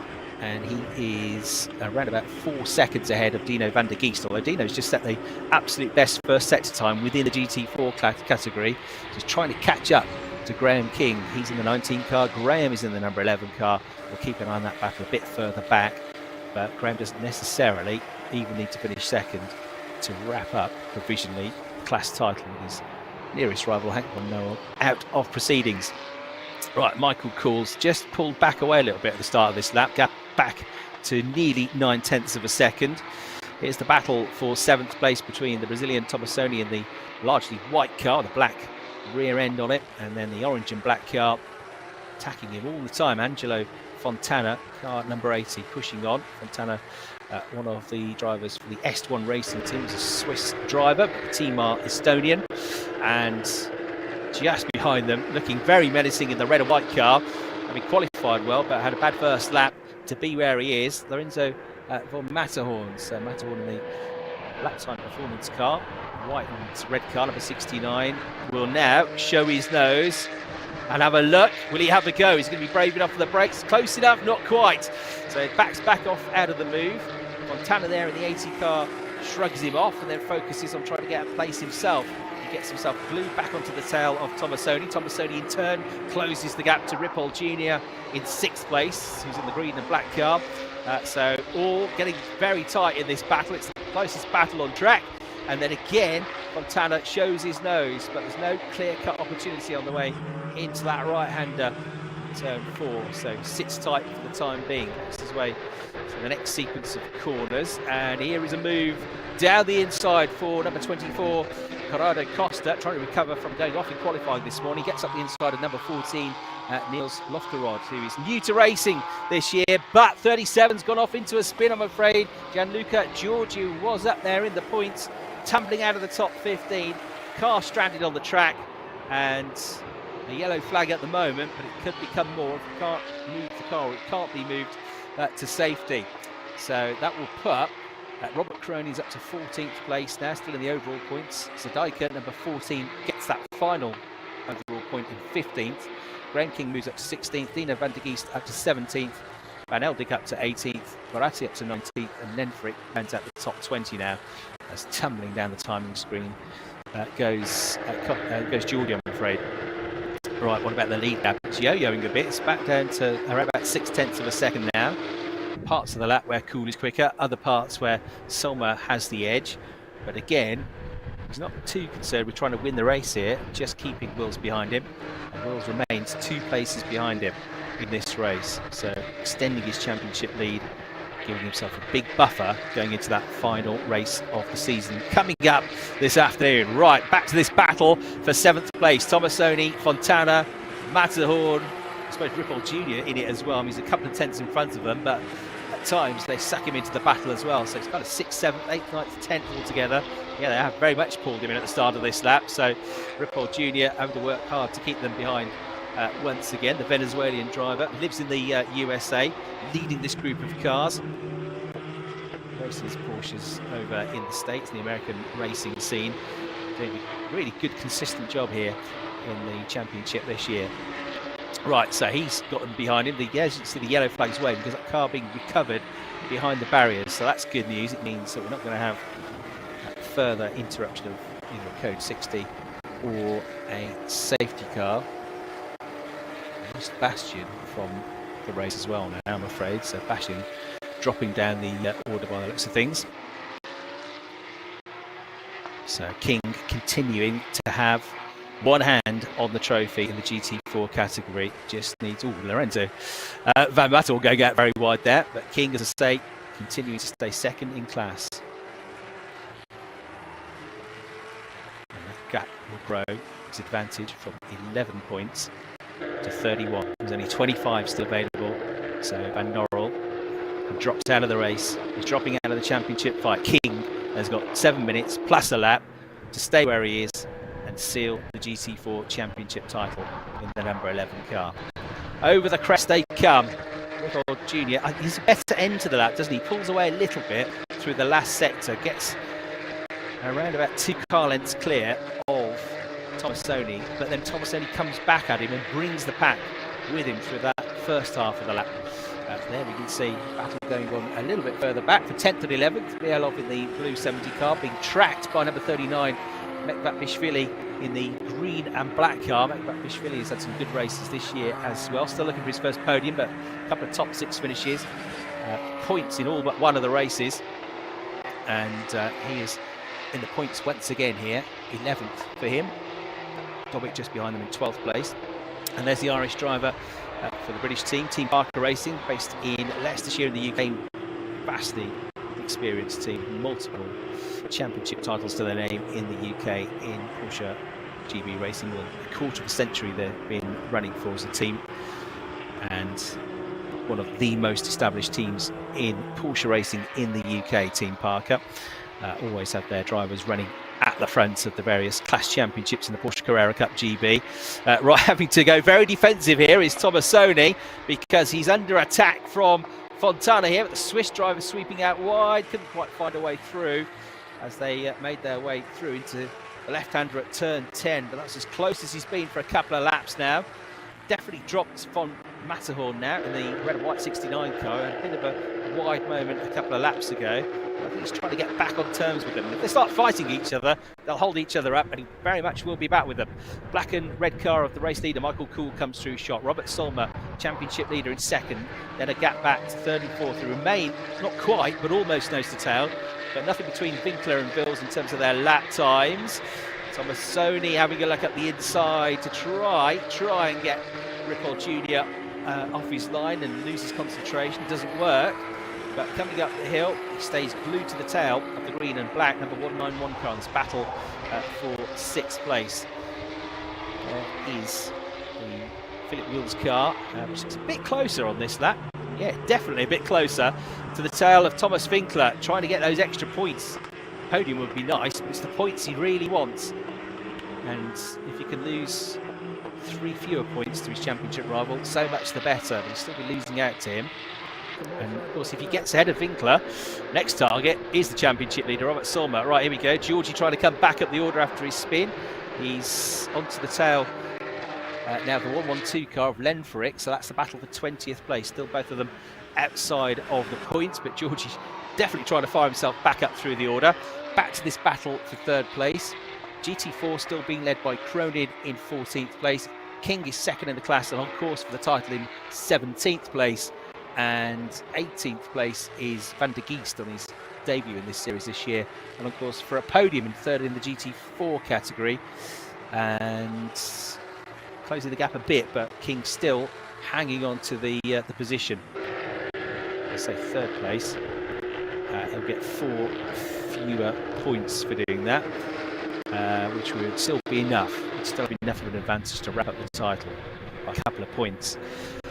Well, a bit of an attack at the start of that lap from Wills, whose bonnet's flapping a little bit as he came over the crest there at the start of another lap. Just under 3.5 minutes to go. Tomassoni hugging the inside line this time. If you want to get past me, you've got to go around the outside, the long route, he says to Fontana. Fontana says, all right then, I won't do it there. I'll try and get a better run out of the corner and maybe attack you when we get to the next big braking zone into the right-hander at turn 4. That's turns 2 and 3, you can see. So quite a bit of elevation there. It's the steepest climb of the lap. Here we go. And now Tomassoni actually goes on the attack rather than defends, and half shows his nose at the inside of Ripoll Jr. Not for the first time in this race. Ripoll Jr. does enough to fend him off. He shows his nose again on the way to the next left-hander. That's a tight squeeze. Don't see many overtakes there. Trouble is, if he has to stand on the brakes, it's going to cause him a loss of momentum going on to the next short link straight. And sure enough, he's going to be on the back foot here because Angelo Fontana will now be much closer to him. And the Brazilian there trying his luck at a slightly unusual place to try and overtake there. Put himself under a bit of pressure as a result of that. He's gathered it back up nicely now, continuing to stay on terms with the driver in 6th place, also continuing to keep a very big eye on the mirrors. Looks at the inside, there's contact between them. Ripoll sent into a spin into the gravel trap. Out wide goes the pole sitter, he loses 2 places. Oh, Ripoll Jr., who's had such a consistent season, is the one that's on the outside line. All the momentum shift is with him. The gravel trap was nearest to him, and that's where he ended up, and he's buried. He can't get those rear wheels out. They dig in, and that, I'm afraid, is the end of his race after that contact with Tomassoni. Well, he was trying 2 or 3 opportunities he tried there, and he tried to move, and it didn't come off for him, and it came off much worse for Ripoll Jr. Less than 2 minutes to go. Kuhl, Solmer, Winkler, the top 3. Wills in 4th, Heglin in 5th, and up to 6th place. After that incident comes Fontana, up to 7th Matterhorn. Tomassoni carried on, but dropped behind the pair of them. He's in 8th place. 9th, Mielov. 10th, Fatmashvili. Rounding out the top 10. Also in the points, Dobic, Rossos, Cronin, Zadaiki, Van Eldik. And Graham King has just come up to 16th as a result of that spin into the gravel trap, that contact for Ripoll Jr. Code 60 is being flashed up on the timing screen. And sure enough, the cars slow down. Right, oof, it has closer, hasn't it, between Graham King and Dino van Geest. So Graham King is currently second in GT4 in the class. He's on course for 20 points. That means he will have a 34-point advantage over his only remaining rival for the points, which is Henk van Norrel. He'll have a 31-point lead over him because Van Norrel is out of the race. If he were to drop behind Dino, then he would get 16 points instead of 20, but he would still have a big enough advantage of 27 points to wrap up the title, because there's only 25 available after this race potentially. So as long as he's in the top three, it's good enough. If he slips to fourth, he won't quite have done it, but he should be okay. Will the team now relay this information to Graham King? Don't fight him too hard. You don't need to finish second. Third's okay. Does he know? Has he worked it out himself? But it's certainly a bit more stressed than he would have liked. The clock has ticked down to nothing now, so the time is up. We're down to the plus 1 lap at the end of the race now. So we are down to code 60, down to 60 kilometers an hour. Maximum speed, no overtaking, no advantage to be gained. King would be fairly happy if it finishes like this and he hasn't having to deal with the stress of trying to keep Dino van der Geest behind him. But again, to reiterate, he doesn't need to. If he loses a place, it's still okay. Third place. Safety car now deployed, so it does seem likely that we're going to end the race behind the safety car, and that will mean victory to Michael Cool. It will mean second place to Robert Solmer and a bigger points advantage, but one that's not quite big enough to wrap up proceedings. He's on course for a 34-point lead in the championship with 50 points still available, and that's the reason for the latest interruption, the safety car, which awaits to pick them up on what will be the last lap of the race, of course, because the clock ticked down to 0 on this lap, so we will end behind the safety car, and therefore we'll have Michael Cool, Robert Solmer and Thomas Winkler up on the top step of the podium. Michael Cool will become the 6th different winner of the season out of 7 races. Only driver that has 2 races this year, being the championship leader Robert Solmer. 1 win for Wills, 1 win for Nicholas Salins and Ian Logie-Apiece in the first weekend of the season, and 1 for John DeWild last time out. So incredibly open championship this, with 7 races so far and 6 different winners. As it stands, Michael Cool, his debut this weekend, he hasn't taken part in the championship until this weekend. He is going to take the checkered flag, albeit behind the safety car. He won't care. Robert Solmer, I think, will be happy about second as well. It's not the win. They always want the win. They're racing drivers, but good enough. More than good enough. More points scored than Philip Wills. Job not yet done, but it's up to Wills to beat him by a long way, and also pressure off in a way Robert Solmer, because he now knows he doesn't need to go and win the race, doesn't even need to necessarily get a podium to do enough to wrap up the championship, and gets to start from the front of the grid in the next race. So far the weekend going the way of Robert Solmer, Dutch driver, and Graham King can now puff out his cheeks and breathe a sigh of relief, because he knows the race is going to end behind the safety car. That means he's guaranteed second place in the race, and provisionally therefore he's going to be the GT4 class champion of 2024 in the Porsche Sprint Challenge Southern Europe. So we never want to end the race behind the safety car, but it was that key moment of the race, that contact between Tomassoni and Ripoll Jr., which caused Ripoll Jr.'s car to end up in the gravel trap. It's in a precarious position. Race director having no choice but to bring out the safety car right at the end of the race. 2 more corners to go at low speed. The checkered flag awaits. Michael Cool, Robert Solmer, Thomas Winkler will be the first 3 cars home. And there, just coming around the penultimate corner, is the white, green and yellow car of Graham King. It's going to be Robert Cronin that takes his 3rd win out of 3 in the GT4 category, continuing to impress the Irish driver. But Graham King is going to be the happiest GT4 driver out there, with the championship about provisionally to come his way. So here they come over the line. There's the checkered flag, and it's victory in round 7 of the championship by Michael Cool in the club division. Second place to Robert Solmo, who's now got one hand on the championship title, but hasn't yet completed the job. Thomas Winkler in third, Philip Wills fourth in the race, second in the championship. Peter Heglin, Angelo Fontana, 5th and 6th. And there is the number 11 car to the right of your picture of Graham King, who provisionally, unofficially, but provisionally, is your GT4 class champion of 2024 with yet another podium. 7 podiums out of 7. Well done, Graham King. Robert Cronin ahead of him, the winner of GT4, which means that car from Team Parker Racing. He's unbeaten this season. 4 wins with Seb Hopkins at the wheel, 3 wins now with Robert Cronin at the wheel. One more to keep the run going and have a perfect season for the team.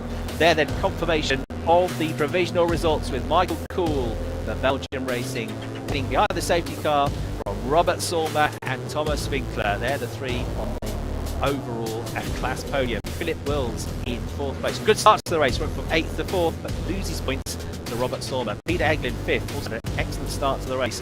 Angelo Fontana is involved in the best battle of the race. Lorenzo von Matterhorn in 7th. Marcello Tomassoni, an up and down race, that mainly down, I'm afraid, because he started from pole. He ended up 8th. Michal Mielov 9th. Arabi Mekbapishvili in 10th place, and then Alexander Dobik 11th, Antonius Wassas 12th, and the winner in GT4 will also see on the podium Robert Cronin at the Team Parker Racing in 13th. Paulius Zadaiga came through the order to get in the points as well, 14th place, and the last overall points the finisher was Mark Van Eldik in 15th. Then Graham King 2nd, enough to wrap up GT4, we think, for WDP Racing. He'll be on the podium as well, as will Dino van der Geest, who gets a GT4 class podium in 17th. 18th, Andrea Baratti. 19th, Gianluca Giorgi, who had a spin in the race. 20th, Alfred Nedfering. And then 21st, Corrado Costa, who also had a moment in that race. Niels Lofterod, 22nd. Javier Rudolph Jr. ended the race in the gravel trap, classified 2 laps down in 23rd ahead of Dominic Bastian and Jürgen Bollet, who both failed to finish the race as well in the club division. 1 or 2 incidents in that race. Not everybody, I'm afraid, made it home. I suppose the biggest one was Henk van Norrel, who failed to make it past the end of lap 1. His GT4 Class Championship chances vanishing in the blink of an eye. So the volunteer marshals here in orange around the circuit doing, as ever, a terrific job to make sure the safest racing surface is presented to the drivers ahead of the next race, which is going to be the final round of the season for the Sport Division. It has flown by this season, only 2 races to go, 1 for each of the divisions, but here into victory lane comes Michael Cool in the 98 car, your race winning, a 6th different winner of the season. Robert Solmer to the left of the picture, the championship leader, and 2nd place for him, and Thomas Winkler with a first visit to the podium on his debut as well. Oh, it's parked a bit close there. He can't get out of the car. Michael Cool has barely got room to get out of the car. He's going to have to breathe in, slide out. Come on, this is the hardest thing he's had to do in this race, get out of the car. Oh, it's like he boxes you into the car park, isn't it? There you go, he's done it, well done. It's all right, Michael, nobody was watching. So Michael Cool gets his gloves off, terrific drive, brilliant start to the race, and is congratulated by the team. Job well done, experienced driver Michael Cool, and he has been a deserving winner of the 7th round of the club division in the Sport Sprint Challenge Southern Europe. Getting out of the car now is Robert Solmer, outscoring his championship rival and now giving himself a nice big cushion with a great qualification as well going into the final round of the season. He's all smiles, he's happy enough with 2nd place, as he should be. And Thomas Winkler out of the car as well, great drive from him. He had to fend off the Wills car for much of that race, didn't he? He did so, and he did it well because he had a bit less pressure at the end of the race with the safety car coming out. So they're the top 3. See that Pierce is down there as well, and he's got Michael Cool with him, our race winner. Thanks, Chris. Yeah, Michael Cool, great race. You just kind of, capture Cool, I suppose. Yeah, it was a good race, and it was nice to get in front from the first corner, so I could look at the pace, what I need, and then push when it was need to. So, and of course the safety car helped too. So it helps, but of course you had to manage the restart a couple of times after both the safety car and the Code 60s as well. So that must have been playing on your mind. Yeah, it gives a little bit more to think about. Otherwise, you're just in the flow. So, but everything worked out, so it was good. A great start to joining the championship. So congratulations. We'll see you once again later on. And I think we'll be grabbing a word with Robert Solmer as well. We spoke to Robert before on the grid, and he was saying he was going to try and go from 4th to 1st in the first corner. It was bold, but nearly came off. Let's see if we can jump a word in a moment. He's just having a quick debrief with his engineer. I'll let them finish off what they're chatting about first of all.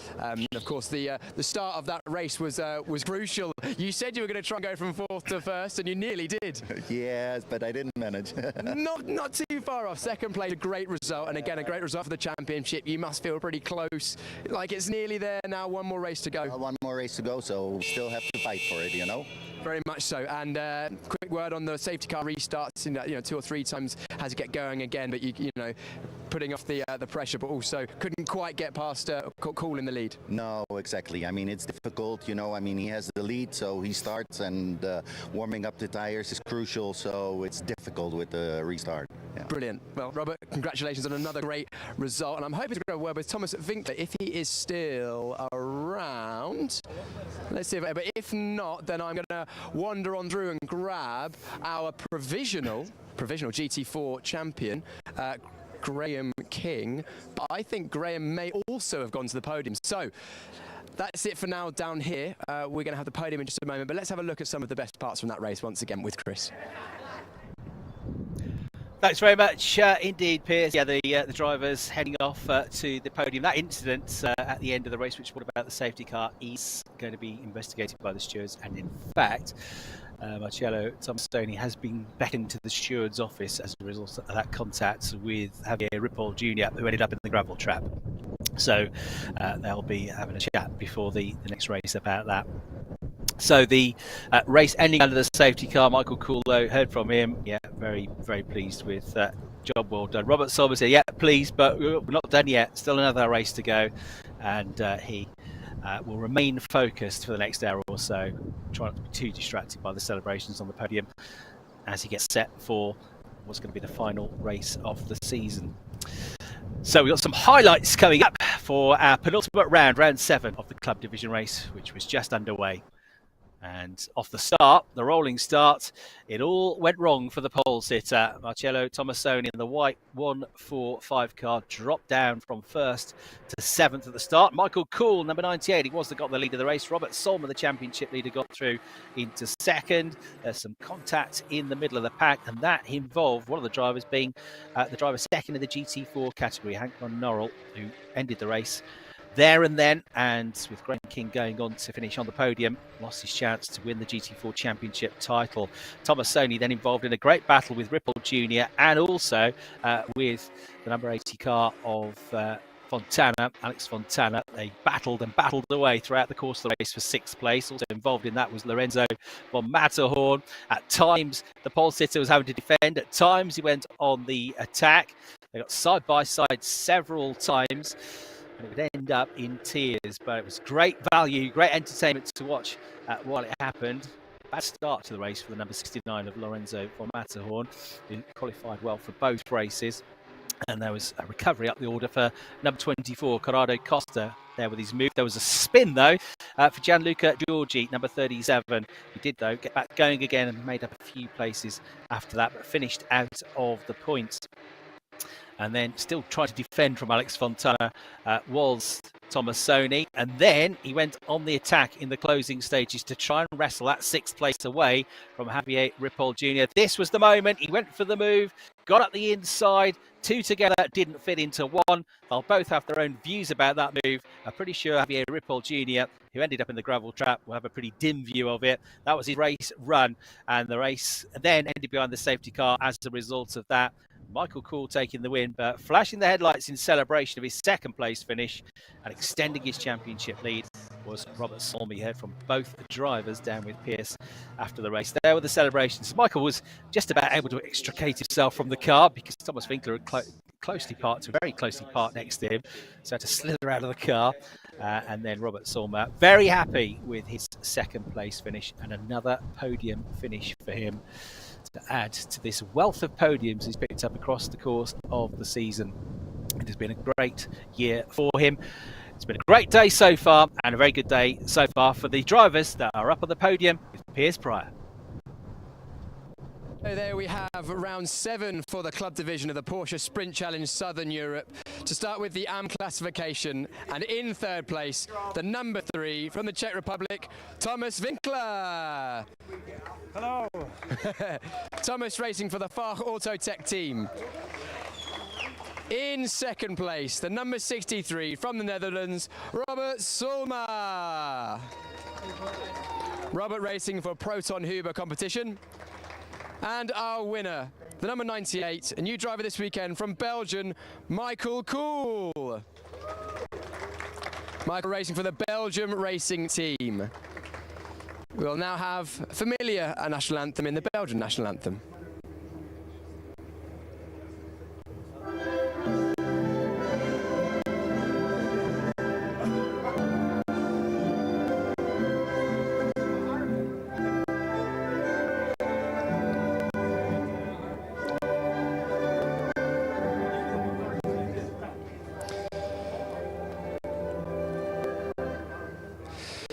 The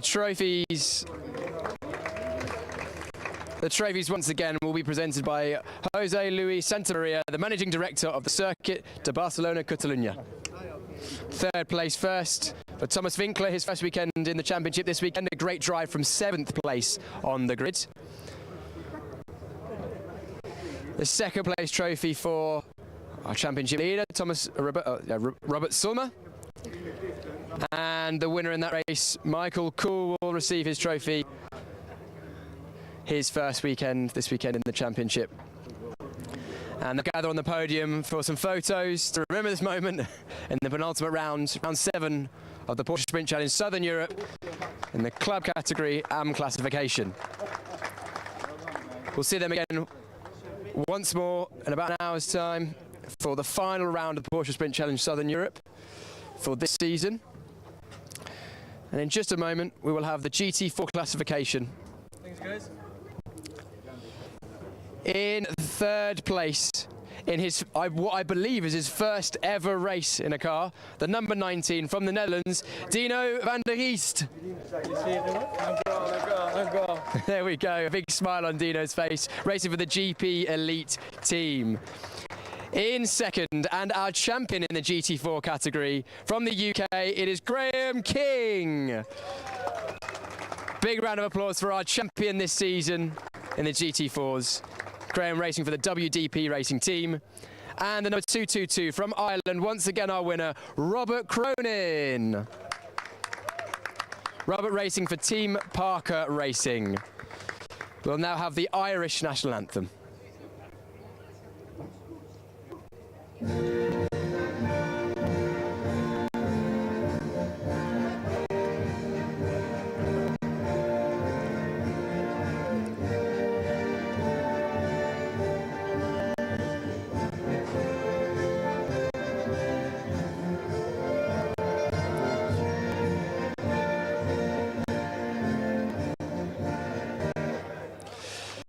Round of applause for our podium once again. And once again, the trophies handed out by Jose Luis Santamaria from Barcelona circuit de Catalunya. Third place, Dino van der Geest. Second place to our champion, Graham King. And the winner, Robert Cronin, winning once again. I think that makes it 3 on the bounce for him. And the podium once again, gather on the top step, our podium for GT4 classification for a photo opportunity. We go again, a reminder once more for the final time in this Porsche Sprint Challenge Southern Europe in just over an hour's time for the club division. But before the club division, we have the final race of the season in the sport division, which is going to be a nail biter. It's going to be close, going to go down to the wire. And if anything like last week, if last week's anything to go by, this final race of the week and the final race of the season is going to be an absolute barnstorm. I'm looking forward to it. Chris Hartley will once again be taking you through it in just a moment.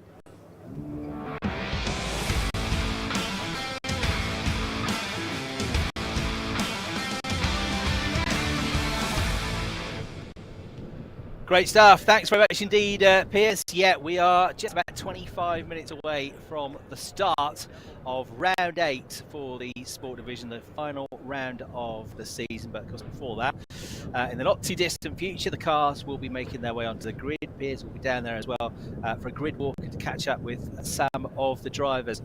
A reminder of what happened in the first race of the day, then round 7 of the championship. On his return to the championship after missing the last couple of weekends, it was the young Frenchman Matthias Joubert, who, having already been on the podium once this year, went to the very top step. From pole position, he took the race win in the number 94 car and managed to fend off, although it was very close throughout, he managed to fend off the driver that led the championship going into the weekend, and then wraps up the championship provisionally with a second place finish. Ariel Levy, the Israeli driver, second place finish for him, and now more than enough to wrap up the title with a race to spare, and Ariel is going to be on pole position for this one as well. Third in the race was Alex Tauscher, who started the weekend 4th overall in the championship in the number 13 car. So they were your podium finishers. They're also good drives from Kaz Havercourt, who is one of the race winners this year, young Dutch driver. Was 4th, just behind Tauscher. And best result of the season so far for young Sid Smith, another teenage racer with a bright future ahead of him. He's preparing for a season racing in the Porsche Carrera Cup GB and has been impressive this year. Results haven't always gone his way, but it's a very competitive field out there, and he's got better and better and deserving of his 5th place. He's got more work to do from a lower grid in this one, but a great 5th place finish for him, and it was Sebastian Freimut who rounded out the top 6. It was quite a hard battle that he had with Sasha Norden in that race, but realistically, Freimut was the biggest rival to Levy for the championship title. He couldn't come forward enough to prevent Levy from wrapping things up going into the last race of the season. So they were your top 6. All of the top 15 were pro drivers. The Pro-Am division was won by Alex Ryman, who has extended his championship lead by my maths. This is unofficial, but I reckon he's 23 points clear now. There's only 25 points available. So he just needs a pretty calm, solid race. Nothing to go terribly wrong. And for his title rival not to win the race, and he'll be okay. So he got another class win, finishing in 17th place overall in the number 47 car. Henry Tuamola was 2nd, and the driver 2nd in the points, Jules Grau, the French driver, was 3rd. They were the 3 drivers on the podium earlier on today in the first race for the sports division. So that was the way it was there. Points-wise then, as I say, Ariel Levy doing enough as he knew he had to provisionally wrap up the championship. So I reckon he's 88 points clear now of Alex Ryman. He scored 40 points, Alex scored 25, 20 points went to Sebastian Freimut, so 243 for Ariel Levy, 88 points clear, there's only 50 available. Whatever happens, he's the champion, he's the champion-elect. Alex Ryman, 2nd, has on 155 points. He is actually 5 points clear now of Alex Tauscher, who moved ahead of Sebastian Freimut by my maths, 150 points. So Freimut dropping down into 4th place on 140 points. Obviously, having won the overall championship, Levy has also won the Pro Championship. He's 52 points clear of Freimut, and there's only 25 points still available, with Tauscher 3rd in the standings class-wise. No, scratch that. Tauscher is 2nd on 75 points. Freimut is 3rd on 70, but neither can catch Levy. Then the championship that's still open, but only just. There's a crack in the door. There's a tiny chink of light. But if you're an opportunistic person, if you always think the glass is half full and you support Jules Grau, then you'll know that he's not out of the fight yet. It's a big hill to climb, but it's not an impossible one. So Jules Grau is 23 points behind Alex Ryman after the result earlier on, with Alex getting his 4th class win of the season. So He's had 4 wins, 2 for Jules Grau. The only way Jules can steal the title, by my maths, is if he wins the race and gets 25 points, and Alex doesn't score any points. So to do that, because the top 15 in each class score points, and there aren't 15 Pro-Am drivers, it's basically going to have a DNF. So it'd have to be a win for Grohl and a DNF for Ryman. It's pretty much the only way it can happen, I think.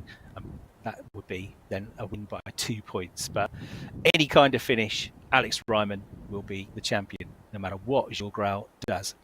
The driver that was 3rd in the Pro-Am standings going into this race was Cengiz Oguzhan, but he ended up in the gravel trap, out of the race, and didn't score any points.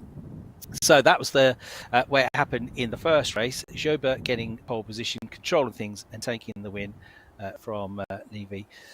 And now we might have a very different fight on our hands, because I'm certain that Ariel Levy was thinking about the championship, thinking about points, and trying to just not take any massive risks. But now it might be a very different story. The bottle might be uncorked here, and he just might show what he's made of, try and end the season with a race win, because he knows whatever happens in this race, he's still going to win the championship title. And having been the best qualifier this year, he's the one at the head of the pack for this race as well. So once again, to confirm, it's going to be a standing start. It is going to be, once again, a 30-minute plus 1 lap race when we get to it. And it'll be round 8, final round of the season for the drivers in the sport division. There's only about an hour and 3/4 between races, but by the time you get the cars back to the garages, by the time you have to get the cars onto the grid 15 or 20 minutes beforehand, they'll be called up to the holding area before that as well. So really, you've only got just over an hour to get the cars ready between races. So if anybody had a drama or damage in the first race, these teams work fantastically to get cars fixed and get them back out there. Thankfully, there wasn't too much in the way of issues in that first race in terms of damaged cars. Although there were 1 or 2, certainly looking a bit second-hand, was Drake Janssen's car, number 17, and to a lesser extent, at least aesthetically, was the number 4 car of Urin de Back, although sometimes cars can look not too badly damaged on the outside, but the interior damage can be more of an issue. Those are the 2 cars that had a coming together at the start of the race and were both out and brought about the first caution period that we had. To say as well, we're missing 1 driver. If you weren't watching qualifying this morning, there was an incident which involved Robin Knutsen, the Swedish driver. Unfortunately, right at the start of qualifying, the end of the kind of first lap out, he ended up in the pit wall. It transpired there'd been coming together or an incident with the number 20 car of Fernando Monnier. Fernando was then put to the back of the grid for the first race. Of course, he apologised afterwards, but very unfortunate for Robin Knutsen, who also had an off, albeit of his own volition, in qualifying last weekend at Valencia. So our well wishes to him. The car was too badly damaged to continue in the rest of the weekend, so he's out of both races, I'm afraid. So all quiet, all calm now. The weather, the temperatures stay pretty consistent. I would say that wind has dropped, hasn't it? Looking at the trees, it got pretty gusty at the start of the last race, and having a mild breeze all day, it started to pick up the wind. But as I said earlier, the wind direction is renowned for changing very quickly here, and it's calmed down now. Surrounded by hills, we're quite elevated position where the circuit is built here.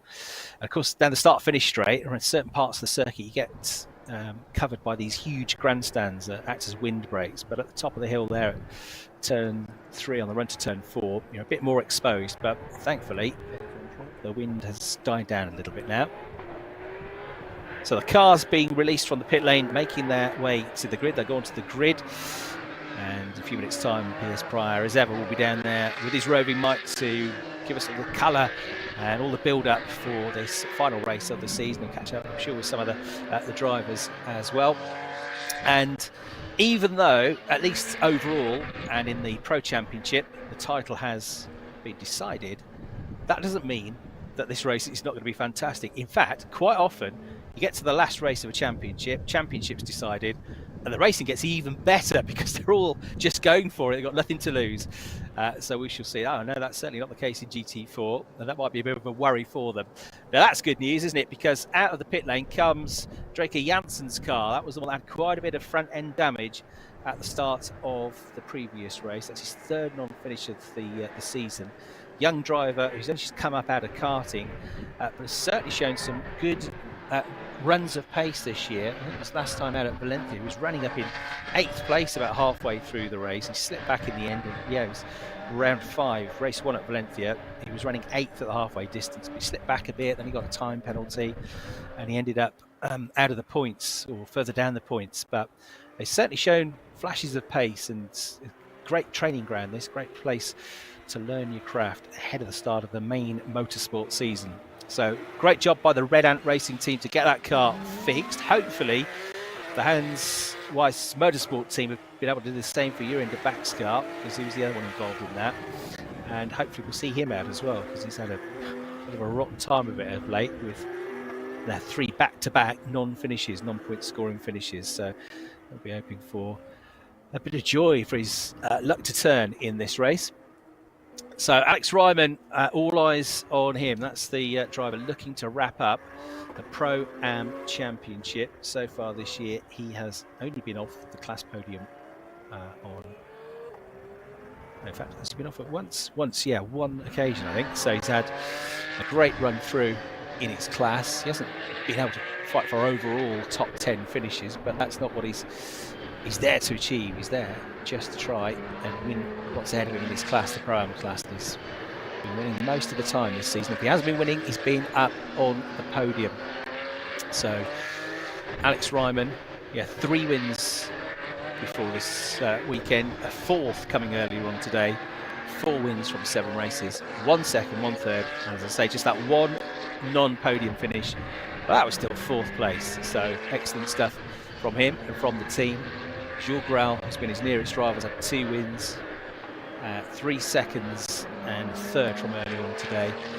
But now, well, at least he knows what he needs to do. He's got to win his class and hope that the points leader has a non-finish. That's the only way it can turn around for Jules Grau. But certainly had a strong season nonetheless, and with the non-point score for Cengiz Oguzhan in the last race, that means that Jules Grau is at least guaranteed the runner-up spot, the vice-champion spot in the Pro-Am category. Coming out of the pits there is the 998 car of Jan Seyfertz for HP Racing. Last couple of seasons he's raced in the hugely competitive Porsche Carrera Cup Germany in these GT3 cars.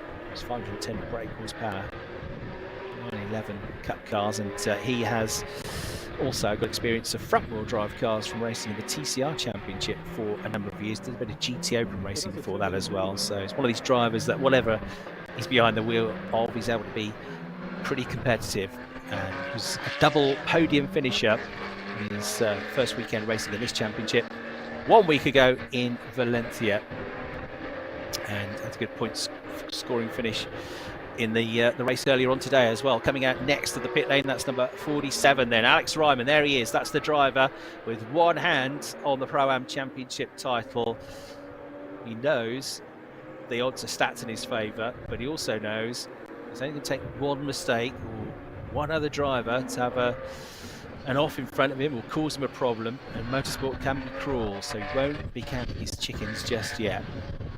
Even if he doesn't finish, he still needs Jules Grau to win the race for him to lose the title. But still, all you can do really is just try and treat every race as a race. Yes, don't take any massive risks, but don't overthink it either. Senna Vansola about to come out of the pits. As I say, he was 5th in the very competitive BMW M2 Cup last season. It was a twin campaign for him, actually. A very talented South African driver, Leighton Fury, went on to win that championship, but he also raced in the Benelux version of the championship and finished 3rd in that. Comes across to Porsche Racing. He's making his way to the grid, already down on the grid and ready to catch up with some of the drivers ahead of this final round of the season. It's back to Piers Bryer. For the final time, we're on the grid for the sport division. It's come around quickly, hasn't it? And I'm going to apologise once again. I've literally just a moment ago got hiccups again. So sorry to everyone at home. I'm not taking the mickey. It's actually something that's affecting me. But on the big board behind us, it said a moment ago that it's 22 degrees. I don't believe that for a second. The sun's gone in. The wind's picked up. I'm pretty cold. I've put a thermal on, but that's just because I don't like being cold. But let's chat to some of the drivers on the grid, and why not start with our pole sitter, Alex Tauscher. Alex put in an absolutely barnstorming effort in the second part of qualifying earlier on to put it on pole with an excellent lap, the fastest we'd seen, I think, all weekend. Alex, pole position for the final race of the season. It would be nice to end this Porsche Sprint Challenge Southern Europe Championship with a win, wouldn't it? Yeah, for sure, especially if you start from pole. You don't want to end up finishing second or further back. We missed a bit of pace in race 1. We changed something for now, so I hope it works out, and then should be a fun race. It's the last race of the season. You can tell us, what did you change? Well, remains a secret. Okay, well, the others are listening, you know. Yeah, they are listening, I'm sure, especially with the pace that you had in qualifying. But you're going to be pushed all the way, and also I'm expecting this race to be good to watch, because race 2 at Valencia was very action-packed. Do you think it's going to be the same? Well, I don't have to say anything against action, but just maybe a different kind, so without red flags and stuff. Yeah. But for sure it won't be easy, yeah. Alex, good luck in the race. I'm sure you'll be hoping, or Alex will be hoping for quite a boring race where everyone stays in exactly the position they started. But I think the chances of that are pretty low. Apologies for the hiccups once again. Matisse Joubert, we've spoken to Matisse quite a lot today. Obviously, we're winning the previous race and he was on pole position. Ariel Levy, our championship winner. It would be rude of us not to grab another word. Ariel, final time this season. You've been so dominant. You won the championship. I suppose you want to end on a high, I suppose. I definitely want to end on a high, but on the other hand, there is no high when I know that after this I'm not driving for some time. So yeah, I really want to drive again already, even though I'm not finished yet. I'm sure you can go testing, but anyway, when is the next time you're racing? I suppose in the main championship? Yeah, I guess the next time I will race will be Carrera Cup Deutschland in Imola. Yeah, we'll see how it is. We will see. Anyway, congratulations once again on the championship. We'll see how you get on in this one. We'll be pushing on as strongly as ever. We grabbed a word with Casa Havercourt in the previous race. So why don't we move down to 5th place on the grid, inside of the third row. It's a staggered grid, so I suppose there isn't rows. Ollie Gray, you're back again this weekend. First time we've caught up with you this weekend. Quali 1 didn't quite go to plan, but Quali 2, you're right in the mix. Yeah, a bit of a disappointing qualifying overall after our pace throughout the 2 days of testing. But yeah, in the mix here. Yeah, looking forward to a good race. Hopefully less safety cars, but yeah, looking forward to it for sure. Of course, your first Porsche Sprint Challenge Southern Europe race weekend. Last time, I say weekend, it's a Saturday. The race number 2 was pretty chaotic. It's actually Alex Tauscher from pole positions running off the grid. So I'll talk about that in a moment. Are you hoping for a slightly less chaotic second race today? Yeah, for sure. Hopefully some good racing, but hopefully some more of it rather than going 60Ks. So yeah, I'm definitely looking forward to mixing it in for a podium, hopefully. And then, of course, as soon as we're done from today, you're back in the ELMS Europole, sorry. That's going to be a bit of a different challenge after driving one of these cars. Yeah, for sure. I think it's going to be a bit faster, a bit different for sure. But yeah, this was a lot of fun. Brilliant. Well, 5 minutes remain, or 4 minutes until we need to leave the grid. I'm going to keep an eye on our pole sitter, because Alex Tauscher has definitely left the grid. I saw him at the corner of my eye, so I wonder what's going on there. Maybe he just needs a last-minute wee. Marco Giltrap, almost always towards the front of the grid. It looked like a difficult first race, but you were right in the mix, giving us some entertainment. Marco, a bit of a better starting position this time out. Talk to us about your race plan. Yeah, the first race was a little bit difficult. It's a little bit tricky to make progress after the first couple of laps, so I think that's what we're going to focus on, is just trying to capitalise on any mistakes in the opening laps. Capitalising on mistakes, I think, is going to be a good plan, because we saw a lot of chopping and changing its second race in round 6 at Ricardo Tormo. Is it going to be a waiting game, or are you going to be the one trying to cause some hustling? No, I think if you wait, you'll be on the back foot, so it's going to be 100% from the green flag.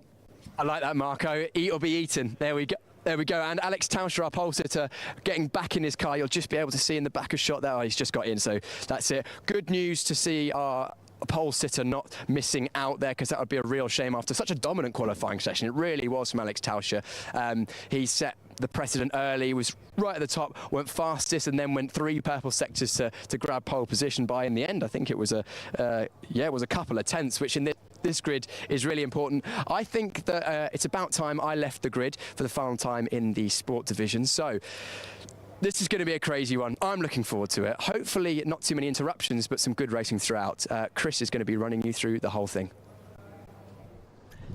Indeed so. Thanks very much, Pierce. So, minor heart attack then when Alex Tauscher disappeared from the car, but he's back. He's all right. He's got into the car, and he will be starting from pole position for the second time this season, looking to bookmark the season with another race victory to add to the one he got earlier on at the very start of the season. So, Alex Tauscher with a healthy advantage in qualifying. He wasn't quite happy with the car, didn't quite have the pace to deal with the leaders in race one. He said there were certain laps where he definitely was as quick as them, but they made a tweak to the setup. He wouldn't say what it was, but they're hoping it's going to work. So they've taken a bit of a risk, a bit of a gamble, but a tweak to the setup. And if he's even a bit quicker than he was before, it's going to be very hard to beat. You also heard from Oliver Gray, the British driver, only his second weekend racing in the Porsche Sprint Challenge. He has a single-seater background, essentially. Very young driver, raced in the FIA Formula 3 Championship last year. Made his name in British Formula 4, was the runner-up in the championship for Trevor Carlin's team, the hugely competitive, successful Carlin Motorsport squad a couple of years ago in 2022. Lots of star drivers have come out of British Formula 4. A chap called Lando Norris, a chap called Oscar Piastri. They were front runners. In fact, Norris won the championship back in 2015. Piastri was a top 3 finisher in the championship as well. Logan Sargent also raced in Formula 4, and they've all gone on to become Formula 1 drivers, of course. And Oliver Gray, another one, looking to ultimately, if he can, follow in their footsteps, although maybe his career taking a bit of a different turn this year away from single-seaters. We also heard from the New Zealand driver Marco Giltrap, who's had some strong races this year. Podium finisher in the first weekend at Portimao. He's had a bit of bad luck here and there as well, but he's generally been in the mix most of the time. He's looking to get his European racing career going this season. Another young driver, he's only 20, and he was the Australian champion in the Porsche Michelin Sprint Challenge last year. So Marco, I think, will be well worth keeping an eye on in this race in the orange and black number 84 car, another of the Team GP elite cars. And of course, we heard from the champion-elect Ariel Levy, who did enough in race 1 to make his points advantage unassailable. Third on the grid he will be, but already worried that he's not going to be able to go racing for a few weeks after this because he just wants to be out there, loves his racing. He's got a busy year ahead racing in Porsche Carrera Cup. Deutschland Imola is where their season will start, and then Porsche Super Cup for him as well, and wishing the best of luck in that because he's been really impressive in this championship this year, which is why he's the winner. All eyes as well on Alex Ryman as he looks to do enough here to seal the Pro-Am Championship in the number 47 car, which will be a great success story for the S1 Racing squad that run the driver in question. The only one that can stop him is Jules Grau, where he needs a massive turnaround, a race win and a non-finish for Ryman to be able to do so. Right, so back to standing starts will be one formation lap, back to the grid, standing start, 30 minutes plus 1 lap of racing. Round 8 of the championship, the final round of the season about to get underway as the cars leave the grid and the drivers now start to turn their attentions to their plan of action, what they're going to do in that first quarter. So we've got the grid for the final time this season for the sport division, and it's Alex Tauscher that lines up on pole position for the second time this year, a couple of tenths, 2.5 tenths quicker than the race 1 winner Matthias Joba. Champion-elect Ariel Levy starts third. Kaz Havercourt, who's been a winner this year, starting fourth. All 4 of those drivers have been race winners this season. This could be an interesting race. Then Oliver Gray with his best qualifying, starting in 5th place, and Marco Giltrap, who also heard from, rounding out the 3rd row of the grid. They are all potential race winners. Horst Felix Felbermeyer has been in the mix most of the time this season. He starts 7th, Senna van Sola with a better grid this time around. Driver that's hoping to end the day where he started it in the top 6 in the championship. Louis Rousset, the French driver, starts 9th. Jan Sefer with a bit more work to do this time, back in 10th. And on the 6th row of the grid, Sasha Norden had that great battle with Sebastian Freymut in race 1. That might be resumed in race 2 because they're together on the grid with Freymut starting in 12th place. Then on 13th spot on the grid, we've got Pietro Armani, who came through into the top 10 in race 1. Sid Smith, more work to do in this race, but 14th is not a bad grid. Finished 5th in race 1. He starts 14th for this one. On row 8, we've got Jurian back, car hopefully repaired after his lap 1 exit. Angus Whiteside will start alongside him, 16th on the grid. Row 9, we've got Alex Ryman, the driver that leads the Pro-Am standings. He's almost there for the championship, just basically needs to finish the race. Josh Stanton's had a fair bit of bad luck this season. Can he end the year on a high from 18th? 19th is Giuseppe Ferrari. Gianluca Tibarolio starts 20th, and then Fernando Monnier a bit higher up the grid than he was at least for race 1. And 22nd on the grid, Jules Grell, the one driver that can stop Pro-Am Championship glory going the way of Alex Ryman. Henry Tuamola was on the class podium earlier on. He starts 23rd with Draker Janssen's car happily repaired after its damage in race 1. He starts 24th on the grid. So they're the first 12 rows, and then the last few lining up. Jeff Meals, car 99, starts 25th. Thomas Kangro starting 26th. That's a good result in this championship last year. And Cengiz Oguzali ended in the gravel trap in race 1. At the back of the grid for this one to complete a 27 car lineup. 30 minutes plus 1 lap of racing. I think this could be an absolute cracker. Hold on to your armchairs, hold on to your grandstand seats, take a deep breath, remain calm at all times, because we're about to go racing with a full grid of 500 plus brake horsepower Porsches. These GT3 cars are about to deliver round 8 of the Porsche Sprint Challenge Southern Europe, their final race of the day here in Barcelona. The last few cars lined up and ready to go. The charge towards turn 1. A long run before you get to the braking zone. Who will get there first? We're about to find out. Your pole sitter to the right is Alex Tauscher. Race 1 winner Matthias Schober to the left of the picture in the green and white car. The green flag is waved at the back of the grid. We're about to go racing. Red lights come on. They go out and we are underway here. Off the line they go, storming up through the gears, pulling away, accelerating to tremendous speeds. Tauscher is being matched here by Schober, and Schobert's got the inside line, and maybe he might just be able to get his nose in front here and snatch the lead of the race away from the pole sitter. He does. Levi in 3rd place there, just behind them. Kaz Havercourt looked like he tucked into 4th place to me with a decent start as well, and indeed Schober has got the lead of the race away from Tauscher. Everybody weaves their way through the left at turn 2, through the right at turn 3, up the hill towards turn 4. Kaz Havercourt having to defend from Oliver Gray in 5th place. Oliver in the blue and white car with the yellow wing mirrors. Then it's the New Zealand driver Marco Giltrap rounding out the top 6. Senna van Sola looks like he's made a place up and gets up into 7th place. The start's under investigation, it says on the race official screen. But for now, a much cleaner start than we had at least in race 1. Everybody up to speed. Terrific start from Schober.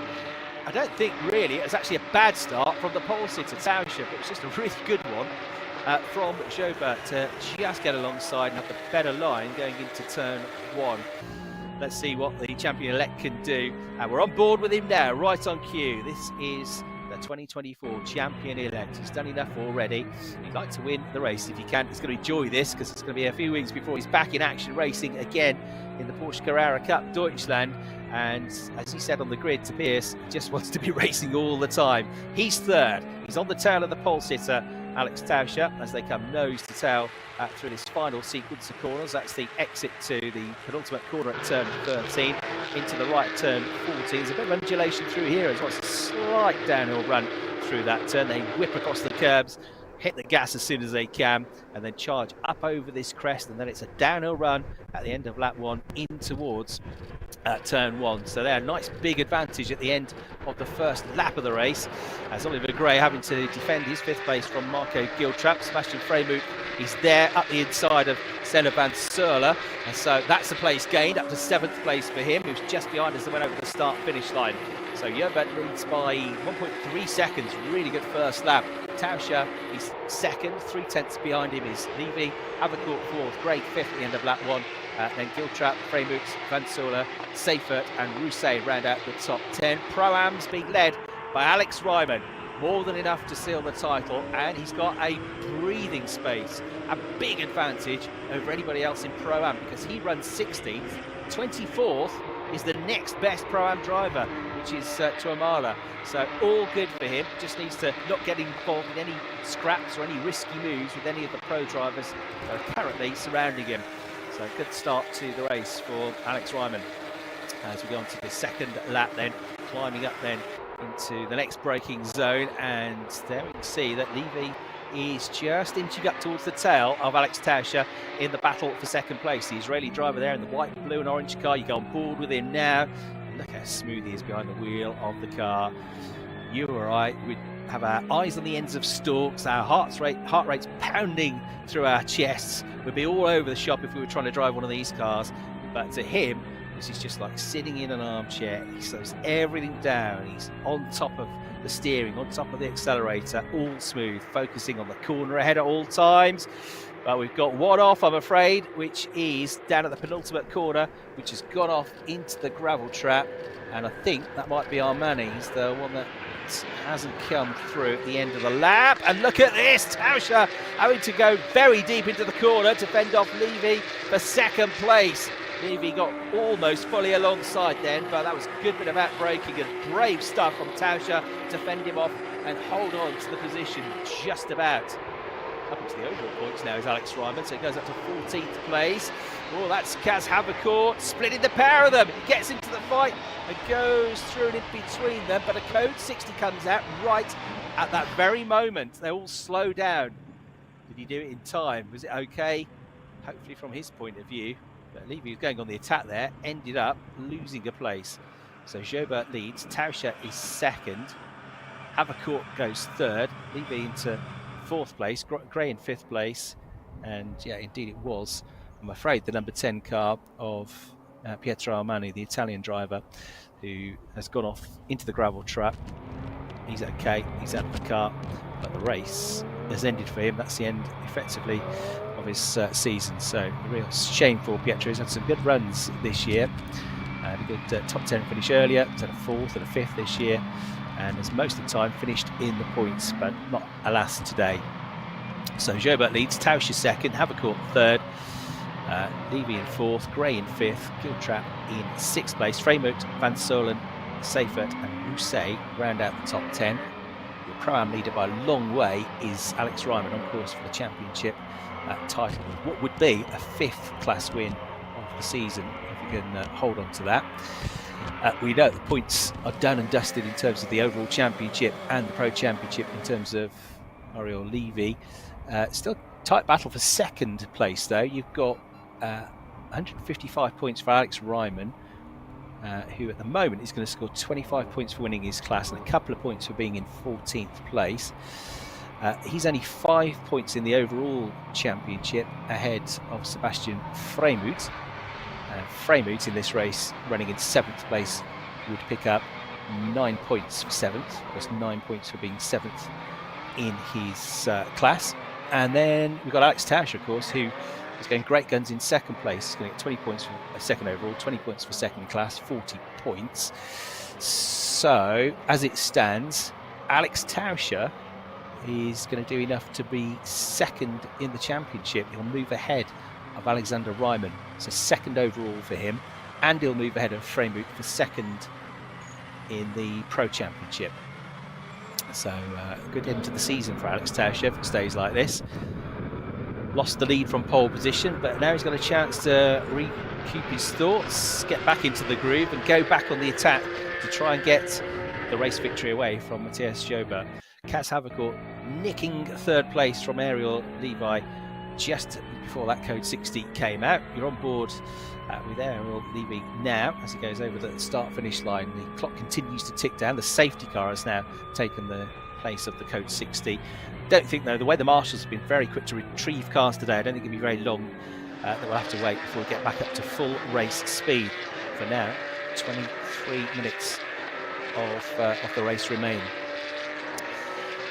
Anybody else moving up the order? Sasha Norden usually makes good starts to the race, but he's 12th, so didn't actually gain anything at the start of the race. Oliver Gray, we know, had a good start there in 5th place. And Soler did get up to 7th, but then dropped behind Freymoos at the start of the next lap to drop to 8th.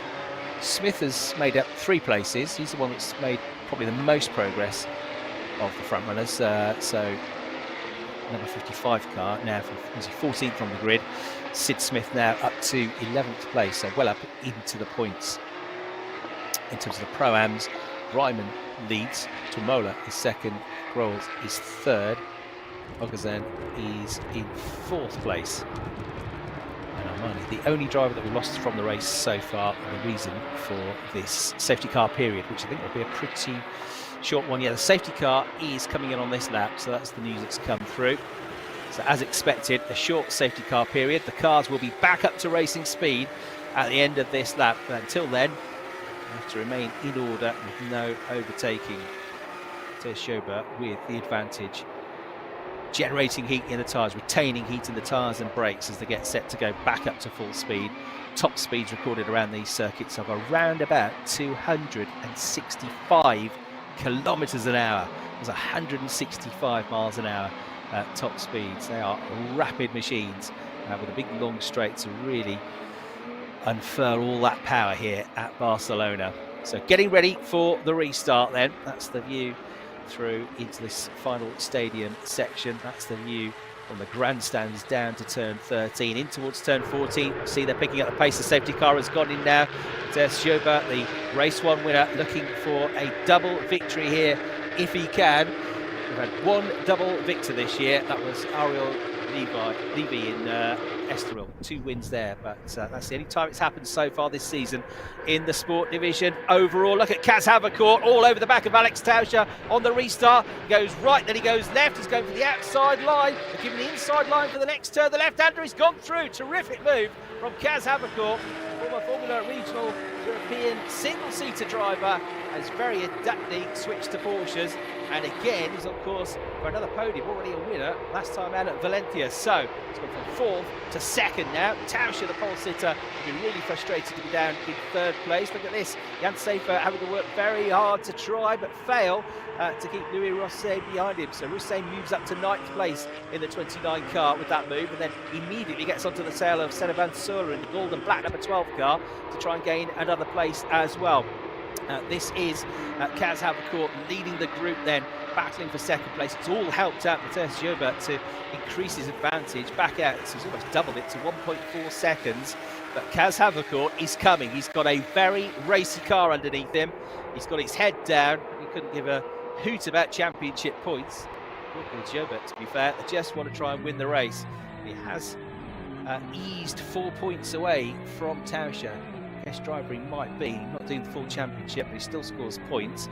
This is Levy on the tail of Tauscher, so you with the driver that leads the championship has effectively already won the championship on the tail of the driver that's trying to finish 2nd in the championship in terms of the overall points and the pro points. But he's back to 16 points for 3rd and 16 points for 3rd in class now, and I reckon he'd be on 182 points, which is exactly the same as Alex Ryman. In fact, no, because Ryman's out of the top 15 now, so he won't get a couple of bonus points.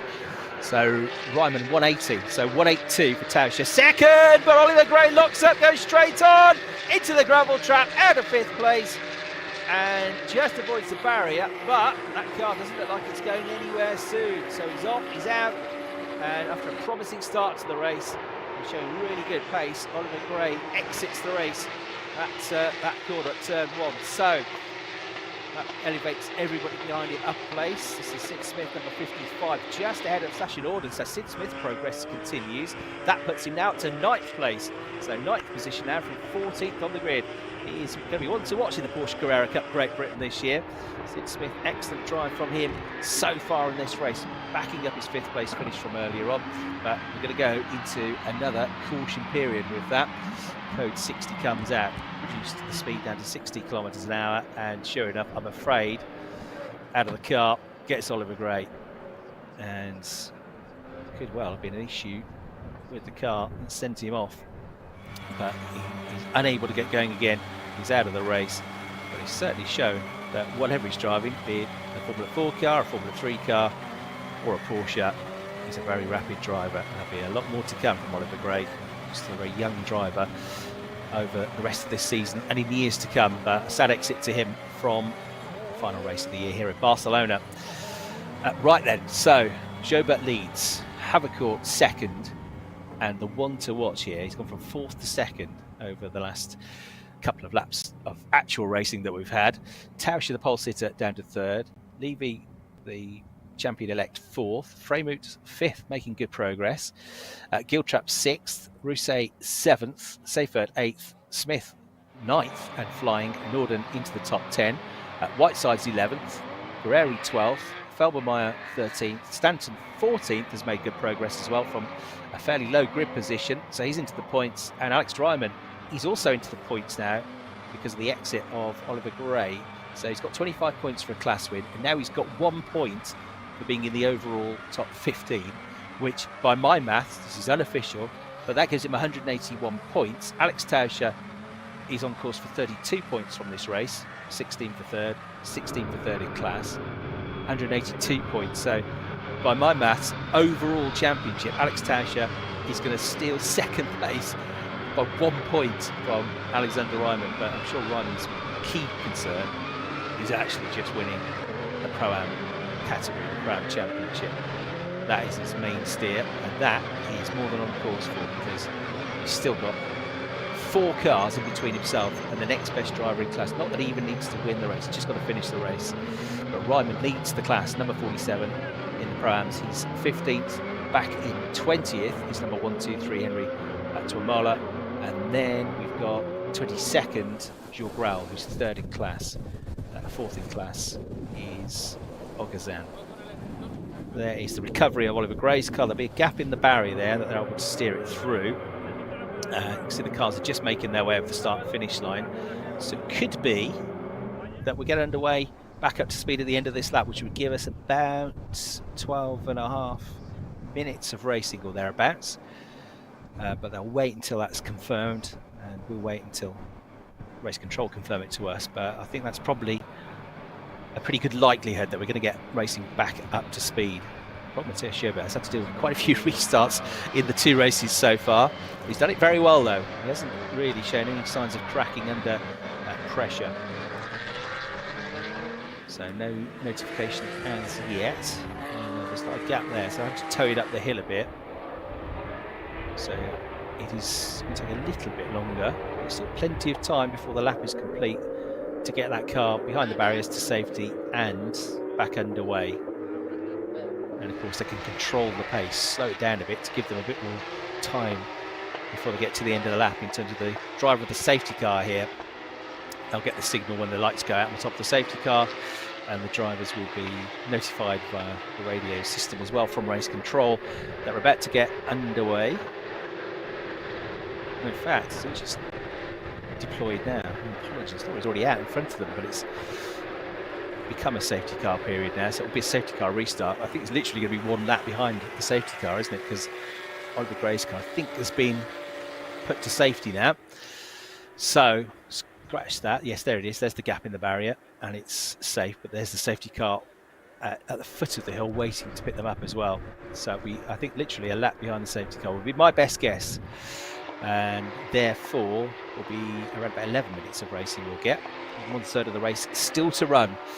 To Schobert then leading the way, just trying to stay focused. It must be so hard in this situation because you've had all of the adrenaline pumping through your veins. You've been absolutely on it, on a mission, driving these phenomenal cars, and then suddenly it all slows down to, what, 60 kilometres an hour, which is a snail's pace for these drivers. And you have 5 or 6 minutes of not doing very much, driving a car very slowly. And the adrenaline naturally starts to seep away, but you've got to keep yourself up, you've got to keep yourself focused. It'll also get a bit warmer in those cars with less airflow. Pierce said the air temperature, 22 degrees actually, a warmer day than we thought it was going to be. But because it's been quite breezy, it doesn't feel like that, but it will feel like that and more in the car. It's going to feel, well, it's going to be about 50 degrees inside the cockpits of these cars. And they're all wearing stuff that you don't really want to be wearing when it's 50 degrees, when it's as hot as a desert. You want to be in shorts and sandals. You've got to wear fireproof underwear, you've got to wear balaclavas, you've got to wear gloves, boots, pretty thick racing overalls, a helmet, not much airflow. Quite tricky conditions these behind the safety car, but hopefully, as I say, it's not going to be for very long before we get back underway. Into the pits has also gone Drake Janssen. Oh, Senna van Sörl dropped down and behind the code 60 as well.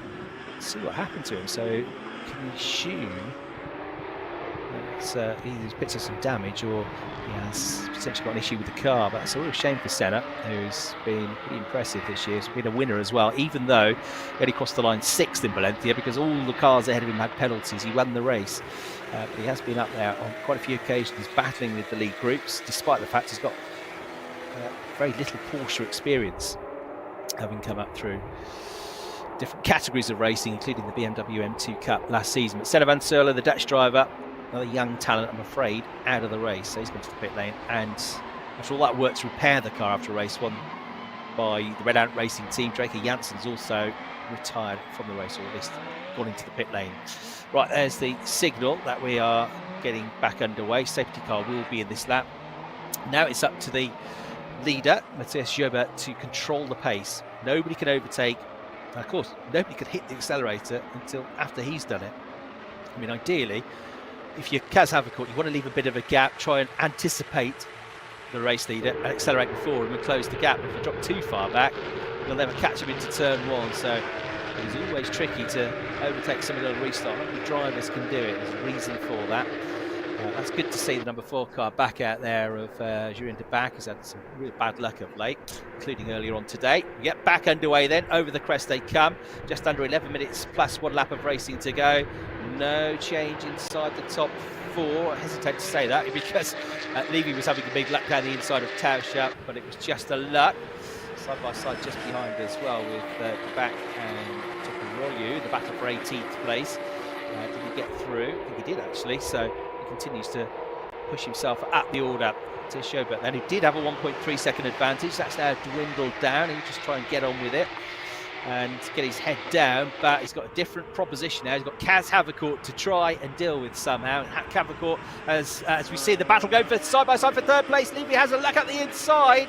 Has he done it? Has he pulled it off on Tauscher? Has he gone for it? And he's pulled it off. The 78 car through and into 3rd place. Tight squeeze, opportunistic bit of driving. Not somewhere you'd necessarily expect a move to happen. He made it happen and he did it very well. That's why the guy leads and he's about to win the championship.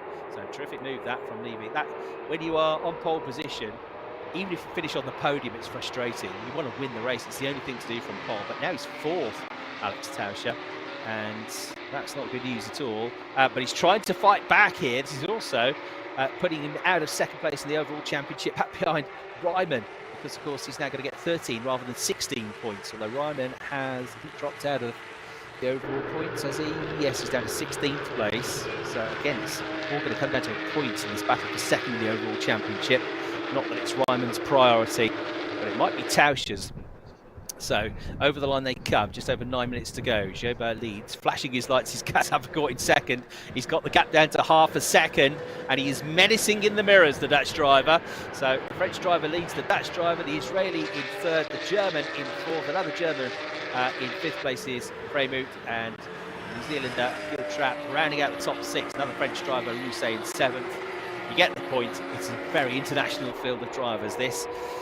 So huge grid of cars, all battling away in this final race of the season, round 8 of the championship. There is the battle for the final spot on the podium. Now we're really looking to keep this fantastic run of form going.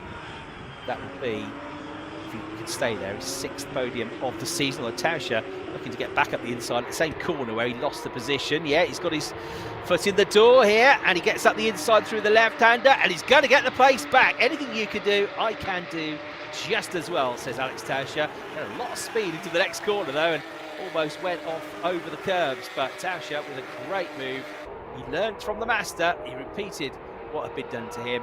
Almost a textbook copy that, and it's enough to get him back up into 3rd place. Therefore, I reckon enough for 2nd in the overall championship. Sid Smith going wheel to wheel here with the 21 car of Sasha Norden just to defend his place. He's already ahead of Norden. That's for 9th place. He successfully does so. He's gained 5 places since the start of the race as Sid Smith. Oh dear, Josh Stanton has had a horrendous time of it in this championship. He's off and out of the race into the gravel trap. Code 60 for now, but the car, I think, is unlikely to be shifting under its own volition. So poor old Josh Stanton out of the race, out of the points again. He's only had one top 10 finish this year, 5th place. Look at this. Rousset going side by side with Seifert. Rousset's already got his nose in front over the line. He was already trying to stay 7th, but Seifert now just briefly noses ahead in the battle for 7th place. In the 998 cars, a bit of contact, a bit of shoulder rubbing. Get out of the way, says Rousset. It's my corner, it's my line. I was in front. I want to stay in 7th place. Which he does. Seifert, big effort, good try. He couldn't come through. Rousset stood tall, remains in that number 29 car in 7th place. Seifert in 8th. Sid Smith just behind them in 9th place. Safety car on standby at the moment, race control says. So that is the situation. But a code 60, which you can see the car slowing down, is resulting because of that off for Josh Stanton. We'll see what happened to him. He's been the victim of 2 pieces of contact and bad luck this year, as Josh. Real shame for him because he's being one of the top drivers in Porsche Carrera Cup Great Britain over the last couple of seasons, a class champion 2 years ago, but season to forget so far for him, I think it's fair to say. All experience though, and they all know, they've been doing it long enough, that there are more things that can go wrong in motorsport than can go right. It's far outweighed, and so you have to roll with the punches sometimes, and sometimes it almost feels like you're on a run of bad luck, like you just can't get out of the rut no matter what you do. And it probably feels a bit like that for Josh at the moment. He probably thought he got out of it with that 5th place finish at Valencia, but bad luck has come back to bite him twice today. But it does mean when you do get over all those obstacles, you get to the finish line and you get a great result, or a podium, or a win, or a championship title, it makes it taste so much sweeter because you know that the odds were always stacked against you. Safety car deployed is the confirmation on the screen now. So safety car back out. Well, the drivers were saying to Piers on the grid, weren't they? I hope we get more racing this time. We had too much time. Code 60 safety car in the first race, but unfortunately probably had less racing this time around. We've got less than 5 minutes plus 1 lap left to go. We know the safety car is going to pick them up. We know a lap behind the safety car is going to take at least 2.5 minutes. So best I think we could hope for is a couple of laps of racing. But in fairness, the marshals were straight on the scene there. We'd see them in the background of the shot already hooking up Josh Stanton's stricken Porsche to the recovery track. And so they'll do their best to get everybody up and racing and running once more. The one driver that probably doesn't mind all of this is Matthias Schobert. In fact, there's 2 drivers that don't mind this. Matthias Schobert says, fine, let's finish behind the safety car, I'll take the win. And likewise, Alex Ryman is going to be saying exactly the same thing. He's in 15th place overall, but the key thing is that he's winning his class. As I say, just needs a finish to wrap up the title. So, in terms of the Pro-Ams, that is. So he's got 25 points for a class win and a point for 15th overall. And Tauscher is that great move back up to 3rd place now. He's going to score as it stands 32 points. So it does mean that Tauscher, I reckon, unofficial, school maths from 30 odd years ago.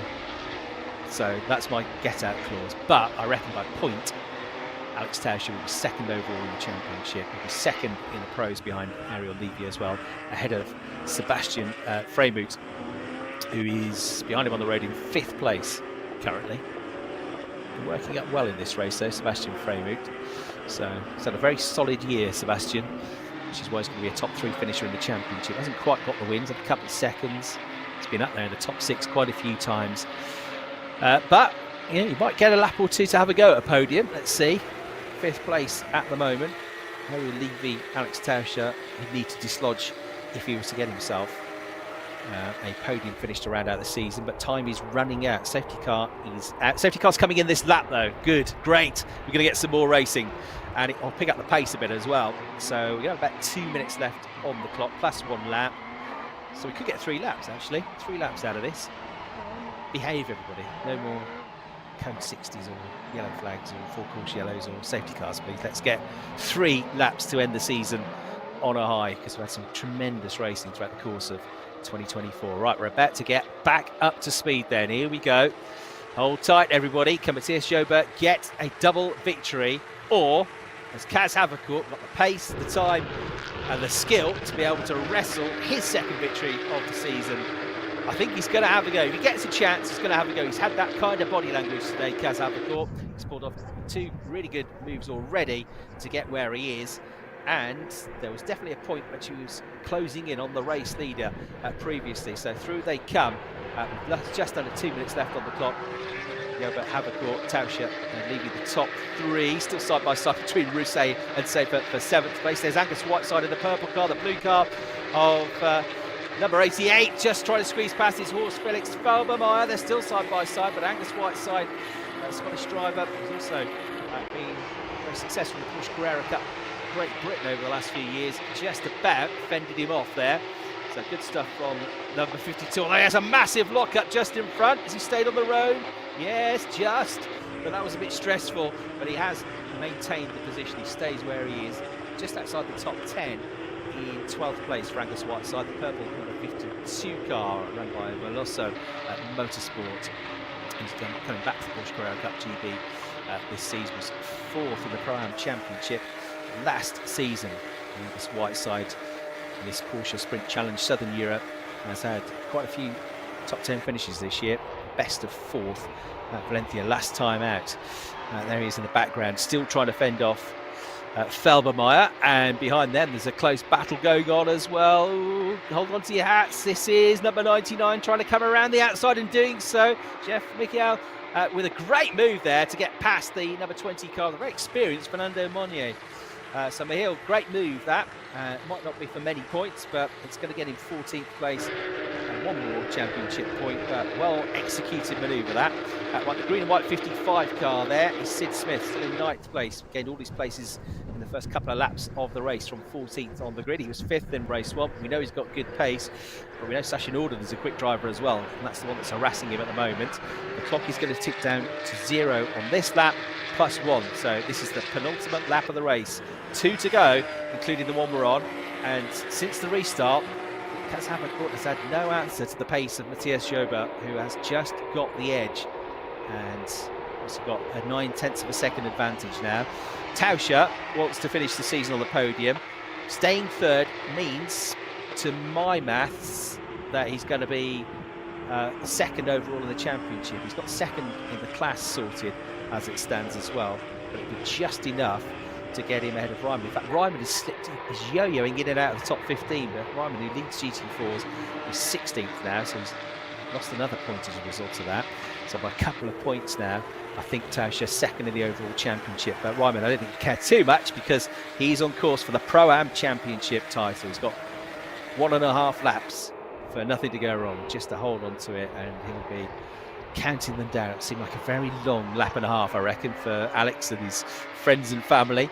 There then is the black and orange car of Marco Giltrap, coming under pressure from Louis Rousset. These two have had a couple of good battles this year as well. This is for 6th place, and they're about to start the final lap of the race. In fact, the race leader is coming down the start-finish straight and about to start the last lap of the race. The last lap of the last race of the season. Matthias Joubert is the driver that leads the way, looking for the perfect day with 2 wins out of 2. Over the start line, he has gone. He's on the last lap of the race. Here he comes towards turn 1. Matthias Joubert with a 0.8 second advantage. He's never once looked like putting a wheel wrong. He's never got the car out of shape. He's looked smooth. I've seen no lockups. He's He's looked after the tyres. He's been absolutely magnificent today. And the French driver looks like he's got this one sorted. As good as Havercourt is, I don't think he's going to be able to close the gap to Jobert, and I don't think you can rely on a mistake from Jobert because he's just shown a relentless pace so far this weekend. Right, there's the battle for the final spot on the podium. Tauscher looking to be second in the championship, behind the man that is behind him in the race, Ariel Levy. And starting his last lap as well, of course, is Alex Ryman, number 47, on course for the Pro-Am Championship title. And what will be his 5th class win of the season. Tremendous job done by him. We've got this battle still raging on for 6th place. A couple of lengths behind them is Jan Seifert, 998, and the other green and black car running in 8th place. Sid Smith is still hanging on to 9th place from Sasha Norden by about half a second. Yeah, through they come. About 2 or 3 car lengths between them now.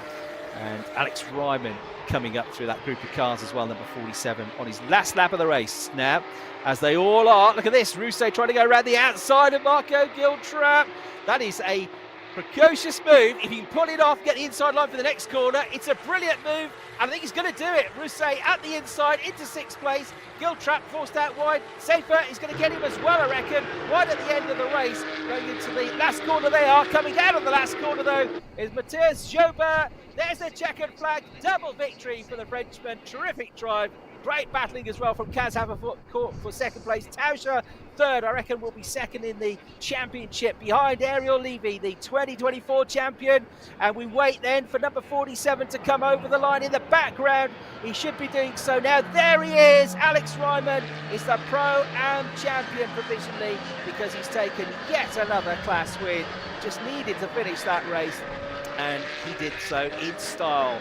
Terrific job. 16th place overall. Alex Ryman wins the Pro-Am race, wins the Pro-Am championship title as well, provisionally ahead in that race of Tuamala, and Gruel is going to have to settle for 2nd in the Pro-Am championship. Well, fantastic drive that from Matthias Jobert. He takes the race victory despite all those interruptions by just under 8/10 of a second. Kaz Havercourt, though, showing that he is going to be one to watch in GT racing and in Porsches. 2nd place for him, and Alex Tauscher, well, bittersweet that. He started on pole.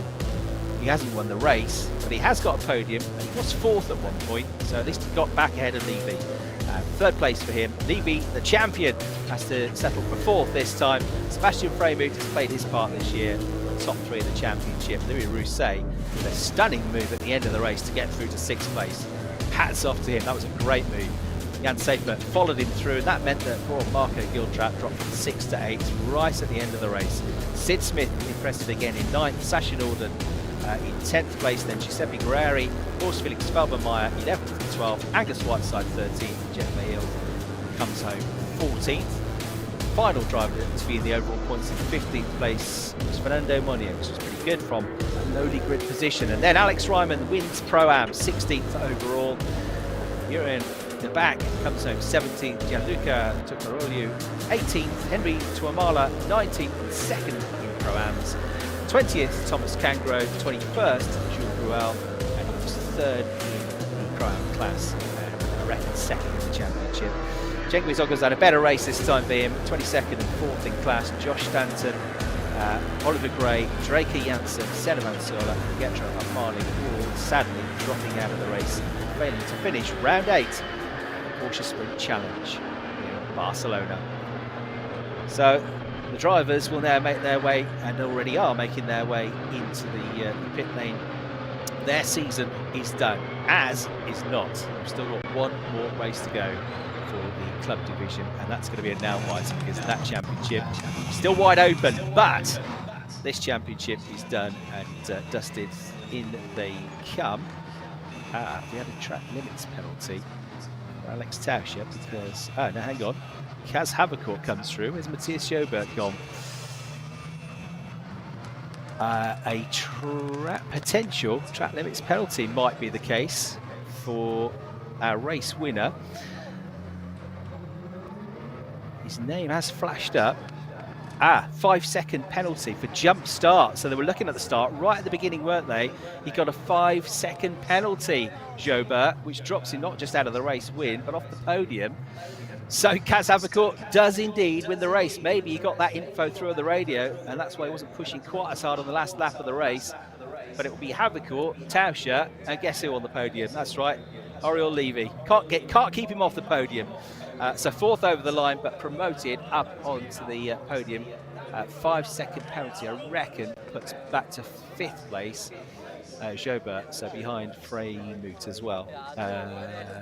Sixth place behind Freymut. So there you go. Kaz Havercourt gets the victory. Second on the road. That's the second win in 2 weekends. That's excellent. And two really good moves as well to get him into second place, which was key in the end because that turned out to be enough to get the race victory. Kaz Havercourt then getting the win due to the penalty for Jobert. There with the microphone and ready to grab him is back to Pierce. Kaz, another great race, second on the road, but hey, sometimes luck goes your way and you got the win, so you must be happy. Yeah, of course, just very happy. I had to start from P4, so that was not too bad. Of course, it's my second weekend in the car, but still, I mean, I got the overtake. I've done 2 overtakes, and then of course a bit of luck also needs to be there sometimes. So yeah, amazingly happy, and the team put a great car down, so just really happy. I was going to say that you made some good overtakes. Your car cleared racy underneath you. Good setup by GP Elite. The car must have felt really good. Yeah, it felt amazing. I mean, after the start, I just had to do my thing. The car just was really nice to drive, and I just had to do my thing. Don't make any mistakes, and I think it succeeded. So very happy. Brilliant. Thanks very much for chatting to us. Congratulations on a great win. I'll grab Ariel Levy's here right now. Ariel, third place. Good way to end the Porsche Carrera Cup Sprint Challenge season. Champion. Just sum up the season completely, Miles. Yeah, it was a very good season, to be honest. I think I summed it up in the other race, but generally it was a super important period of my career, I guess. I made a huge progress, and me and the team are learning each other. Yeah, I really want to start the summer season now. I'm sure you do. Congratulations once again, another podium, and we'll grab a word with our second place driver. I got confused there. Of course, Alex started on pole position, but unfortunately got shuffled back. Still at the podium. Alex, should we grab a quick word? Is that okay? You can. We saw you jump off the grid. I was interviewing some other drivers and you ran into the pit lane. Was that an emergency? Kind of toilet emergency, yeah, but it worked out. I think it would have got in the seat otherwise, so better I did it. Very, very good call there. Still, a tricky race, pole position. You got shuffled back a little bit, but still ended up in second place in the end. Yeah, to be honest, I can't be really happy, you know, because it's still losing one position and we don't want to go for the win.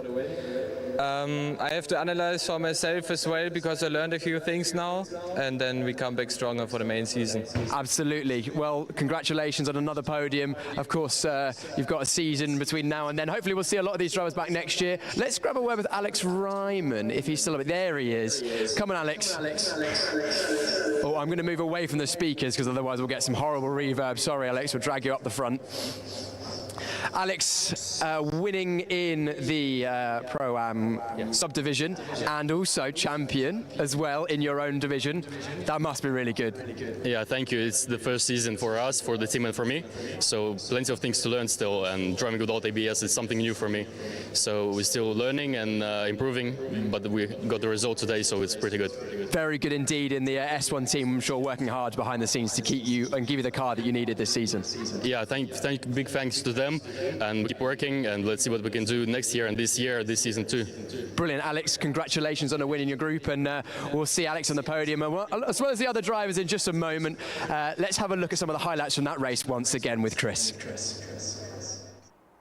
Thanks very much indeed, Pierce. Yeah, great to hear from Alex Ryman. He did a terrific job today, didn't he? Everything he needed to do. 2 class wins, 5 in total this season, and well, more to come from them. All getting to know each other. First season for him, first season with the team, and a great job done by the Estonian driver to get that class victory and championship title as well, and also top 3 in the overall standings as well. So well done to him. Let's have a look back then at highlights from round 8 of the championship. So off the line, the pole sitter after his emergency toilet break, Alex Tauscher, couldn't quite lighten the load enough to hold on to the lead into turn one. Matthias Schobert just stole it from him. They both had good starts, but Schobert had the slightly better start. It then transpired later on, right at the end of the race, that the start was a bit too good. It was called as a jump start. It must have been pretty marginal, but Schobert ending up right at the end of the race with a 5-second penalty. Tauscher then getting sucked into a battle with Ariel Levy as those two went side by side, battling for second place initially, a race which got interrupted a few times ultimately. And then getting into the mix was Kaz Havercourt. He split the pair of them, then pulled off this move. Tremendous effort around the outside of turn one, down the inside at turn two, and just about getting the car to stay on the track at turn three for Havercourt to go second. That proved to be a critical move, because second place then ended up being the race win, and then with a smoking brakes there, possible issue for Oliver Gray, went off the road from 5th place. He was okay, but the car was out of the race. So with Havercourt second, Ariel Levy pulled off a great move to get ahead of Alex Tauscher for the final spot on the podium. But one lap later, at the same corner, Tauscher got his foot in the door and pulled off this absolute stunner. Great fair driving from Ariel Levy, but it was Tauscher who had the line and got himself back up to 3rd place on the road with Sebastian Fremuth behind them. More bad luck for Josh Stanton. He was out of the race. Had a good battle between these two, Louis Rousset and Jan Seifert, who were battling away at the time for 7th place. Safety car then deployed in the closing stages because of the Josh Stanton stricken car. We got back underway for more racing though. 3 more laps of flat out action, and there was certainly plenty of that. Angus Whiteside and Horst Felix Felbermeyer having a good battle, smoking tyres, but getting the position was Angus Whiteside to finish inside the points. And we had this good battle, this good move from Hills as well. And then this tremendous move from Louis Rousset with just a couple of corners to go, setting up the move on the way to the left-hander at turn 10.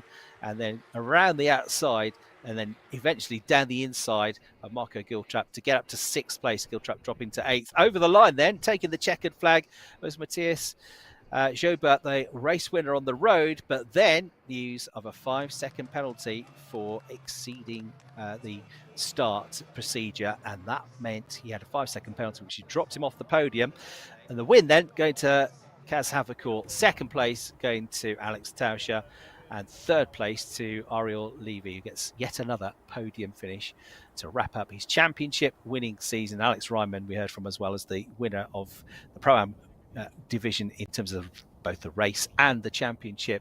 So by my maths, 275 points for Ariel Levy, who'd already run the championship with a round to go, 190 for Alex Tauscher, and 180 for Alex Ryman, top 3 overall. In the Pro division, it'll be Levi from Tauscher from Fremuth, and we already know that it is victory in the Pro-Am category for a very happy and very deserving number 47, Alex Ryman. So 2 podiums coming up for you. The last sports podium of the season, and there to oversee proceedings is back to you, Piers. Yes, the final podium ceremony of the season, starting in the pro classification. Our champion this season, number 78 from Israel, Ariel Levy. Ariel racing for the GP Elite team. In 2nd place, the number 13 from Germany, Alex Tauscher. And your final winner of the season in the pro classification, the number 72 from the Netherlands, Kaz Havercourt. Once again for the GP Elite team. And now the Dutch national anthem.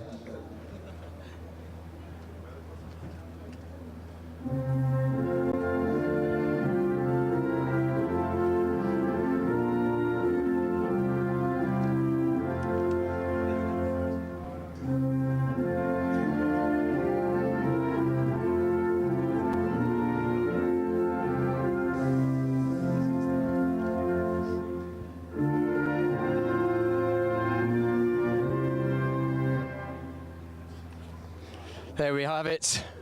And the trophies will be handed out once again by Jose Luis Santamaria, the general manager of the Circuit de Barcelona Catalunya, for 3rd place. The 2nd place trophy by Charles Mametz from Michelin Motorsport.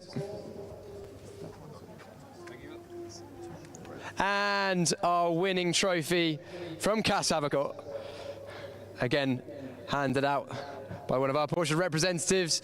And a big round of applause for the final podium in the Pro classification of the Sport division.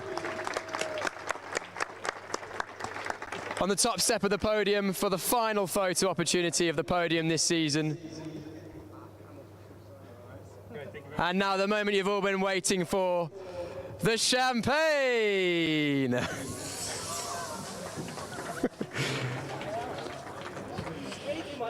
Straight in Cass's ear. Enjoy the taste of that, guys. A great season. Hopefully we'll be seeing you all again next year for the Porsche Sprint Challenge Southern Europe. Next up, the Pro-Am classification. Good accuracy, yeah. Well done, guys. Well released. Spraying champagne.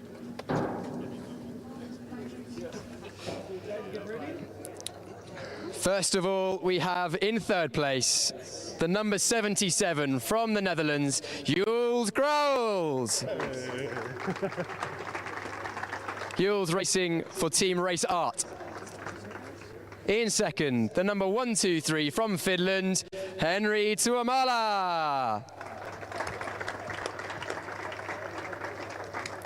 Henry racing for Porsche Estonia. And the winner of the final race of the season in the Pro-Am classification, the number 47 from Estonia, Alex Royman.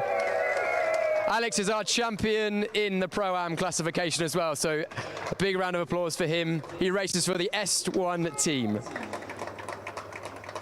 We'll now have the Estonian national anthem.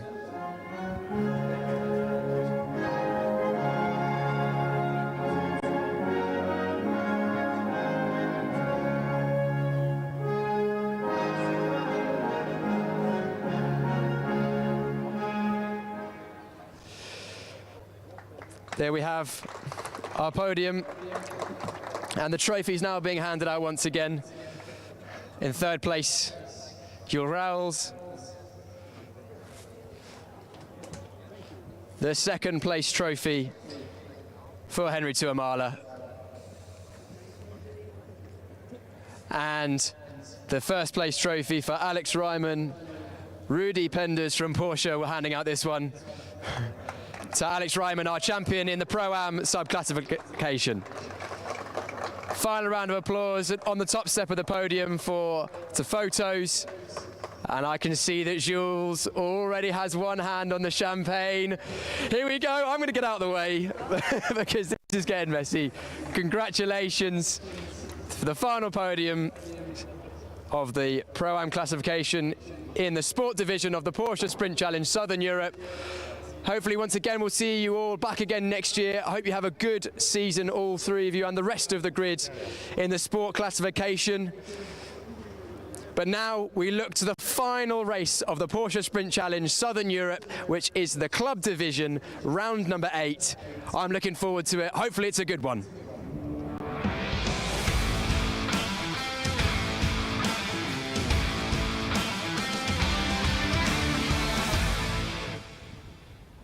Well done, Piers. Thanks very much indeed. And about 10 minutes, we'll see Piers back hot shoeing it onto the grid for the final time for our final grid walk of the season. So our last race of the day, sadly, last race of this Porsche Sprint Challenge Southern European Championship is going to be getting underway in the not too distant future in just about 25 minutes time. But the cars will be on the grid about 10 minutes or so. And we'll have all the build-up, and Piers, I'm sure we'll catch up with some of the front-running drivers as well. This one is going to be pretty intense, I think, because the championship is still, by my count, by my maths, wide open.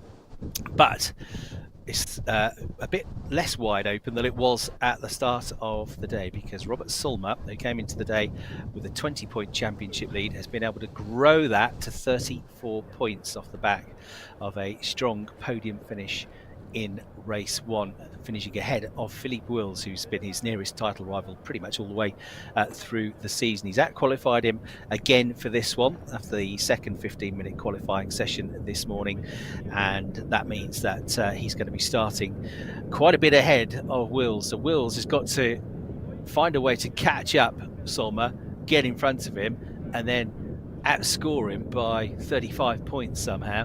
There are 50 points up for grabs. He's 34 behind, so it is doable, but it is a tall order.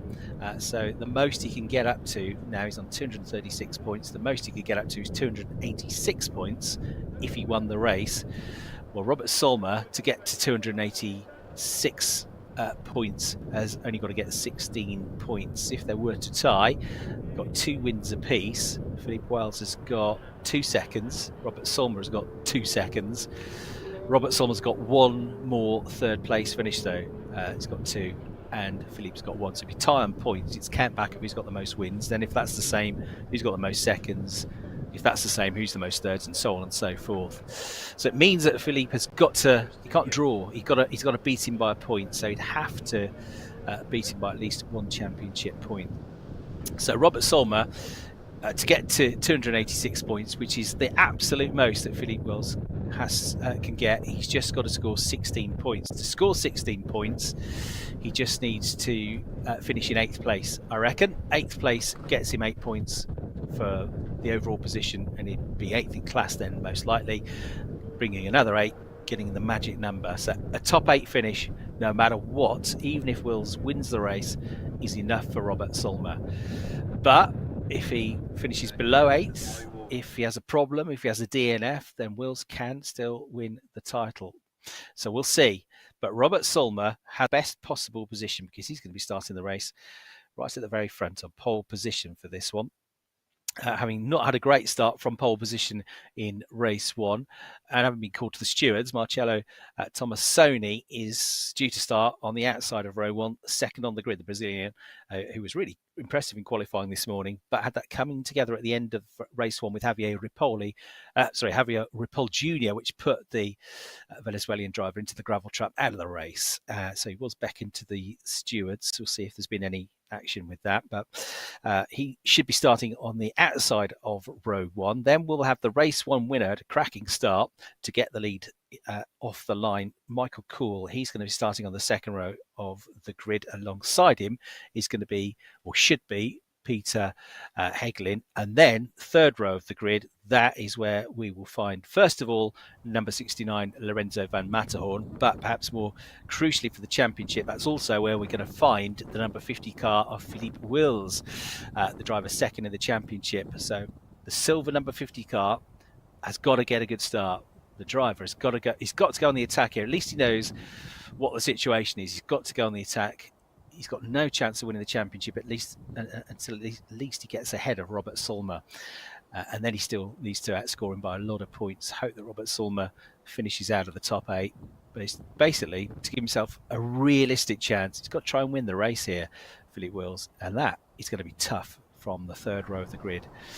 But stranger things have happened. It is motorsport. These things always come back to give a twist in the tail. Just when you think you know what's going to happen, the opposite happens. So we'll see. But Robert Solmer certainly has put himself in a very strong position here. So they're the two going for the overall championship. Javier Ripoll Jr., third in the standings at the start of the day. Can't do it now, especially now that he didn't get any points in that first race, but he couldn't have done it anyway. He was too far behind. So he's out of the running. It's just a 2-horse race for the Pro Championship and for the AM Championship. For GT4s, we've already had our winner, because Graham King got up onto the podium for the 7th consecutive race this season in the GT4 category. Henk van Norrel, his nearest rival, was out right at the start of the race on lap 1, didn't finish, and that was more than enough to give Graham King the championship title. So that was done. Seb Hopkins, although he's only done the first 2 rounds, or 2 weekends, 4 rounds, 4 wins, 100 points. Robert Cronin, in the same car, which he took over mid-season, he's trying to match him and could well do it, because Robert Cronin was comfortably the winner in terms of the race of GT4s earlier on today. So two things. One, it could be 8 wins out of 8 for that car and for the Team Parker squad that put it together. Impressive.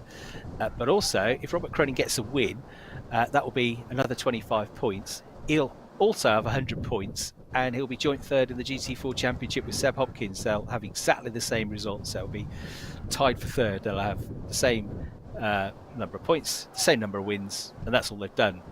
Wins. They've had no second, third place finishes, so they'll be joint third in the championship if Robert gets the win. Not bad, given that he's only done 2 weekends in the championship. So GT4 is done, dusted. We don't need to worry about that. Graham King has already got it wrapped up, but for the AM division and for overall, that's where all our attention's going to be. Robert Solmer is in the box seat, but he's just got to get the job done and avoid trouble, really.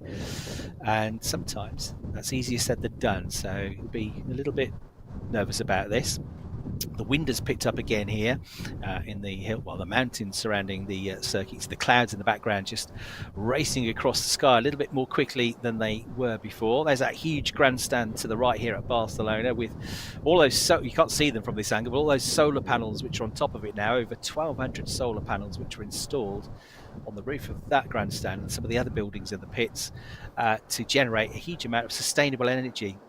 It's a couple of years ago, Barcelona, Catalonia was reported as being the second or joint second most sustainable race circuit in the whole world. They brought in all these solar panels in October. They've already saved over 50 tons of energy, enough to plant in just 3 months, the equivalent of 78 trees. And now that solar power generates a third of their total power for the race circuit. You can imagine there's quite a bit of power that gets used up by a race circuit, so it's a great initiative by the circuit to do this. There is an idea of just how windy it's got. There's one of the windsocks above the grandstand, and there the trees surrounding the house just outside the perimeter of the circuit there, which you can see they are rustling up. So this is probably the windiest it's been. Picked up a little bit just after lunchtime, but this is definitely much windier than it was, and that's something that can catch the drivers out. These gusts, even in these big heavy race cars, a crosswind can, it's more of an issue in single seaters really, but it can still throw the cars offline, so it's something they'll have to be aware of going into this final race of the season. So there's the view. It's occasionally brightens up, but it's been mostly a kind of cloudy day here, but ideal conditions really. Not too hot for the engines either. Engines and carburetors prefer it not to be too hot. There's some of the surrounding views. If you could make a trek up there, you'd have a fantastic view of the circuit, and undoubtedly you'd see across to the city of Barcelona, which is only about 30 kilometres away from the racetrack. It's just a short drive really to get to the race circuit, which was first built back in the early 1990s. Cemented its place as one of the go-to places for Grand Prix racing and Formula One racing in the calendars, or that might change going forwards. But that's a different story. Right, there are the cars starting to be peeled out into the pit lane apron now. You can see the grid is starting to fill up with some of the official personnel and the marshals. The grid boards are there readied, and our first cars about to be released out onto the grid as we get to within about 15 minutes now of our race start. First car to leave the pit centre, make his way to the grid, is going to be Andrea Baratti in the 22 car. His teammates Corrado Costa had a bit of trouble in the first race for Enrico Fulgenzi Racing. He heads out as well, but Corrado Costa, the Italian driver, looking for his first top 10 finish of the day. Competed in this championship last year, finished 8th in the AM class, so did a pretty good job last year, but still gaining experience in these cars. So Corrado early to leave, and Baratti, his teammate, went out just before him. Another Italian driver. He's had a number of top 12 finishes on the bounce. Didn't have a great start to the year with no points in Portimao and a DNF, but since then consistently has been in the points, Baratti. And so he heads out to the grid, and they'll all flow pretty quickly thereafter. Coming out next, that could be one to watch. That is the number 80 car being driven by Alex Fontana, who's involved in that really good battle that we had for 6th place in race 1. A 4-car battle that we had for 6th place. And good to see Javier Ripoll Jr. back out. It's never really going to be an issue. I know he ended the race in the gravel trap, but I don't think there's any serious damage to the car. So Javier Ripoll Jr. Back out. He's had a really consistent season. That was a really the only blot on his copy, but that coming together that he had with the Brazilian driver right at the end of the race, or towards the end of the race, Marcello Tomassoni coming together with him, Ripoll Jr. ending up in the gravel trap. But apart from that, he's had a pretty impressive season this year as the Venezuelan driver. In terms of the overall championship, third place looks like that's where he's going to finish in the points. That's the first time he hadn't actually scored points in a race earlier on today. And it was actually the first time he hasn't been in the top 5. He's been in the top 7. He's been such a consistent driver. He's had 2 fourths, 2 fifths, a 6th and a 7th before today. So he'll be looking to shrug that off anyway, get back going and end the season on a high. Maybe go for his first podium if it all goes according to plan. So he heads out onto the circuit. There you can see number 14 coming out, which is Niels Lofterod, Swiss driver. This is only his 8th ever race. It's only been a racing driver effectively for just over a month when the season started at the end of January. So he's getting better all the time. And there is the driver second in the championship, Philippe Wills, the Belgian driver in the number 50 car run by Speed Lover. And he's there he's got to get a good start really. That's going to be key to his race. Pick a few off the start, maybe he'll give himself a chance, but I think he realistically knows he's got to try for the win, and even then it might not be enough. But go on the attack. You've had a great season. Even if you don't win the championship, Philippe Wills has been up there all the way through the season. Top 5 finishes in every single race this year. A race win being the highlights in round 3 of the championship at Estoril. Another former Grand Prix circuit that. Portimao, Estoril, Valencia and Barcelona. The 4 venues for our 8-round extended championship this year. Bigger grids than last year, the championship growing, these 2 divisions that we now have, and nearly 60 cars on the grid this weekend, which has been absolutely fantastic. Great to see extra drivers coming in as well this last round or 2 of the championship, who might well take part in a fuller campaign next year as well. So it's attracting lots of interest, the championship. It's attracted some seriously good drivers. It has delivered some great racing throughout the course of the season, and every single championship coming down to the final day of the year. This championship for the club division coming down to the very last race of the season. 34 points between the top 2 by my maths, 50 points available. Wills is going to go for it, and the driver on pole position who leads the standings, Robert Sulmer, is just going to try and have a calm and quite like a nice boring race. Whether he's going to get it or not is a different story. So cars almost all there on the grid. The race only about 10 minutes away. Down on the grids to bring us all the build up to this final round of the season is Piers Pryor. Final time we are going to do a grid walk, this time the club division, the final race of the Porsche Sprint Challenge Southern Europe, and let's wander down the grid and have a chat with some of the drivers. But before I do, it's actually worth noting that the wind is picking up once again. It's definitely colder, so getting the tyres into the working window is going to be the priority for a lot of the drivers, especially those front tyres. Getting a lot of abuse when they're cold can cause some graining. Track temperature will be dropping.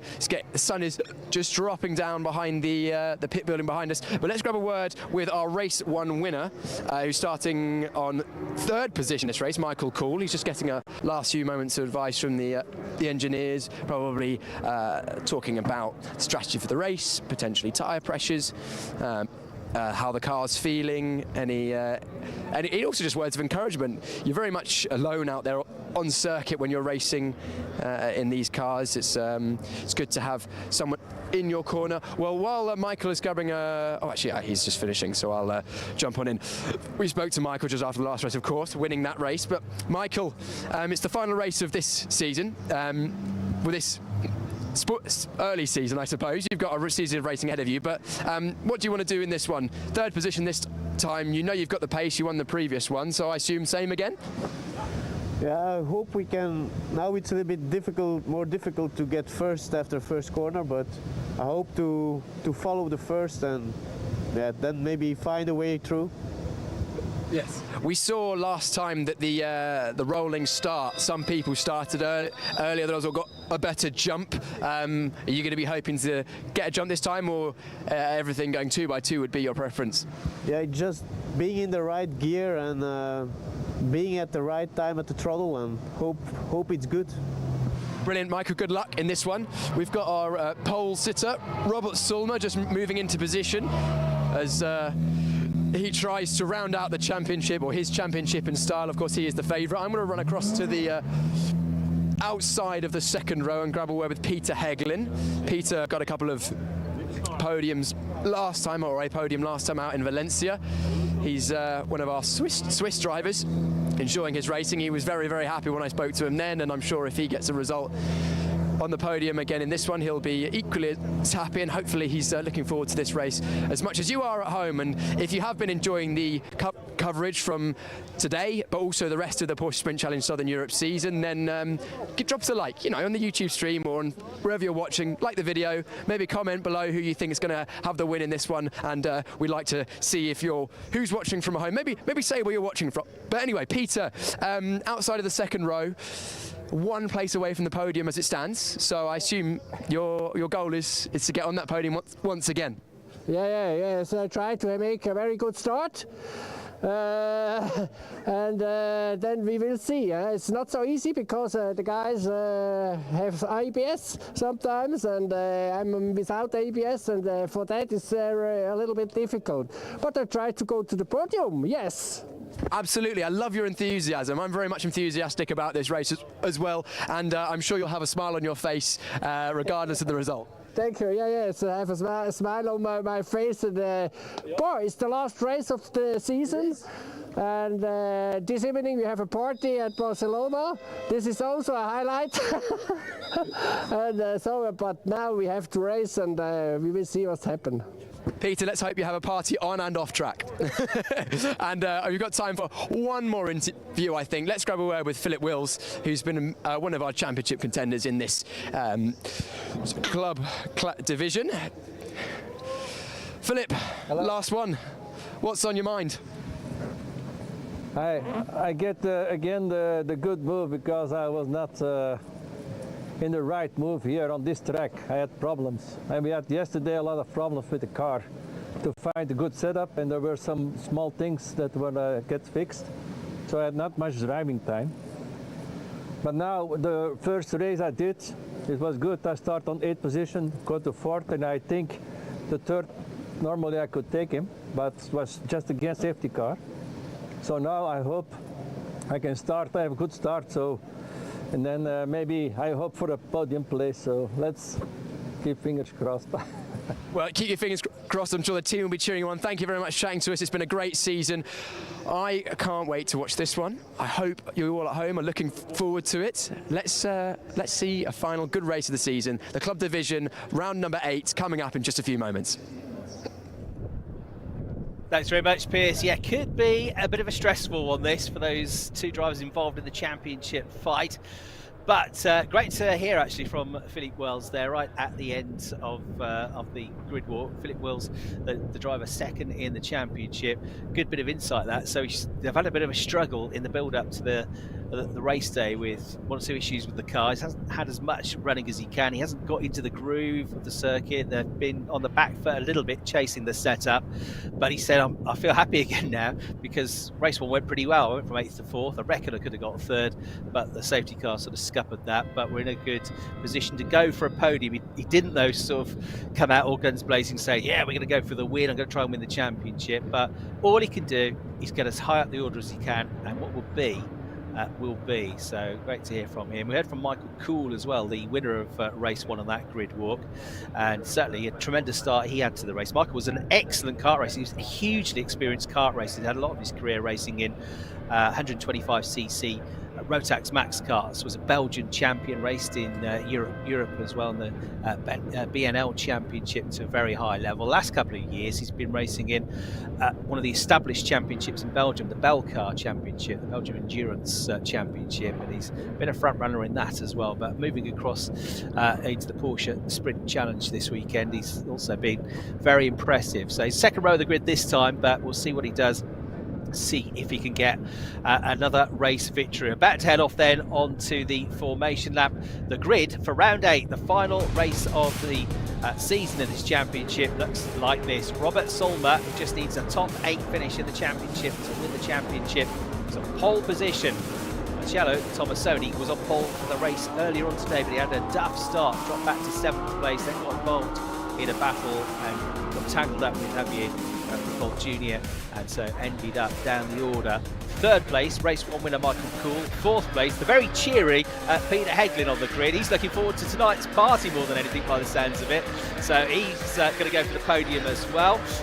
Get an early pot of champagne if you can ahead of tonight. Lorenzo von Matterhorn starts 5th. Philippe Wills, from starting in 6th place, is the only driver that can take the title away from Solma. Thomas Winkler was on the podium in race 1, but he's got a bit of work to do from 7th on the grid this time. Angelo Fontana starts 8th. Antonius Wassas has been pretty good in his debut, the Greek driver. He starts 9th. Javier Ripoll Jr.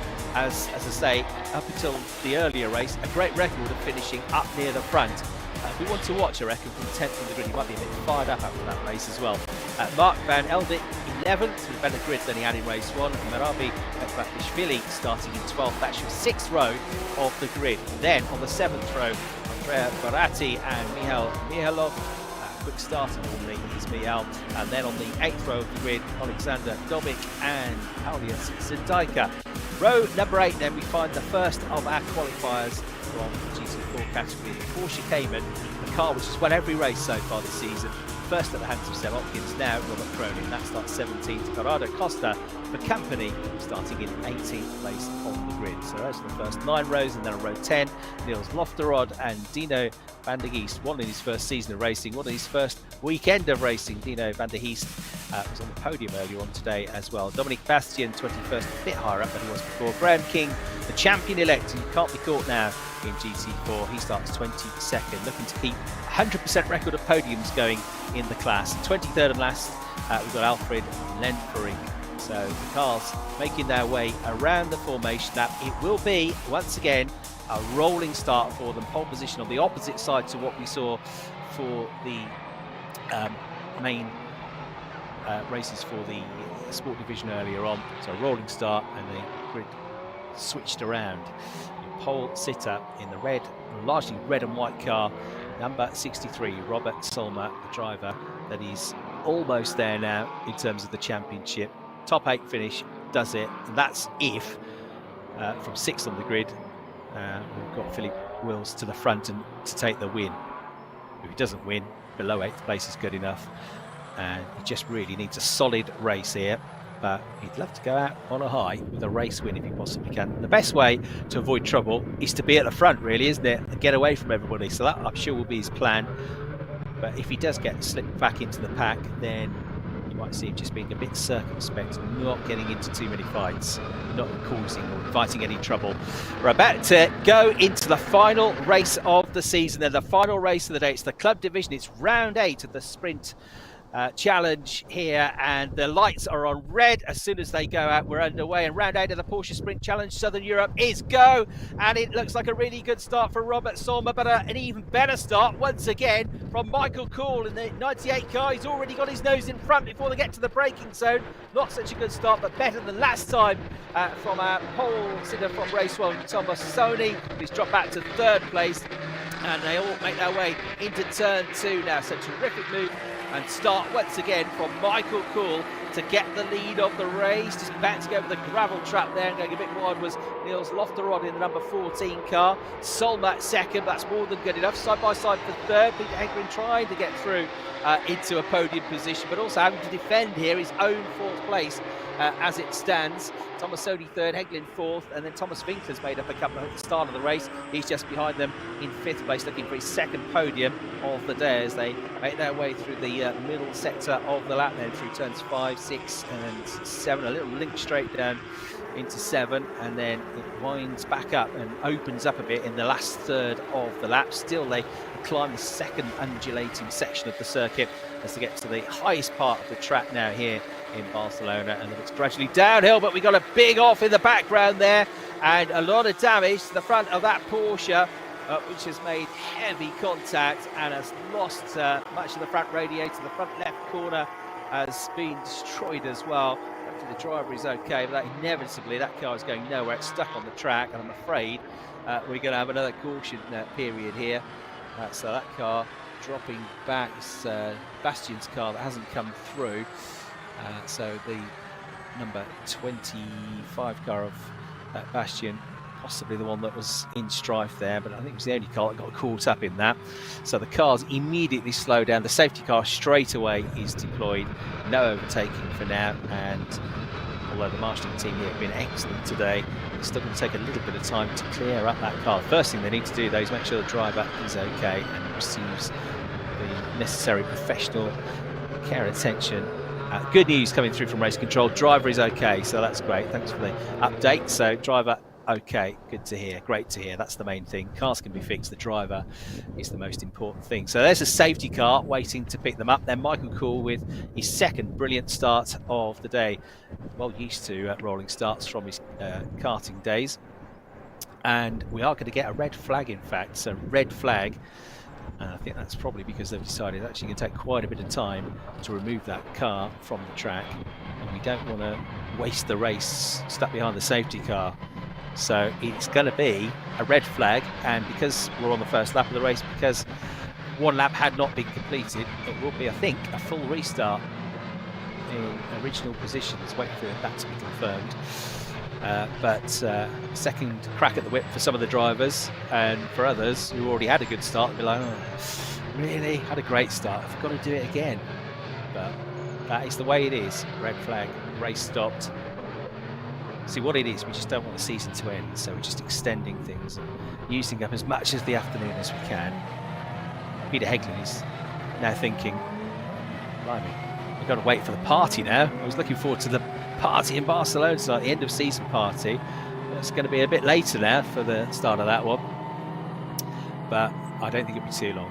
I'll get things sorted very quickly. The recovery team, the marshals here, have been very much on it today. So red flag, final race of the season, stops almost before it gets going, and Michael Cool will be leading them back round, either straight back to the grid or possibly to the pit lane.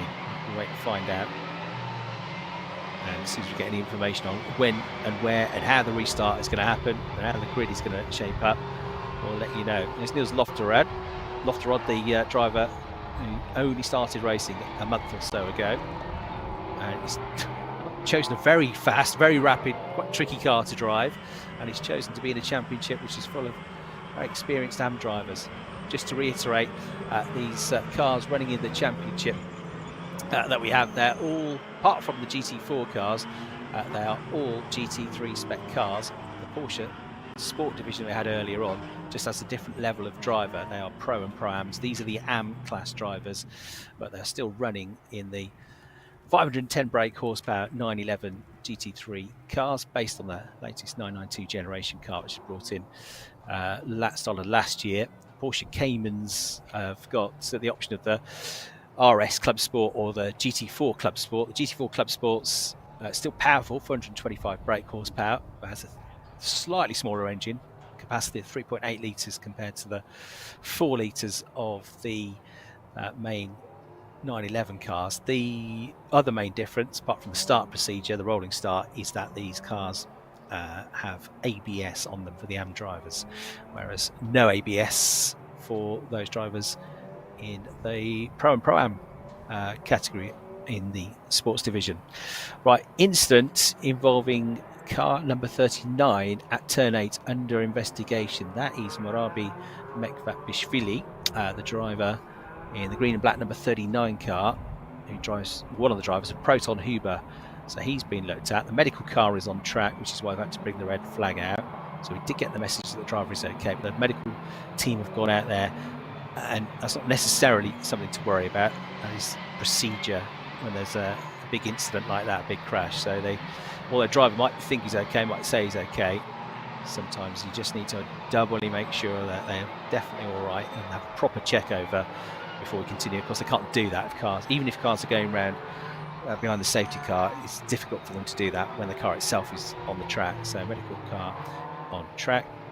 We're definitely going to get a restart. That's not going to be an issue. It's just how long it will be, and we've got plenty of time in the day in terms of daylight still anyway to get the 30-minute plus 1 lap race in. But it should be, I think, a full restart because it was on the first lap of the race. which will be good news for Philippe Wills. He didn't have time to get to him, but he wanted to make a good start and make up place. He did that in race 1, went from 8th to 4th at the start of the race, but he went backwards at the start of this one. 9th place he dropped down to from 6th on the grid, so he'll be very happy if it's a full restart, full regrid, and he gets another crack at it, because it went the opposite way that he wanted it to. They are in fact being sent back into the pit lane rather than straight onto the grid, as I suspect it might happen. So down to the grid they go, and I think Pierce is already on his way there to try and catch up and bring us some news and stories from down in the pit lane.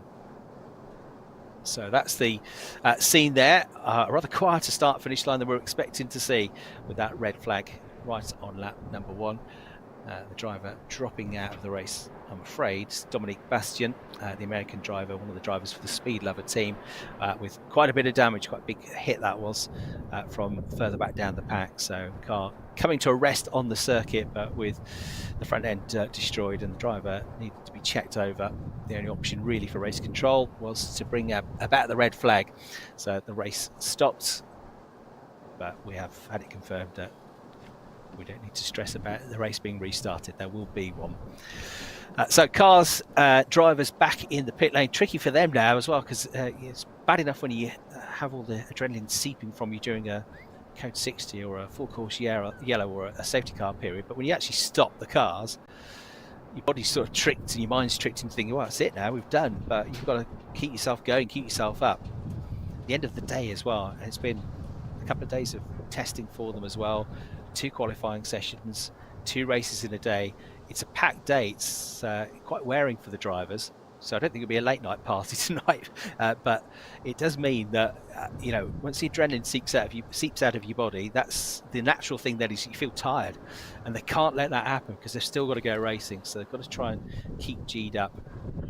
They will have been given a bit of a clue as to how long this delay is likely to be, and that will determine whether or not they get out of the cars or stay put, stay where they are.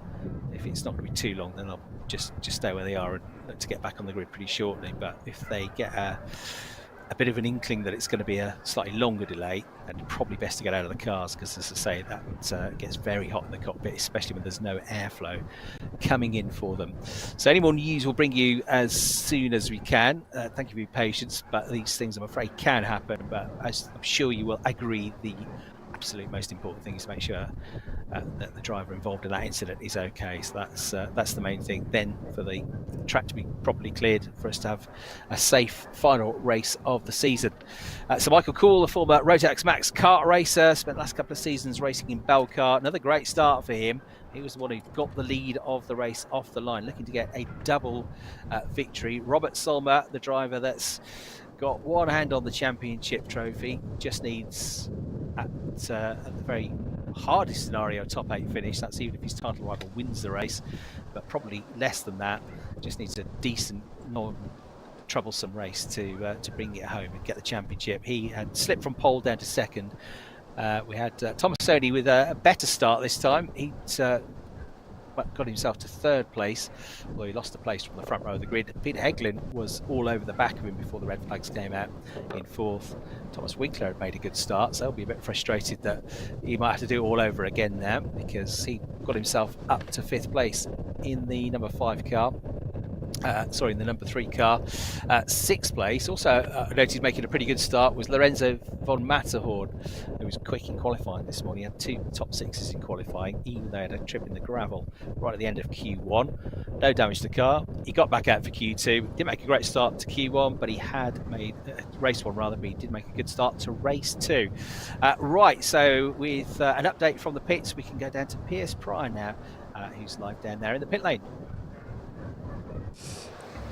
Well, the good thing about a red flag, as much as we don't like them very much, because 1, it's normally because someone's had an incident, but 2, because it's a pause in racings. But the good thing about a red flag here is we can have a chat to some of the drivers mid-race. Why not grab a word with our GT4 champion, Graham King? We didn't manage to grab a word with Graham, unfortunately, after that previous race, but now is a great opportunity. Graham, first of all, you're champion. You must be pretty happy about that. Very happy. What a great thing. Love it. Yeah.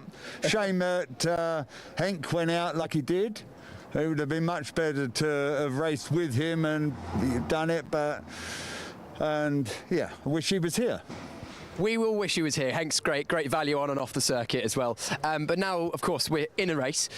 Very short start to the race. An incident in the back of the field, but you've got your main class rival, 3 cars ahead, with a couple of unlevs in between. Can you get up with him and make a fight out of it for some fun in the last race of this sprint challenge season? Well, the way the cup cars are going, I think I'll just wait for them to spin off.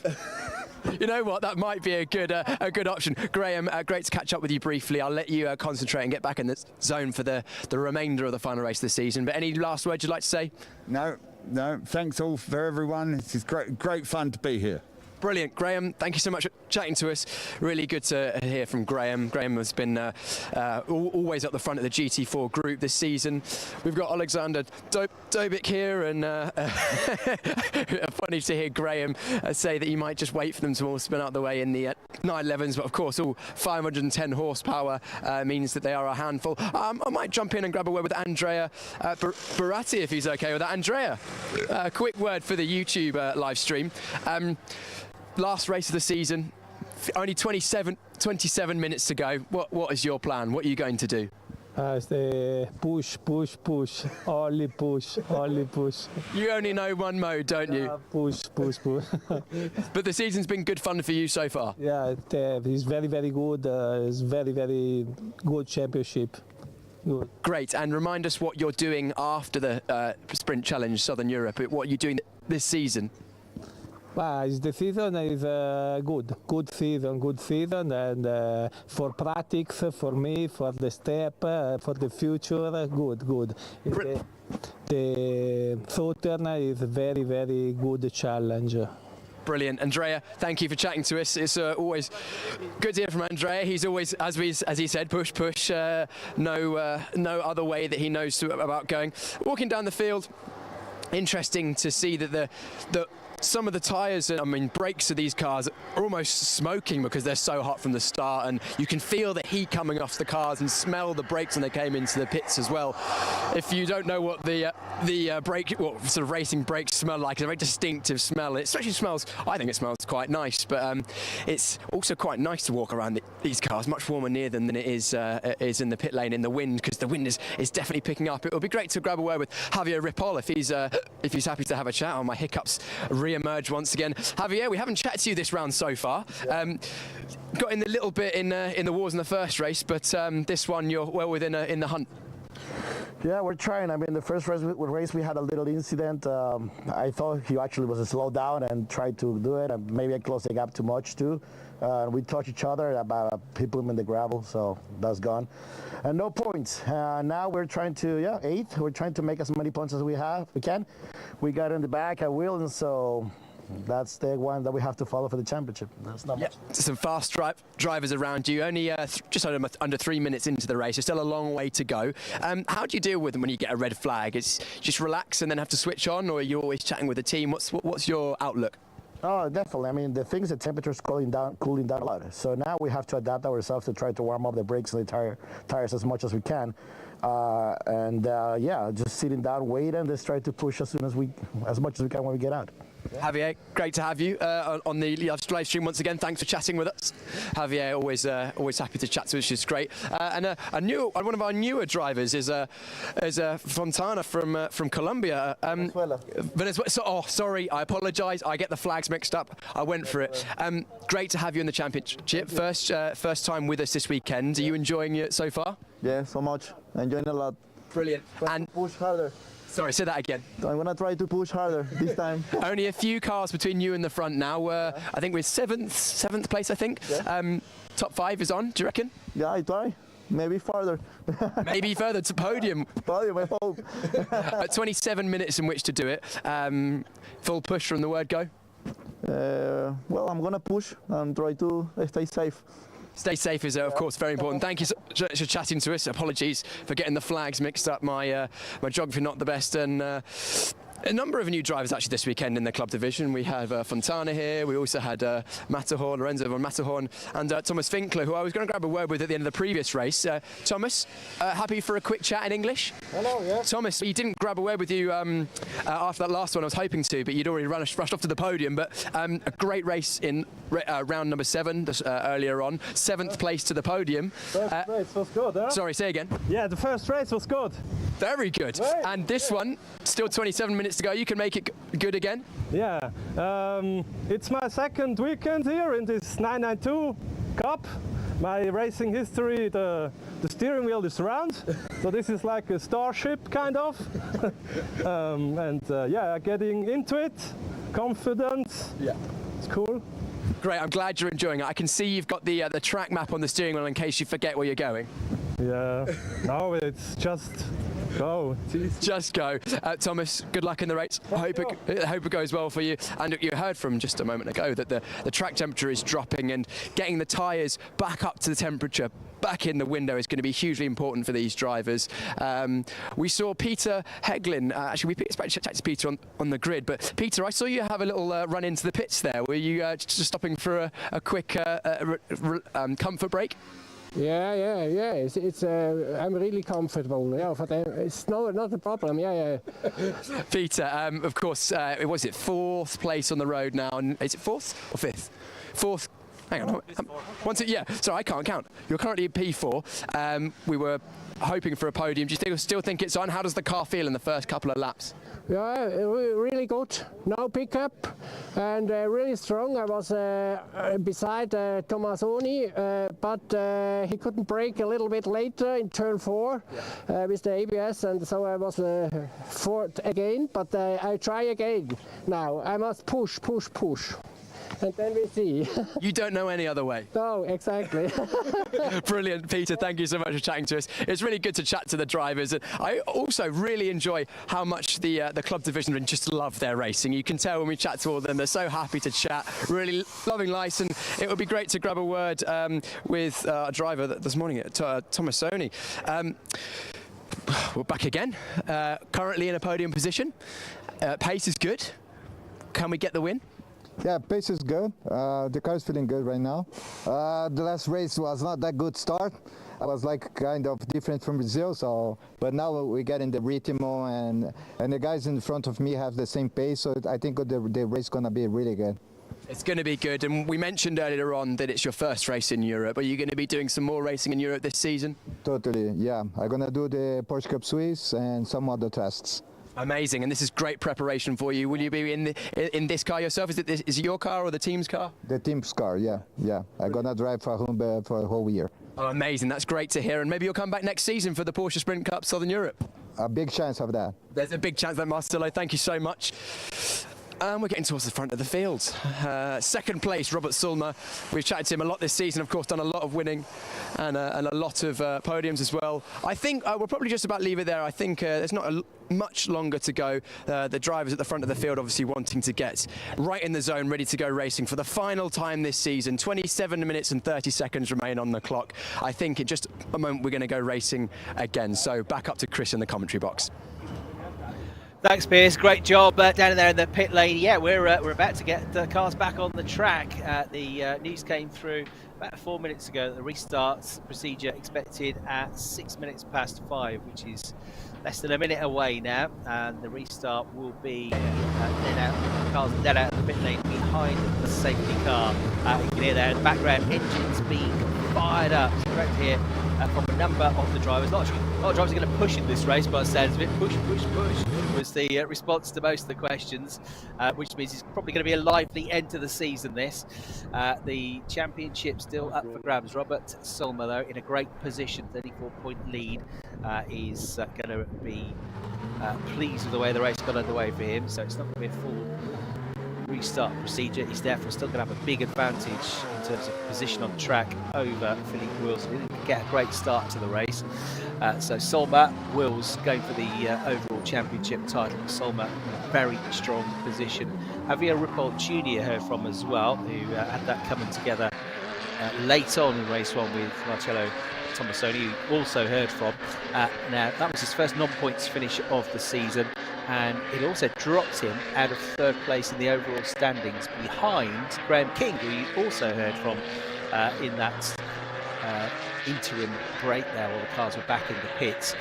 So Graham, of course, got second place in his class, 20 points. He didn't score any points for being in the overall top 15, but that moved him on to 142. Javier didn't score any points, so he stayed on 134. So by 8 points, I reckon Graham King has gone into third in the overall standings now. That'd just be a bonus for him. His main objective to win GT4, which he's done, and done very well. As he said, it's a shame that Henk van Norrel, his title rival, went out of the race so early in race one, and actually hasn't been able to get the car back out for this one either. So Henk van Norrel had a good season, but a really frustrating end to it, the former Porsche historic racer. So Robert Solmer, second in the queue there, number 63, the points leader. Back in 9th place, Philippe Wills is the driver that has to go on the attack now, has to try and find a way through. He's pleased with how the car performed in race one, but he didn't get a great grid, and he's dropped 3 places since the start of the race. So the clock ticks down as soon as the cars were green flagged out of the pit lane, which means by the time they get back to the start-finish line, we're probably going to be at about 23.5 minutes or so of racing. Still plenty of racing to come. So it will be effectively a single file restart. That will be the procedure. 1 out lap behind the safety car, and then we'll get going again. So Michael Cool doesn't have to go through that whole start procedure again. Good news for him, because he made up 3 places to get the lead of the race from Solmer. Tomasoni, as we saw, as he agreed, didn't have a very good start in race one. Starts a bit different than what we have in Brazil, he said, but I think I've got my head around it now, and yeah, better start from him. He's there in 3rd place. He's a potential race winner, no doubt about that, based on his pace earlier on. Heglin also with a good start, 4th. Winkler 5th, and Matterhorn 6th. That will be the front-running order for the restart, with what we've got just under 24.5 minutes plus 1 lap now left on the clock. The safety car peels in, and we get back up to racing speed then here at Barcelona. Michael Cool leads them over the crest on the charge down towards turn 1, side by side for 3rd place. Great restart for Peter Heglin in the silver and orange car. Number 5 dives down the inside, gets through, gets ahead of the Brazilian Tomasoni. It drops back to 4th place, not what he wanted. Perfect move that from Peter Heglin. So he's going to push, and he is. He's up now into a podium position as a result of that. So he's definitely going to party hard into the night tonight, the end of season party, if he can hold on to it, because showing his nose, already showing that he's not afraid to have a go in these races at moves, is Tomasoni, but he backed off out of the move in the end there. It's nose to tail for the lead of the race, Robert Solmer, shadowing Michael Cool, but he'll also have in the back of his head, if you're going to pull off the move, make sure it's an easy move, a safe move. Do not risk anything, because if Solmer crashes out of the race, then he might lose out on the championship title. So don't pull off a risk. I know it's a race win, I know it's lovely to have, but the championship title is the goal. That's the overriding thing here. But then again, Robert Solmer does certainly look the quicker of the two at the moment, doesn't he? Red and white car with one green wing mirror, one red, yellow rear wing on it. Fighting hard here to try and get the win, but also doing the sensible thing and staying where he's got. What he's got is a nice big gap back to 3rd as well. It's always a worry who's behind you, actually, because if they outbrake themselves and run into the back of you, that can be the end of your race as well and ruin your championship. Heglin just has made a bit, and I mean a bit, of a break away from Tomasoni. Fontana, with a great race one, is going with him. So they are 3rd, 4th, 5th over the line at the end of the first lap of the restart with 22.5 minutes. Plus 1 lap to go. Winkler in 6th, Matterhorn 7th, Ripoll Jr. up to 8th. He's making good progress here in an attempt to try and at least finish 3rd in the overall championship. He will be 3rd in the AM division. Just about fending off Fontana there is Tomasoni, the two South Americans going side by side, and just behind them Thomas Winkler is getting in on the action as well in the number 3 car. So Winkler having a big go at this as well. And he's, as you say, these are like spaceships, these cars. He's enjoyed himself so far this weekend here in Barcelona. Certainly enjoyed his trip to the podium earlier on, back into back that up with another one. Robert Cronin, you can see there in 13th place overall, doing another superb job as the leading GT4 driver, and he's, what, 3 places on the road ahead of the next best GT4, which is Graham King, champion-elect, and then Dino van der Heest a couple of places behind him, 3rd. So they're the podium runners at the moment in the GT4 category, as we continue to watch the leaders running through this lap, with the cars not quite joined at the hip, but pretty close together still. So they continue on, and they've still got about a 2-second advantage over the 3rd place car of Peter Heglin. Fastest lap of the race so far has gone to Robert Solmer in 2nd place with a 1:49.402, but we're going to get quicker than that. That is for sure on this lap. Graham King looks like he's going to set an absolute best lap time in terms of the GT4s as well. So he looks to get this perfect record of 8 podiums out of 8 in the number 11 car. Getting ready to race in the Porsche Benelux Championship this year, and it's had a really good early season of this Porsche Sprint Challenge this year to be the champion, the British driver. Pushing on then in the number 11 car, looking to get into the overall top 15 and the points there as well. Now look at this, number 69, Lorenzo van Matterhorn, showing his nose here, trying to look around the outside of Marcello Tomassoni, but Tomassoni keeps the car on the racing line, fends him off for now. It's going to be a bit of a struggle up at turn 4 though, because he is very much on the back foot here. Philippe Wills, he's in 8th place, and then you've got Javier Ripoll Jr. as well, so it's quick cars behind just in the background. In fact, Wills is almost with them now, but the green and black car of Ripoll Jr., I think he's going to be on the back of this group in the next lap or so as well, possibly bringing with him Mark van Eldik, who's been pretty impressive as well this weekend. He's rounding out the top 10 as it stands. So through they go. Got 1.7 second gap now for Michael Kuhn. He's got the new fastest lap of the race. It's the most proper lap we've had really. That's a 1 minute 47.6. So he's got the fastest lap. That's quite a bit quicker than Robert Solmer on that lap. 8/10 quicker. So maybe Solmer, he's now thinking, right, just get 2nd place. Just settle for it. But you can't be too defensive, because then you invite trouble from behind. They're catching him up, and here's a move from Fontana to try and get Heglin's 3rd place away from him. Heglin is forced out wide, there's no contact, but he's just got his foot in the door. He's prized the gap, kicking up the dust as he loses the position. He's Peter Heglin, and Fontana goes through. Heglin just saw him coming, I think sort of almost dived out of the way. That sent him wide, and we already heard from Piers earlier on in the day, if you get off the racing line here, and marbles, it's very dusty, very slippery offline. So he just lost that bit of traction. So Heglin down to 4th place. Fontana into 3rd. He was another one that said he was going to push like crazy in this race to Piers, and so it seems to be. Black and orange number 8 car up to 3rd. The silver and orange car down to 4th, and with trouble just behind as well, because Thomas Winkler is right with him. Hogging the inside to defend his 6th position is Tomassoni from Matterhorn. Further back here, we've got the number 70 car of Nealov, defending from a whole gaggle of cars, including Antonio Russos, the driver who went pretty well in the practice before the start of the race. Now we've got some notes coming through from race control. 5-second time penalties for a full start for the following drivers. Number 14, Niels Loftrod. Number 22, Andrea Moratti. Number 63, Robert Solmer, your championship leader. And number 50, your driver 2nd in the championship, Philippe Wills. 5-second time penalties for all of those drivers. So obviously that's going to affect their positions, but in terms of the championship fight, because both of the top 2 in the championship have got 5-second penalties, it doesn't affect things in terms of the point situation or the championship situation. Solmer still has the advantage, but a 5-second penalty for him and a 5-second penalty for Wills in 8th place. 5 seconds added onto his time at the moment, he's going to put him, I reckon, down to 8th place.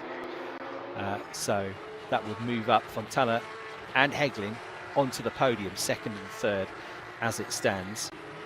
And another 5-second penalty going to number 22, Andrea Baratti. This is for crossing the white line, exiting the pit lane. Oh dear, so he's got 10 seconds penalty now. But that's the big news. The driver in 2nd place there, 5-second time penalty. Needs to get away from the pack as much as he can to limit the damage. Here we go. Thomas Winkler shows his nose, has a look at the inside, then goes out very wide on the way into turn at one, but can't find a way through. Peter Heglin remains on the road in 4th place. Effectively, this is the battle for the final spot on the podium, unless Robert Sommer can get far enough ahead of them to negate that 5-second time penalty. A reminder that he's the championship leader. He's on course for the championship win, with Philippe Wills 8th on the road, behind him anyway, but also with a 5-second penalty. So he's going to drop back as well. That'll move Javier Ripoll Jr. up into at least 8th, maybe 7th place. But Robert Sommer, we know, quick driver, trying to get away from them as much as he can. The further he gets away from them, the less difference it's going to make to his position. But one he cannot shake off is Angelo Fontana, and Fontana right behind him anyway. Whether Fontana knows about the penalty or not, I think he'll want to get past, because if he can get past Sommer, he can maybe get to Michael Kuhl in the second half of this race. The longer he's stuck behind Robert Sommer, the harder that will be. Ooh, shows his nose halfway alongside, not quite committed to the move, and Sommer fends him off on the way into the left-hander at turn 10. Through 11, through 12 they go, into 13, and nose to tail they remain as Fontana tries to get a better run coming out onto the start-finish line, pick up a bit of a toe and maybe dive on the brakes down the inside into turn 1, but we've seen it's not that easy to overtake into turn 1 here. So here we go, a bit ragged over the curbs is Robert Sommer. He won't want this stress. He'll probably think, do you know what, just come past me. I don't want to deal with this stress. I just want to finish the race, finish the championship, be the champion. But does that, again, has to be careful not to get sucked into the pack behind. For now, though, he stayed ahead. Fontana couldn't find a way through, and all the time, Michael Kuhl in the lead of the race is getting further and further away. He's 3.2 seconds clear all of a sudden. So Kuhl from Sommer, from Fontana, but Sommer's got his 5-second penalty. So Fontana moves up to 2nd, Heglin moves up to 3rd. Sommer's penalty at the moment would put him still 8th, still in 8th place, I reckon. And Wills is going to drop down to 2 more places, down to 11th, I think, with his 5-second penalty included, which will be added on at the end of the race. It doesn't get live added on, so that's why they're still shown in their actual positions on track. There is number 63 then, Robert Sommer, looking for this championship title. The Dutch driver with the Proton Huber Racing Team, a race winner twice this season. Off the podium only on 1 occasion, with a 4th place finish in the first round of the championship. He was 4th in the AM class in the Porsche Sprint Challenge Southern Europe last year. He's looking to win it this year. He's looking to avoid contact, though. He has to make sure he finishes the race. If I was him, I'd just let Fontana go. I think racing drivers never want to give way, but he's got to look at the greater good here. He's got to look at the championship. He still doesn't want to let Fontana through. There is contact, and it's Fontana on the outside that ends up taking 2 wheels through the gravel trap and will drop back then into the clutches of Peter Heglin. So Heglin is now on his tail, and that was pretty brave stuff from Robert Sommer. He said, I might be trying to stay on the championship, but I want to stay in the battle here. And out wide went Heglin there. He went all over the grass, losing traction. Or was it Winkler? Maybe Winkler that lost the traction there. I think it was Winkler actually. So through they come, and number 60, Winkler goes to the back of the group, and number 69 trying to get ahead of Tomasoni there. That's Lorenzo van Matterhorn, doesn't quite do so. So just on the back end of the car, running way out wide there for Thomas Winkler, podium finisher in race 1. And that's the last place you want to do it really, onto the start-finish straight. It's a long straight. Obviously less traction means you're slower to get up to top speed. And you're a sitting duck then on the run down to turn 1, which is why he's plummeted down to 8th place. Just under 13 minutes to go. There, looking like it's ailing with damage to the left rear suspension. Look, it's number 19. That's on its way back to the pits. That's one of our Caymans, Dino van der Heest, who was on the podium in GT4s in race 1. Limping back to the pits, I'm afraid, with damage to the car. So he heads back. An incident from the first part of the race before the red flag was going to be investigated as well, involving Vashvili and it was Mayalov that was being looked at, if I remember rightly. Yes, it was Mayalov and Vashvili. That's going to be investigated after the race. Different incident to the one which caused the red flag. So Michael Kuhl leads. Robert Sommer is 2nd on the road, but has a 5-second penalty. So effectively 2nd place is Angelo Fontana, just from Peter Heglin. They almost swapped positions when Fontana had, through this corner, a run through the gravel trap when he was battling for the lead, or sorry, battling for 2nd place on the road with Sommer. the irony is, if he just stayed where he was, third on the road, right behind Solmer, that would have been good enough for second anyway. But I think he just thought, do you know what, I might be able to catch Michael Cool. I think that is probably off the cards now, because he's almost 4.5 seconds up the road. Solmer remains second on the road. Guess he's coming back at him though, maybe with a bit of red mist as well, Angelo Fontana. So he's coming back at Robert Solmer for a bit more stress for Robert's friends and family and anybody watching him at the track or on the live stream here.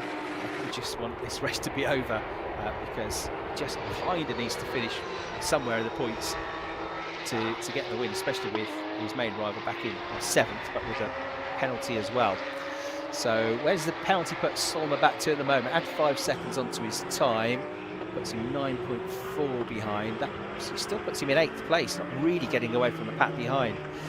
Puts him off the podium. It's his worst result of the season, but if his worst result of the season is still good enough for the championship title, then frankly, who cares? It doesn't matter. It's just a bit annoying. But anyway, he's going to at least try and be second on the road if he can. So Fontana will move up to second, Hegland up to third, Thomas Sony up to fourth, and Matterhorn up to fifth. Wills has got a penalty as well, so Winkler will move up to sixth. Seventh will be Van Eldik, and eighth, by my maths, will be the driver you're looking at, Robert Solmer, in the number 63 car. Right, Fontana is flashing their headlights now, trying every trick in the book to unnerve Robert Solmer, but Robert was not going to give way easily, was he, last time these two came together? He held his nerve, held his line, remained brave, dug his heels in, and held on to that track position. It's quite possible at least one of these drivers, maybe both of them, don't know about the track limits penalty that Solmer has got, not track limits penalty, but the 5-second penalty he's got for a full stop. It's not passing through the grid boxes at the start rather than jumping at the start. That's why those drivers, the four of them, got that penalty. Right, riding on board then with a great view here of just what it's like to drive around this circuit on board a race leader, Michael Cool. Nothing ahead of him but open road. And Michael Cool, terrific job, looking for a second win of the day. So Cool is Belgian driver that leads the race now by over 4 seconds. Once again, he looks like he's in total control, but there could be drama ahead because we've got one off the road, back end of the car in the gravel trap. It's number 24, Corrado Costa. But well done, Corrado. The Italian gets going again. Breathe a sigh of relief. We're not going to have a stoppage. He's got it going again, as he did in race 1. So no worries about his safety car for now, at least. That's good news. Michael Cool certainly didn't want his lead to be evaporated by a safety car, and we all want to see as much high-speed racing as we can, of course. Intriguing battle then, this. Battle doesn't necessarily need to happen because of the time penalty with Robert Solmer and Angelo Fontana. But I think Fontana, having not made it through at the first time of asking, is going to be keen to make it happen this time. He probably didn't enjoy that run through the gravel trap, and he might be a bit wound up here. Robert Solmer just needs to try and keep him at bay for another 8.5 minutes plus 1 lap to wrap up the championship title. GT4's Robert Cronin on course for 3 wins out of 3. Oh no, a spin there for the champion-elect, number 11 Graham King in GT4. The Cayman goes around and around. He might still be good for a podium though, because second in class, because we saw with damage to the back of his car. One of the other GT4 drivers limping to the pits was Dino van der Heest, so I think he's still going to actually maintain his record of being on the podium in every race here once he finishes the race. Which he will, because he's got going again. Whoa, although, no, he's got a damaged left rear corner lap. So that is, frustratingly, going to be the first time off the podium, first time out of the points for Graham King. But he's already wrapped up the GT4 Championship. What it does mean, of course, is that he's not going to score any points. And that, for the overall championship, is good news for Javier Ripoll Jr., who had lost third in the overall championship to Graham King, but now he's looking like he's going to get that back because he's on course for in 10th place. He's going to pick up 6 points for that, plus his 10th in class. He'll get 12 points, and give us some maths now. I think that's enough. To get him back ahead. So yeah, 10th place, 6 points plus 6, 146 points he'll move on to in the overall championship. He can't finish higher than third, in the overall championship, but Graham King will remain on 142 points. So yeah, by 4 points, I think I'm right in saying Javier Ripoll Jr. will now move back ahead of Graham King for the overall 3rd place in the championship, which will be... He was obviously thinking about it because he talked to Pierce about points and going for points and finishing as high in the championship as he could. So it was on his mind, and it looks like Venezuelan is going to get that done. Right, Robert Solmer, a bit more attention coming from guess who? His old friend from the start of the race, Angelo Fontana. They're almost nose to tail once again. There's Michael Cool, the race leader, and you're on board with him now. Ride with the race leader, the race 1 winner, about to become the race 2 winner at 7 and 8. I'm going to go the way of the Belgian. This is him attacking the curbs through turns 2 and 3, climbing up the hill then through the left into the sweeping right-hander, which seems to go on forever and ever and ever. Then you've got this little short link straight, and then you hit the brakes at the top of this part of the circuit, round into the right-hander at turn 4, hits the apex nicely, feeds the 510 brake horsepower in, and then accelerates out of turn 4. A little bit of a downhill dip then into the left-hander at turn 5. You've got to hit the apex there. It's a pretty tight corner. Lets the car drift out a little bit onto the curbs and accelerates down towards turn 6, which is a flat-out left-hand kink, and turn 7, where you go hard on the brakes, and that's him more or less halfway around the lap. These are the drivers closest to him in the race. Robert Solmer now 2nd on the road, but with this penalty of 5 seconds we believe to be added to his time, which would put him down still to 8th place. So anyway, good enough. Even if Wills were to win the race, 8th place would have been good enough for the championship, but Wills is not winning the race, and he's even further back with his penalty. So Fontana doesn't really consider any of that. He just wants to finish ahead of Solmer on the road. He doesn't need to. Whether he's got that information or not, I don't know. Whether he'll be able to control his desires to get past Solmer, I don't know. But Angelo, if you just stay where you are, you're going to be 2nd anyway. So maybe not risk it. And I think the chances of catching Michael Cool are pretty unlikely. Well, it's been a much happier race, this one, hasn't it, for Marcello Tomassoni, the Brazilian driver, at 5th place. Yes, he's lost a bit of ground from his grid position, but a much better start this time, and has avoided any dramas. We've certainly shown a good pace, and it'd be great if he does come back for next year's championship, because he could be a real front runner, couldn't he? He's driven very well. Just that unfortunate coming together with Javier Ripoll Jr., but the pace has been excellent for somebody not familiar with the Barcelona circuit. He's been impressive, as Tomassoni. So there he is in 5th place, but with Lorenzo van Matterhorn still trying to climb that mountain behind him. And they go up the hill, and then you've got Wills in the background, but Wills with this penalty, as I said, which is going to knock him back out of the top 10. Just about as it stands. Thomas Winkler should move up from 8th to 6th with those penalties. He had his own ragged moment earlier in the race. Robert Cronin on course for a win, which will give him another 25 points in the GT4 class and make him equal 3rd in the championship with the driver that drove the car for the first 2 races of the season, Seb Hopkins. That's a bit of trivia. Which 2 drivers drove the same car in the same championship and tied for 3rd place in the championship with exactly the same number of points and same number of wins? Answer: Seb Hopkins and Robert Cronin. So Robert Cronin 13th place overall, which is impressive. Graham King, of course, not going to finish the race. So we are only, I think, going to have Robert Cronin on the GT4 podium. 3 minutes to go then. 3 minutes for Robert Solmer, who has held his nerve here in 2nd place. There's a bit of a gap back to the next car, Peter Heglin. Heglin is going to be on the podium once the penalties applied to Robert Solmer will disappear out of the top 3. Fontana will move to 2nd, Heglin will move to 3rd, Tomassoni to 4th, Matterhorn to 5th. So they come through that final sequence of corners. There is Javier Ripoll Jr. in the 191 car. He's got a bit of company as well. Antonio Rossos has gone well this weekend. The Greek driver just behind him in 11th. They're all in the points. Dobic in 12th is close as well. Also in the overall points. Just in the background you can see Robert Cronin, the leading GT4 driver, in his Cayman. Oh, there's been some damage to the front of that Porsche. It's not slowing him down much, so as he dives down the inside and through he goes. So Rossos goes through. Does he? Ripoll tries to come back at him. Yes, he pulls off the move. That might be a slightly nose-broken Porsche. It's blooded, but it carries on, and it's still quick. So good move that, nicely done, nicely executed by the Greek driver. And Javier Ripoll Jr. falling back a bit now, which he has to be careful of if he wants to finish 3rd in the overall standings, whether or not Graham King is out of it, still needs to score enough points to get back ahead of him, and that is now, he's on the cusp, I would say.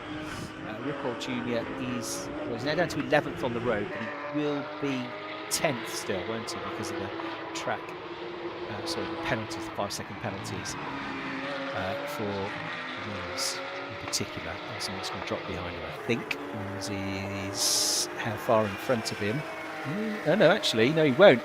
5 seconds still keeps him ahead, so he is, even with that, going to be 11th. So he's not going to get 6 points anymore, he's going to get 5 points. Still just about enough though. 5 points for the overall position, 5 points for his class position.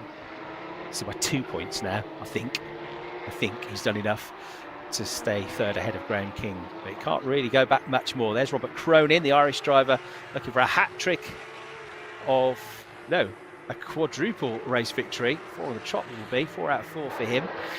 Got his hat-trick earlier on today. We're into the final minute on the clock there. Ooh, Lorenzo van Matterhorn. I would hate to have Lorenzo Ramirez because he keeps diving this way than that. It's very hard to predict. He hasn't pulled off any silly moves, but he's menacing in the mirrors, isn't he, Lorenzo? He's driven really well today. He's there in 6th place behind Tomassoni, but effectively they're battling for 4th and 5th positions once penalties are applied. Incident involving number 63 and number 80 investigated after the race, it says. So that's Robert Solmers. That's a bit more stress he could have done without. Doesn't want to be put too far down the order with any other penalties, but they're going to be looking at that incident between him and Fontana after the race. As both will argue their case, well, it's my line, I held my position, etc. But that's for drivers and stewards to discuss afterwards. And that will be done after the podium. So, Michael Cool. Not seen much of him apart from those great onboard shots that we had, because he's been in a class of his own really in this race. Solmer, with a lap and a half to go now, 2nd on the road, but he's going to be off the podium for the first time today. This then, the battle for effectively 4th, 5th and 6th positions. Or no, forget Wills, because he's got the penalty as well. So it's really Tomassoni versus Matterhorn for 4th place once penalties are applied. There's a nice big gap back to the next group led by Thomas Winkler, with Mark van Eldig and Antonio Swassos next in that group as well. So come through to start what's going to be the final lap of the race, with the clock having ticked down to 0. 30 minutes plus 1 lap race. Round 8 of the Porsche Sprint Challenge Southern Europe in the club division is about to come to its conclusion, and Robert Solmer at least has not got that number 80 car breathing down his neck, but for effectively 2nd place, we've got a battle on our hands here between Fontana and Heglin, because Heglin has really caught him up. Fontana didn't have a great lap last time around. He lost a lot of time somewhere, maybe just struggling with the tyres a bit, or maybe he just made a bit of an error. But you see how far he's dropped back from Robert Solmer, and how much into the clutches of number 5 Peter Heglin he has dropped. And Heglin is going to go for it if he gets a chance. They're both on course for podium finishes, but 2nd's better than 3rd. Let's see what he can do. What's a bigger trophy, more silverware to take to the party tonight, does Peter Heglin. Still nose to tail between Tomassoni and Matterhorn behind them in 5th and 6th. They're on their final lap of the race as well. So here we go. For once, Fontana having to defend rather than go on the attack here, as Peter Heglin is definitely the quicker of the two at this late stage of the race. Climbing the 2nd set of hills, they go through sector 2 now, through the sequence of corners, before it all opens out for the last bit of the lap. At the highest point in the circuit now begins the downhill, the descent down towards the end of the season, towards the end of the lap, and he's held him off on the way through that left-hander, which was key. Should be okay now. He's held him off through turn 10. It was that last big overtaking opportunity, really. So Fontana should be able to hang on to 3rd on the road and 2nd in the race. But Michael Cool is almost home and dry now. Here he is. You're right on board with him as he makes his way out of the final corner in the final race of the season. There is the checkered flag. Michael Cool is the winner of round 8 of the Porsche Sprint Challenge Southern Europe. 2nd on the road, but with a penalty, he's going to be Robert Solmer. But whatever happens, it should be that he's the champion provisionally of the club division. Well done to him. So that's all the penalties applied. Angelo Fontana moves up to 2nd. Peter Heglin moves up to 3rd. And they're the other drivers that will join Michael Cool on the podium. With 5 seconds added to Robert Solmer's time. For a long time, it kept him back in 8th place, but They pulled away over the last couple of laps, and so it does demote him, but only down to 4th place now. So 4th place for him. Of course, Philippe Wells got a penalty as well, and that's 8th place for him. So he fails to outscore Robert Solmer, which he needed to do by quite a big margin to have a chance for the championship. And so provisionally, bearing in mind the slip between Solmer and Fontana is going to be investigated after the race, but provisionally it should be big smiles and big congratulations for Robert Solmer, the winner of the Club Division 2024. So well done to them. And we've also got the winner for the 4th time out of 4, Robert Cronin in GT4 as well. 13th place overall, the Irish driver.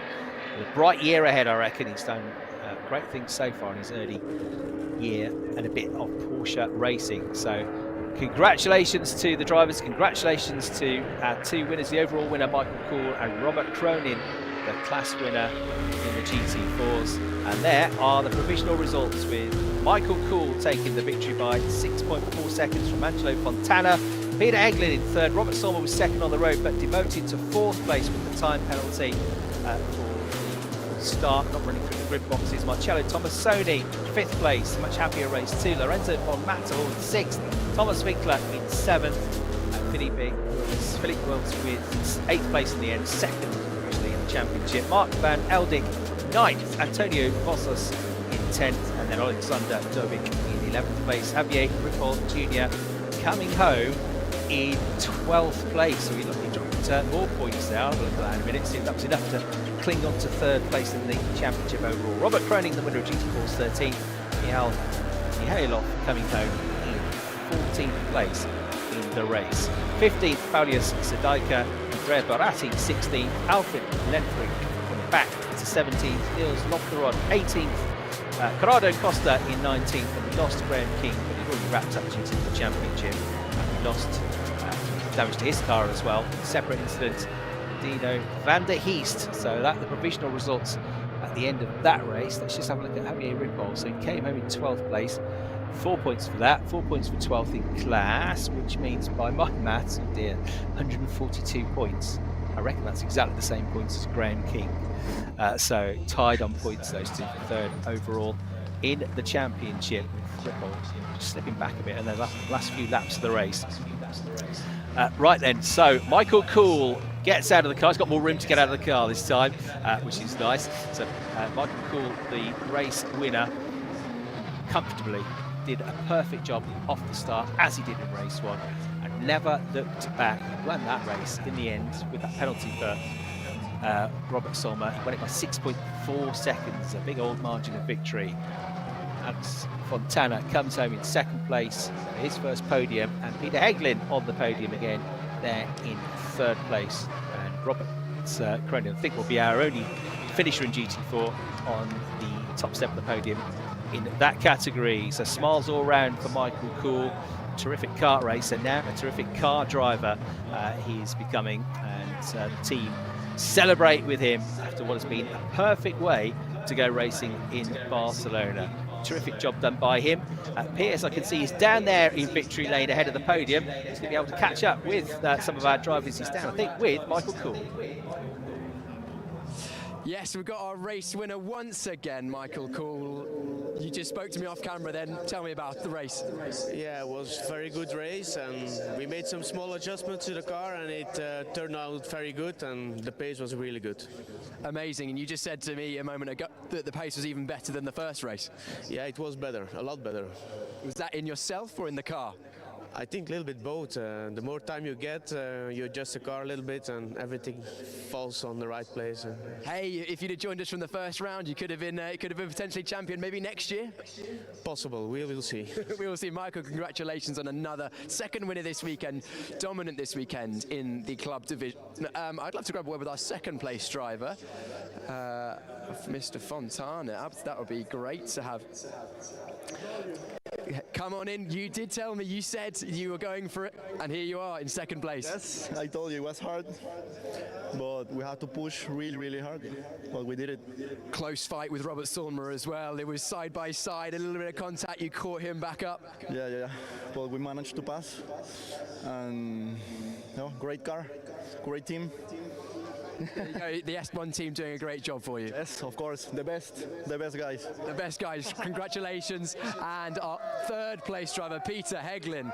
Peter, clearly that comfort break served you well. Yeah, very well, very well. I thought I was fourth, but penalty from the, I don't know, number 2.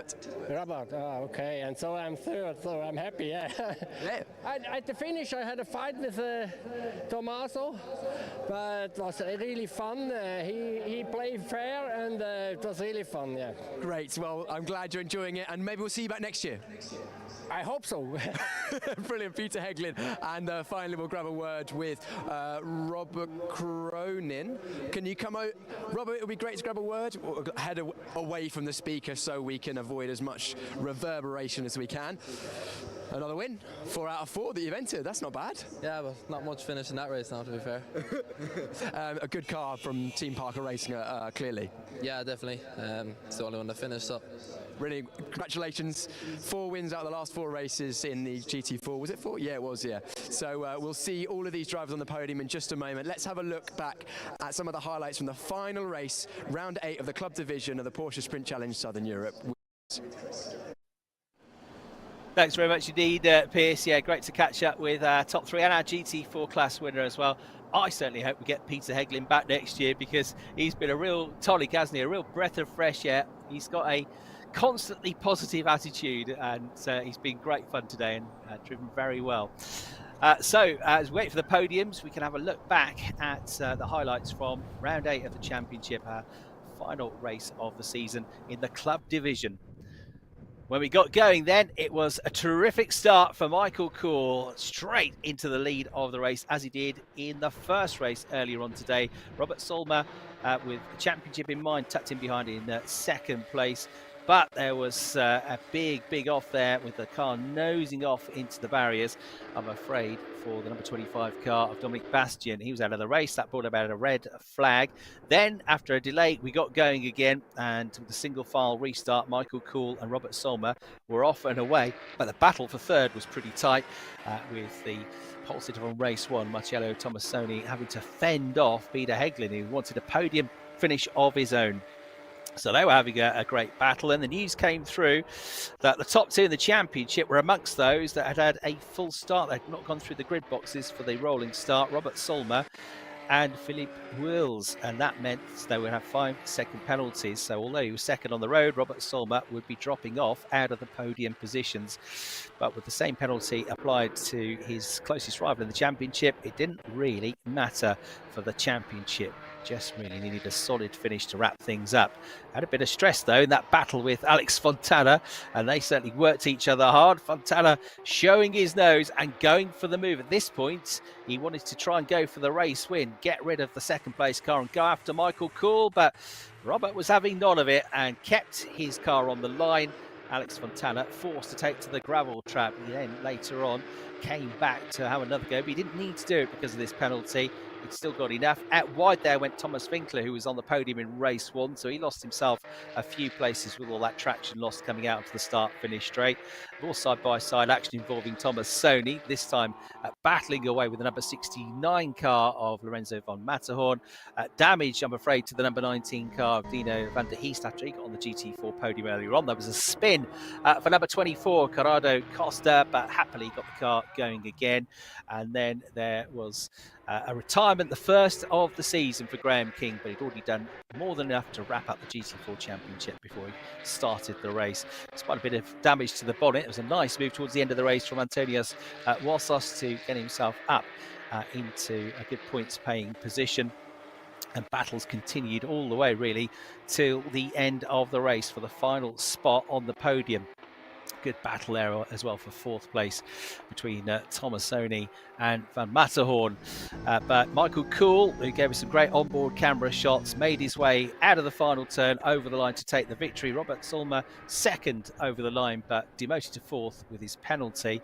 Could have been worse though. He was 8th at one point, but when he flashed the lights, you knew he was happy with that because he knew He provisionally wrapped up the championship. Michael Cool, though, the driver of the moment with a double. See Michael back in action again for the 2025 season as well. It's been a terrific season of the Porsche Sprint Challenge.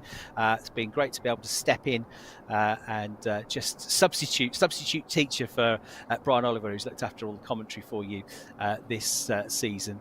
But Brian couldn't make this weekend, so I've studied and I've thoroughly enjoyed the racing. I knew it was going to be good, having watched all the previous rounds, and you've enjoyed our coverage of it. From me, Chris Hartley, in the commentary box, that's it. Goodbye for now, but we're not over yet, because we've got podium celebrations up on the podium with Piers Pryor.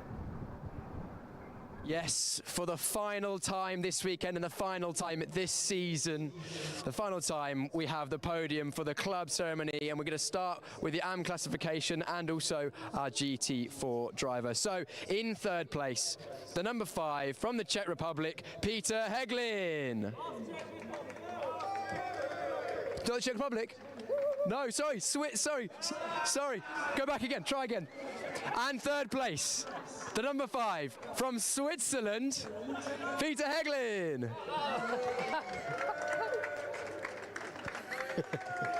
Peter drives for the Fach Auto Tech team. In second in the AM classification, the number 80 from Venezuela, Angelo Fontana. Angelo drives for the S1 racing team. And in the AM classification, our winner, the number 98 from Belgium, Michael Cool. Michael races for the Belgium racing team. And we are also going to have the winner from the GT4 classification, the number 222 from Ireland, Robert Cronin. Robert racing for Team Parker Racing. We will now have a remix. No, I'm joking. No, it's the Irish and the Belgian national anthems.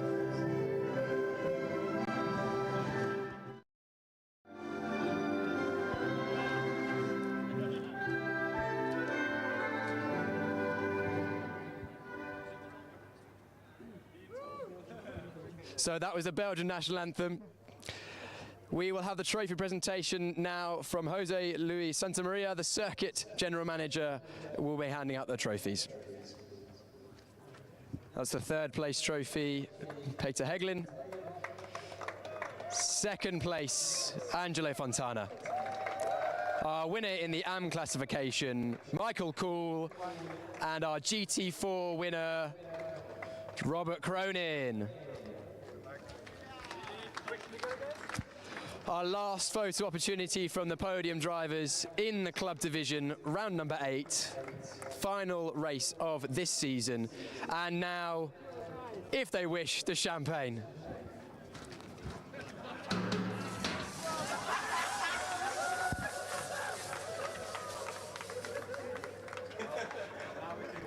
Congratulations, and a final round of applause for our podium drivers in the AM classification. Well done, everyone. Thank you so much for joining us, for all the support. And congratulations to all drivers who managed podiums throughout the season and all those who competed. Well, the sun is setting on the Barcelona Circuit de Catalunya. The sun has set on the 2024 Porsche Sprint Challenge Southern Europe Championship. What a season it's been. It's been quick through from start to finish. And I think it's a good opportunity to thank some of the people that have made this wonderful championship happen. To start with Porsche Benelux for putting the whole championship together, and everyone behind the scenes helping them with that. The marshals around the circuit here at Barcelona and Valencia and Estoril and Portimao for allowing the circuit to go ahead. Also Alpha Live for bringing you the wonderful stream. We hope everyone at home watching has enjoyed the stream, and hopefully we'll see you again next year. And then also all the teams and drivers for giving us something to watch. And then finally, you at home. Without you at home, you know, this stream wouldn't have happened. So we hope you've enjoyed every moment of the Porsche Sprint Challenge Southern Europe this season. Maybe you'll join us again next year. Thanks for watching.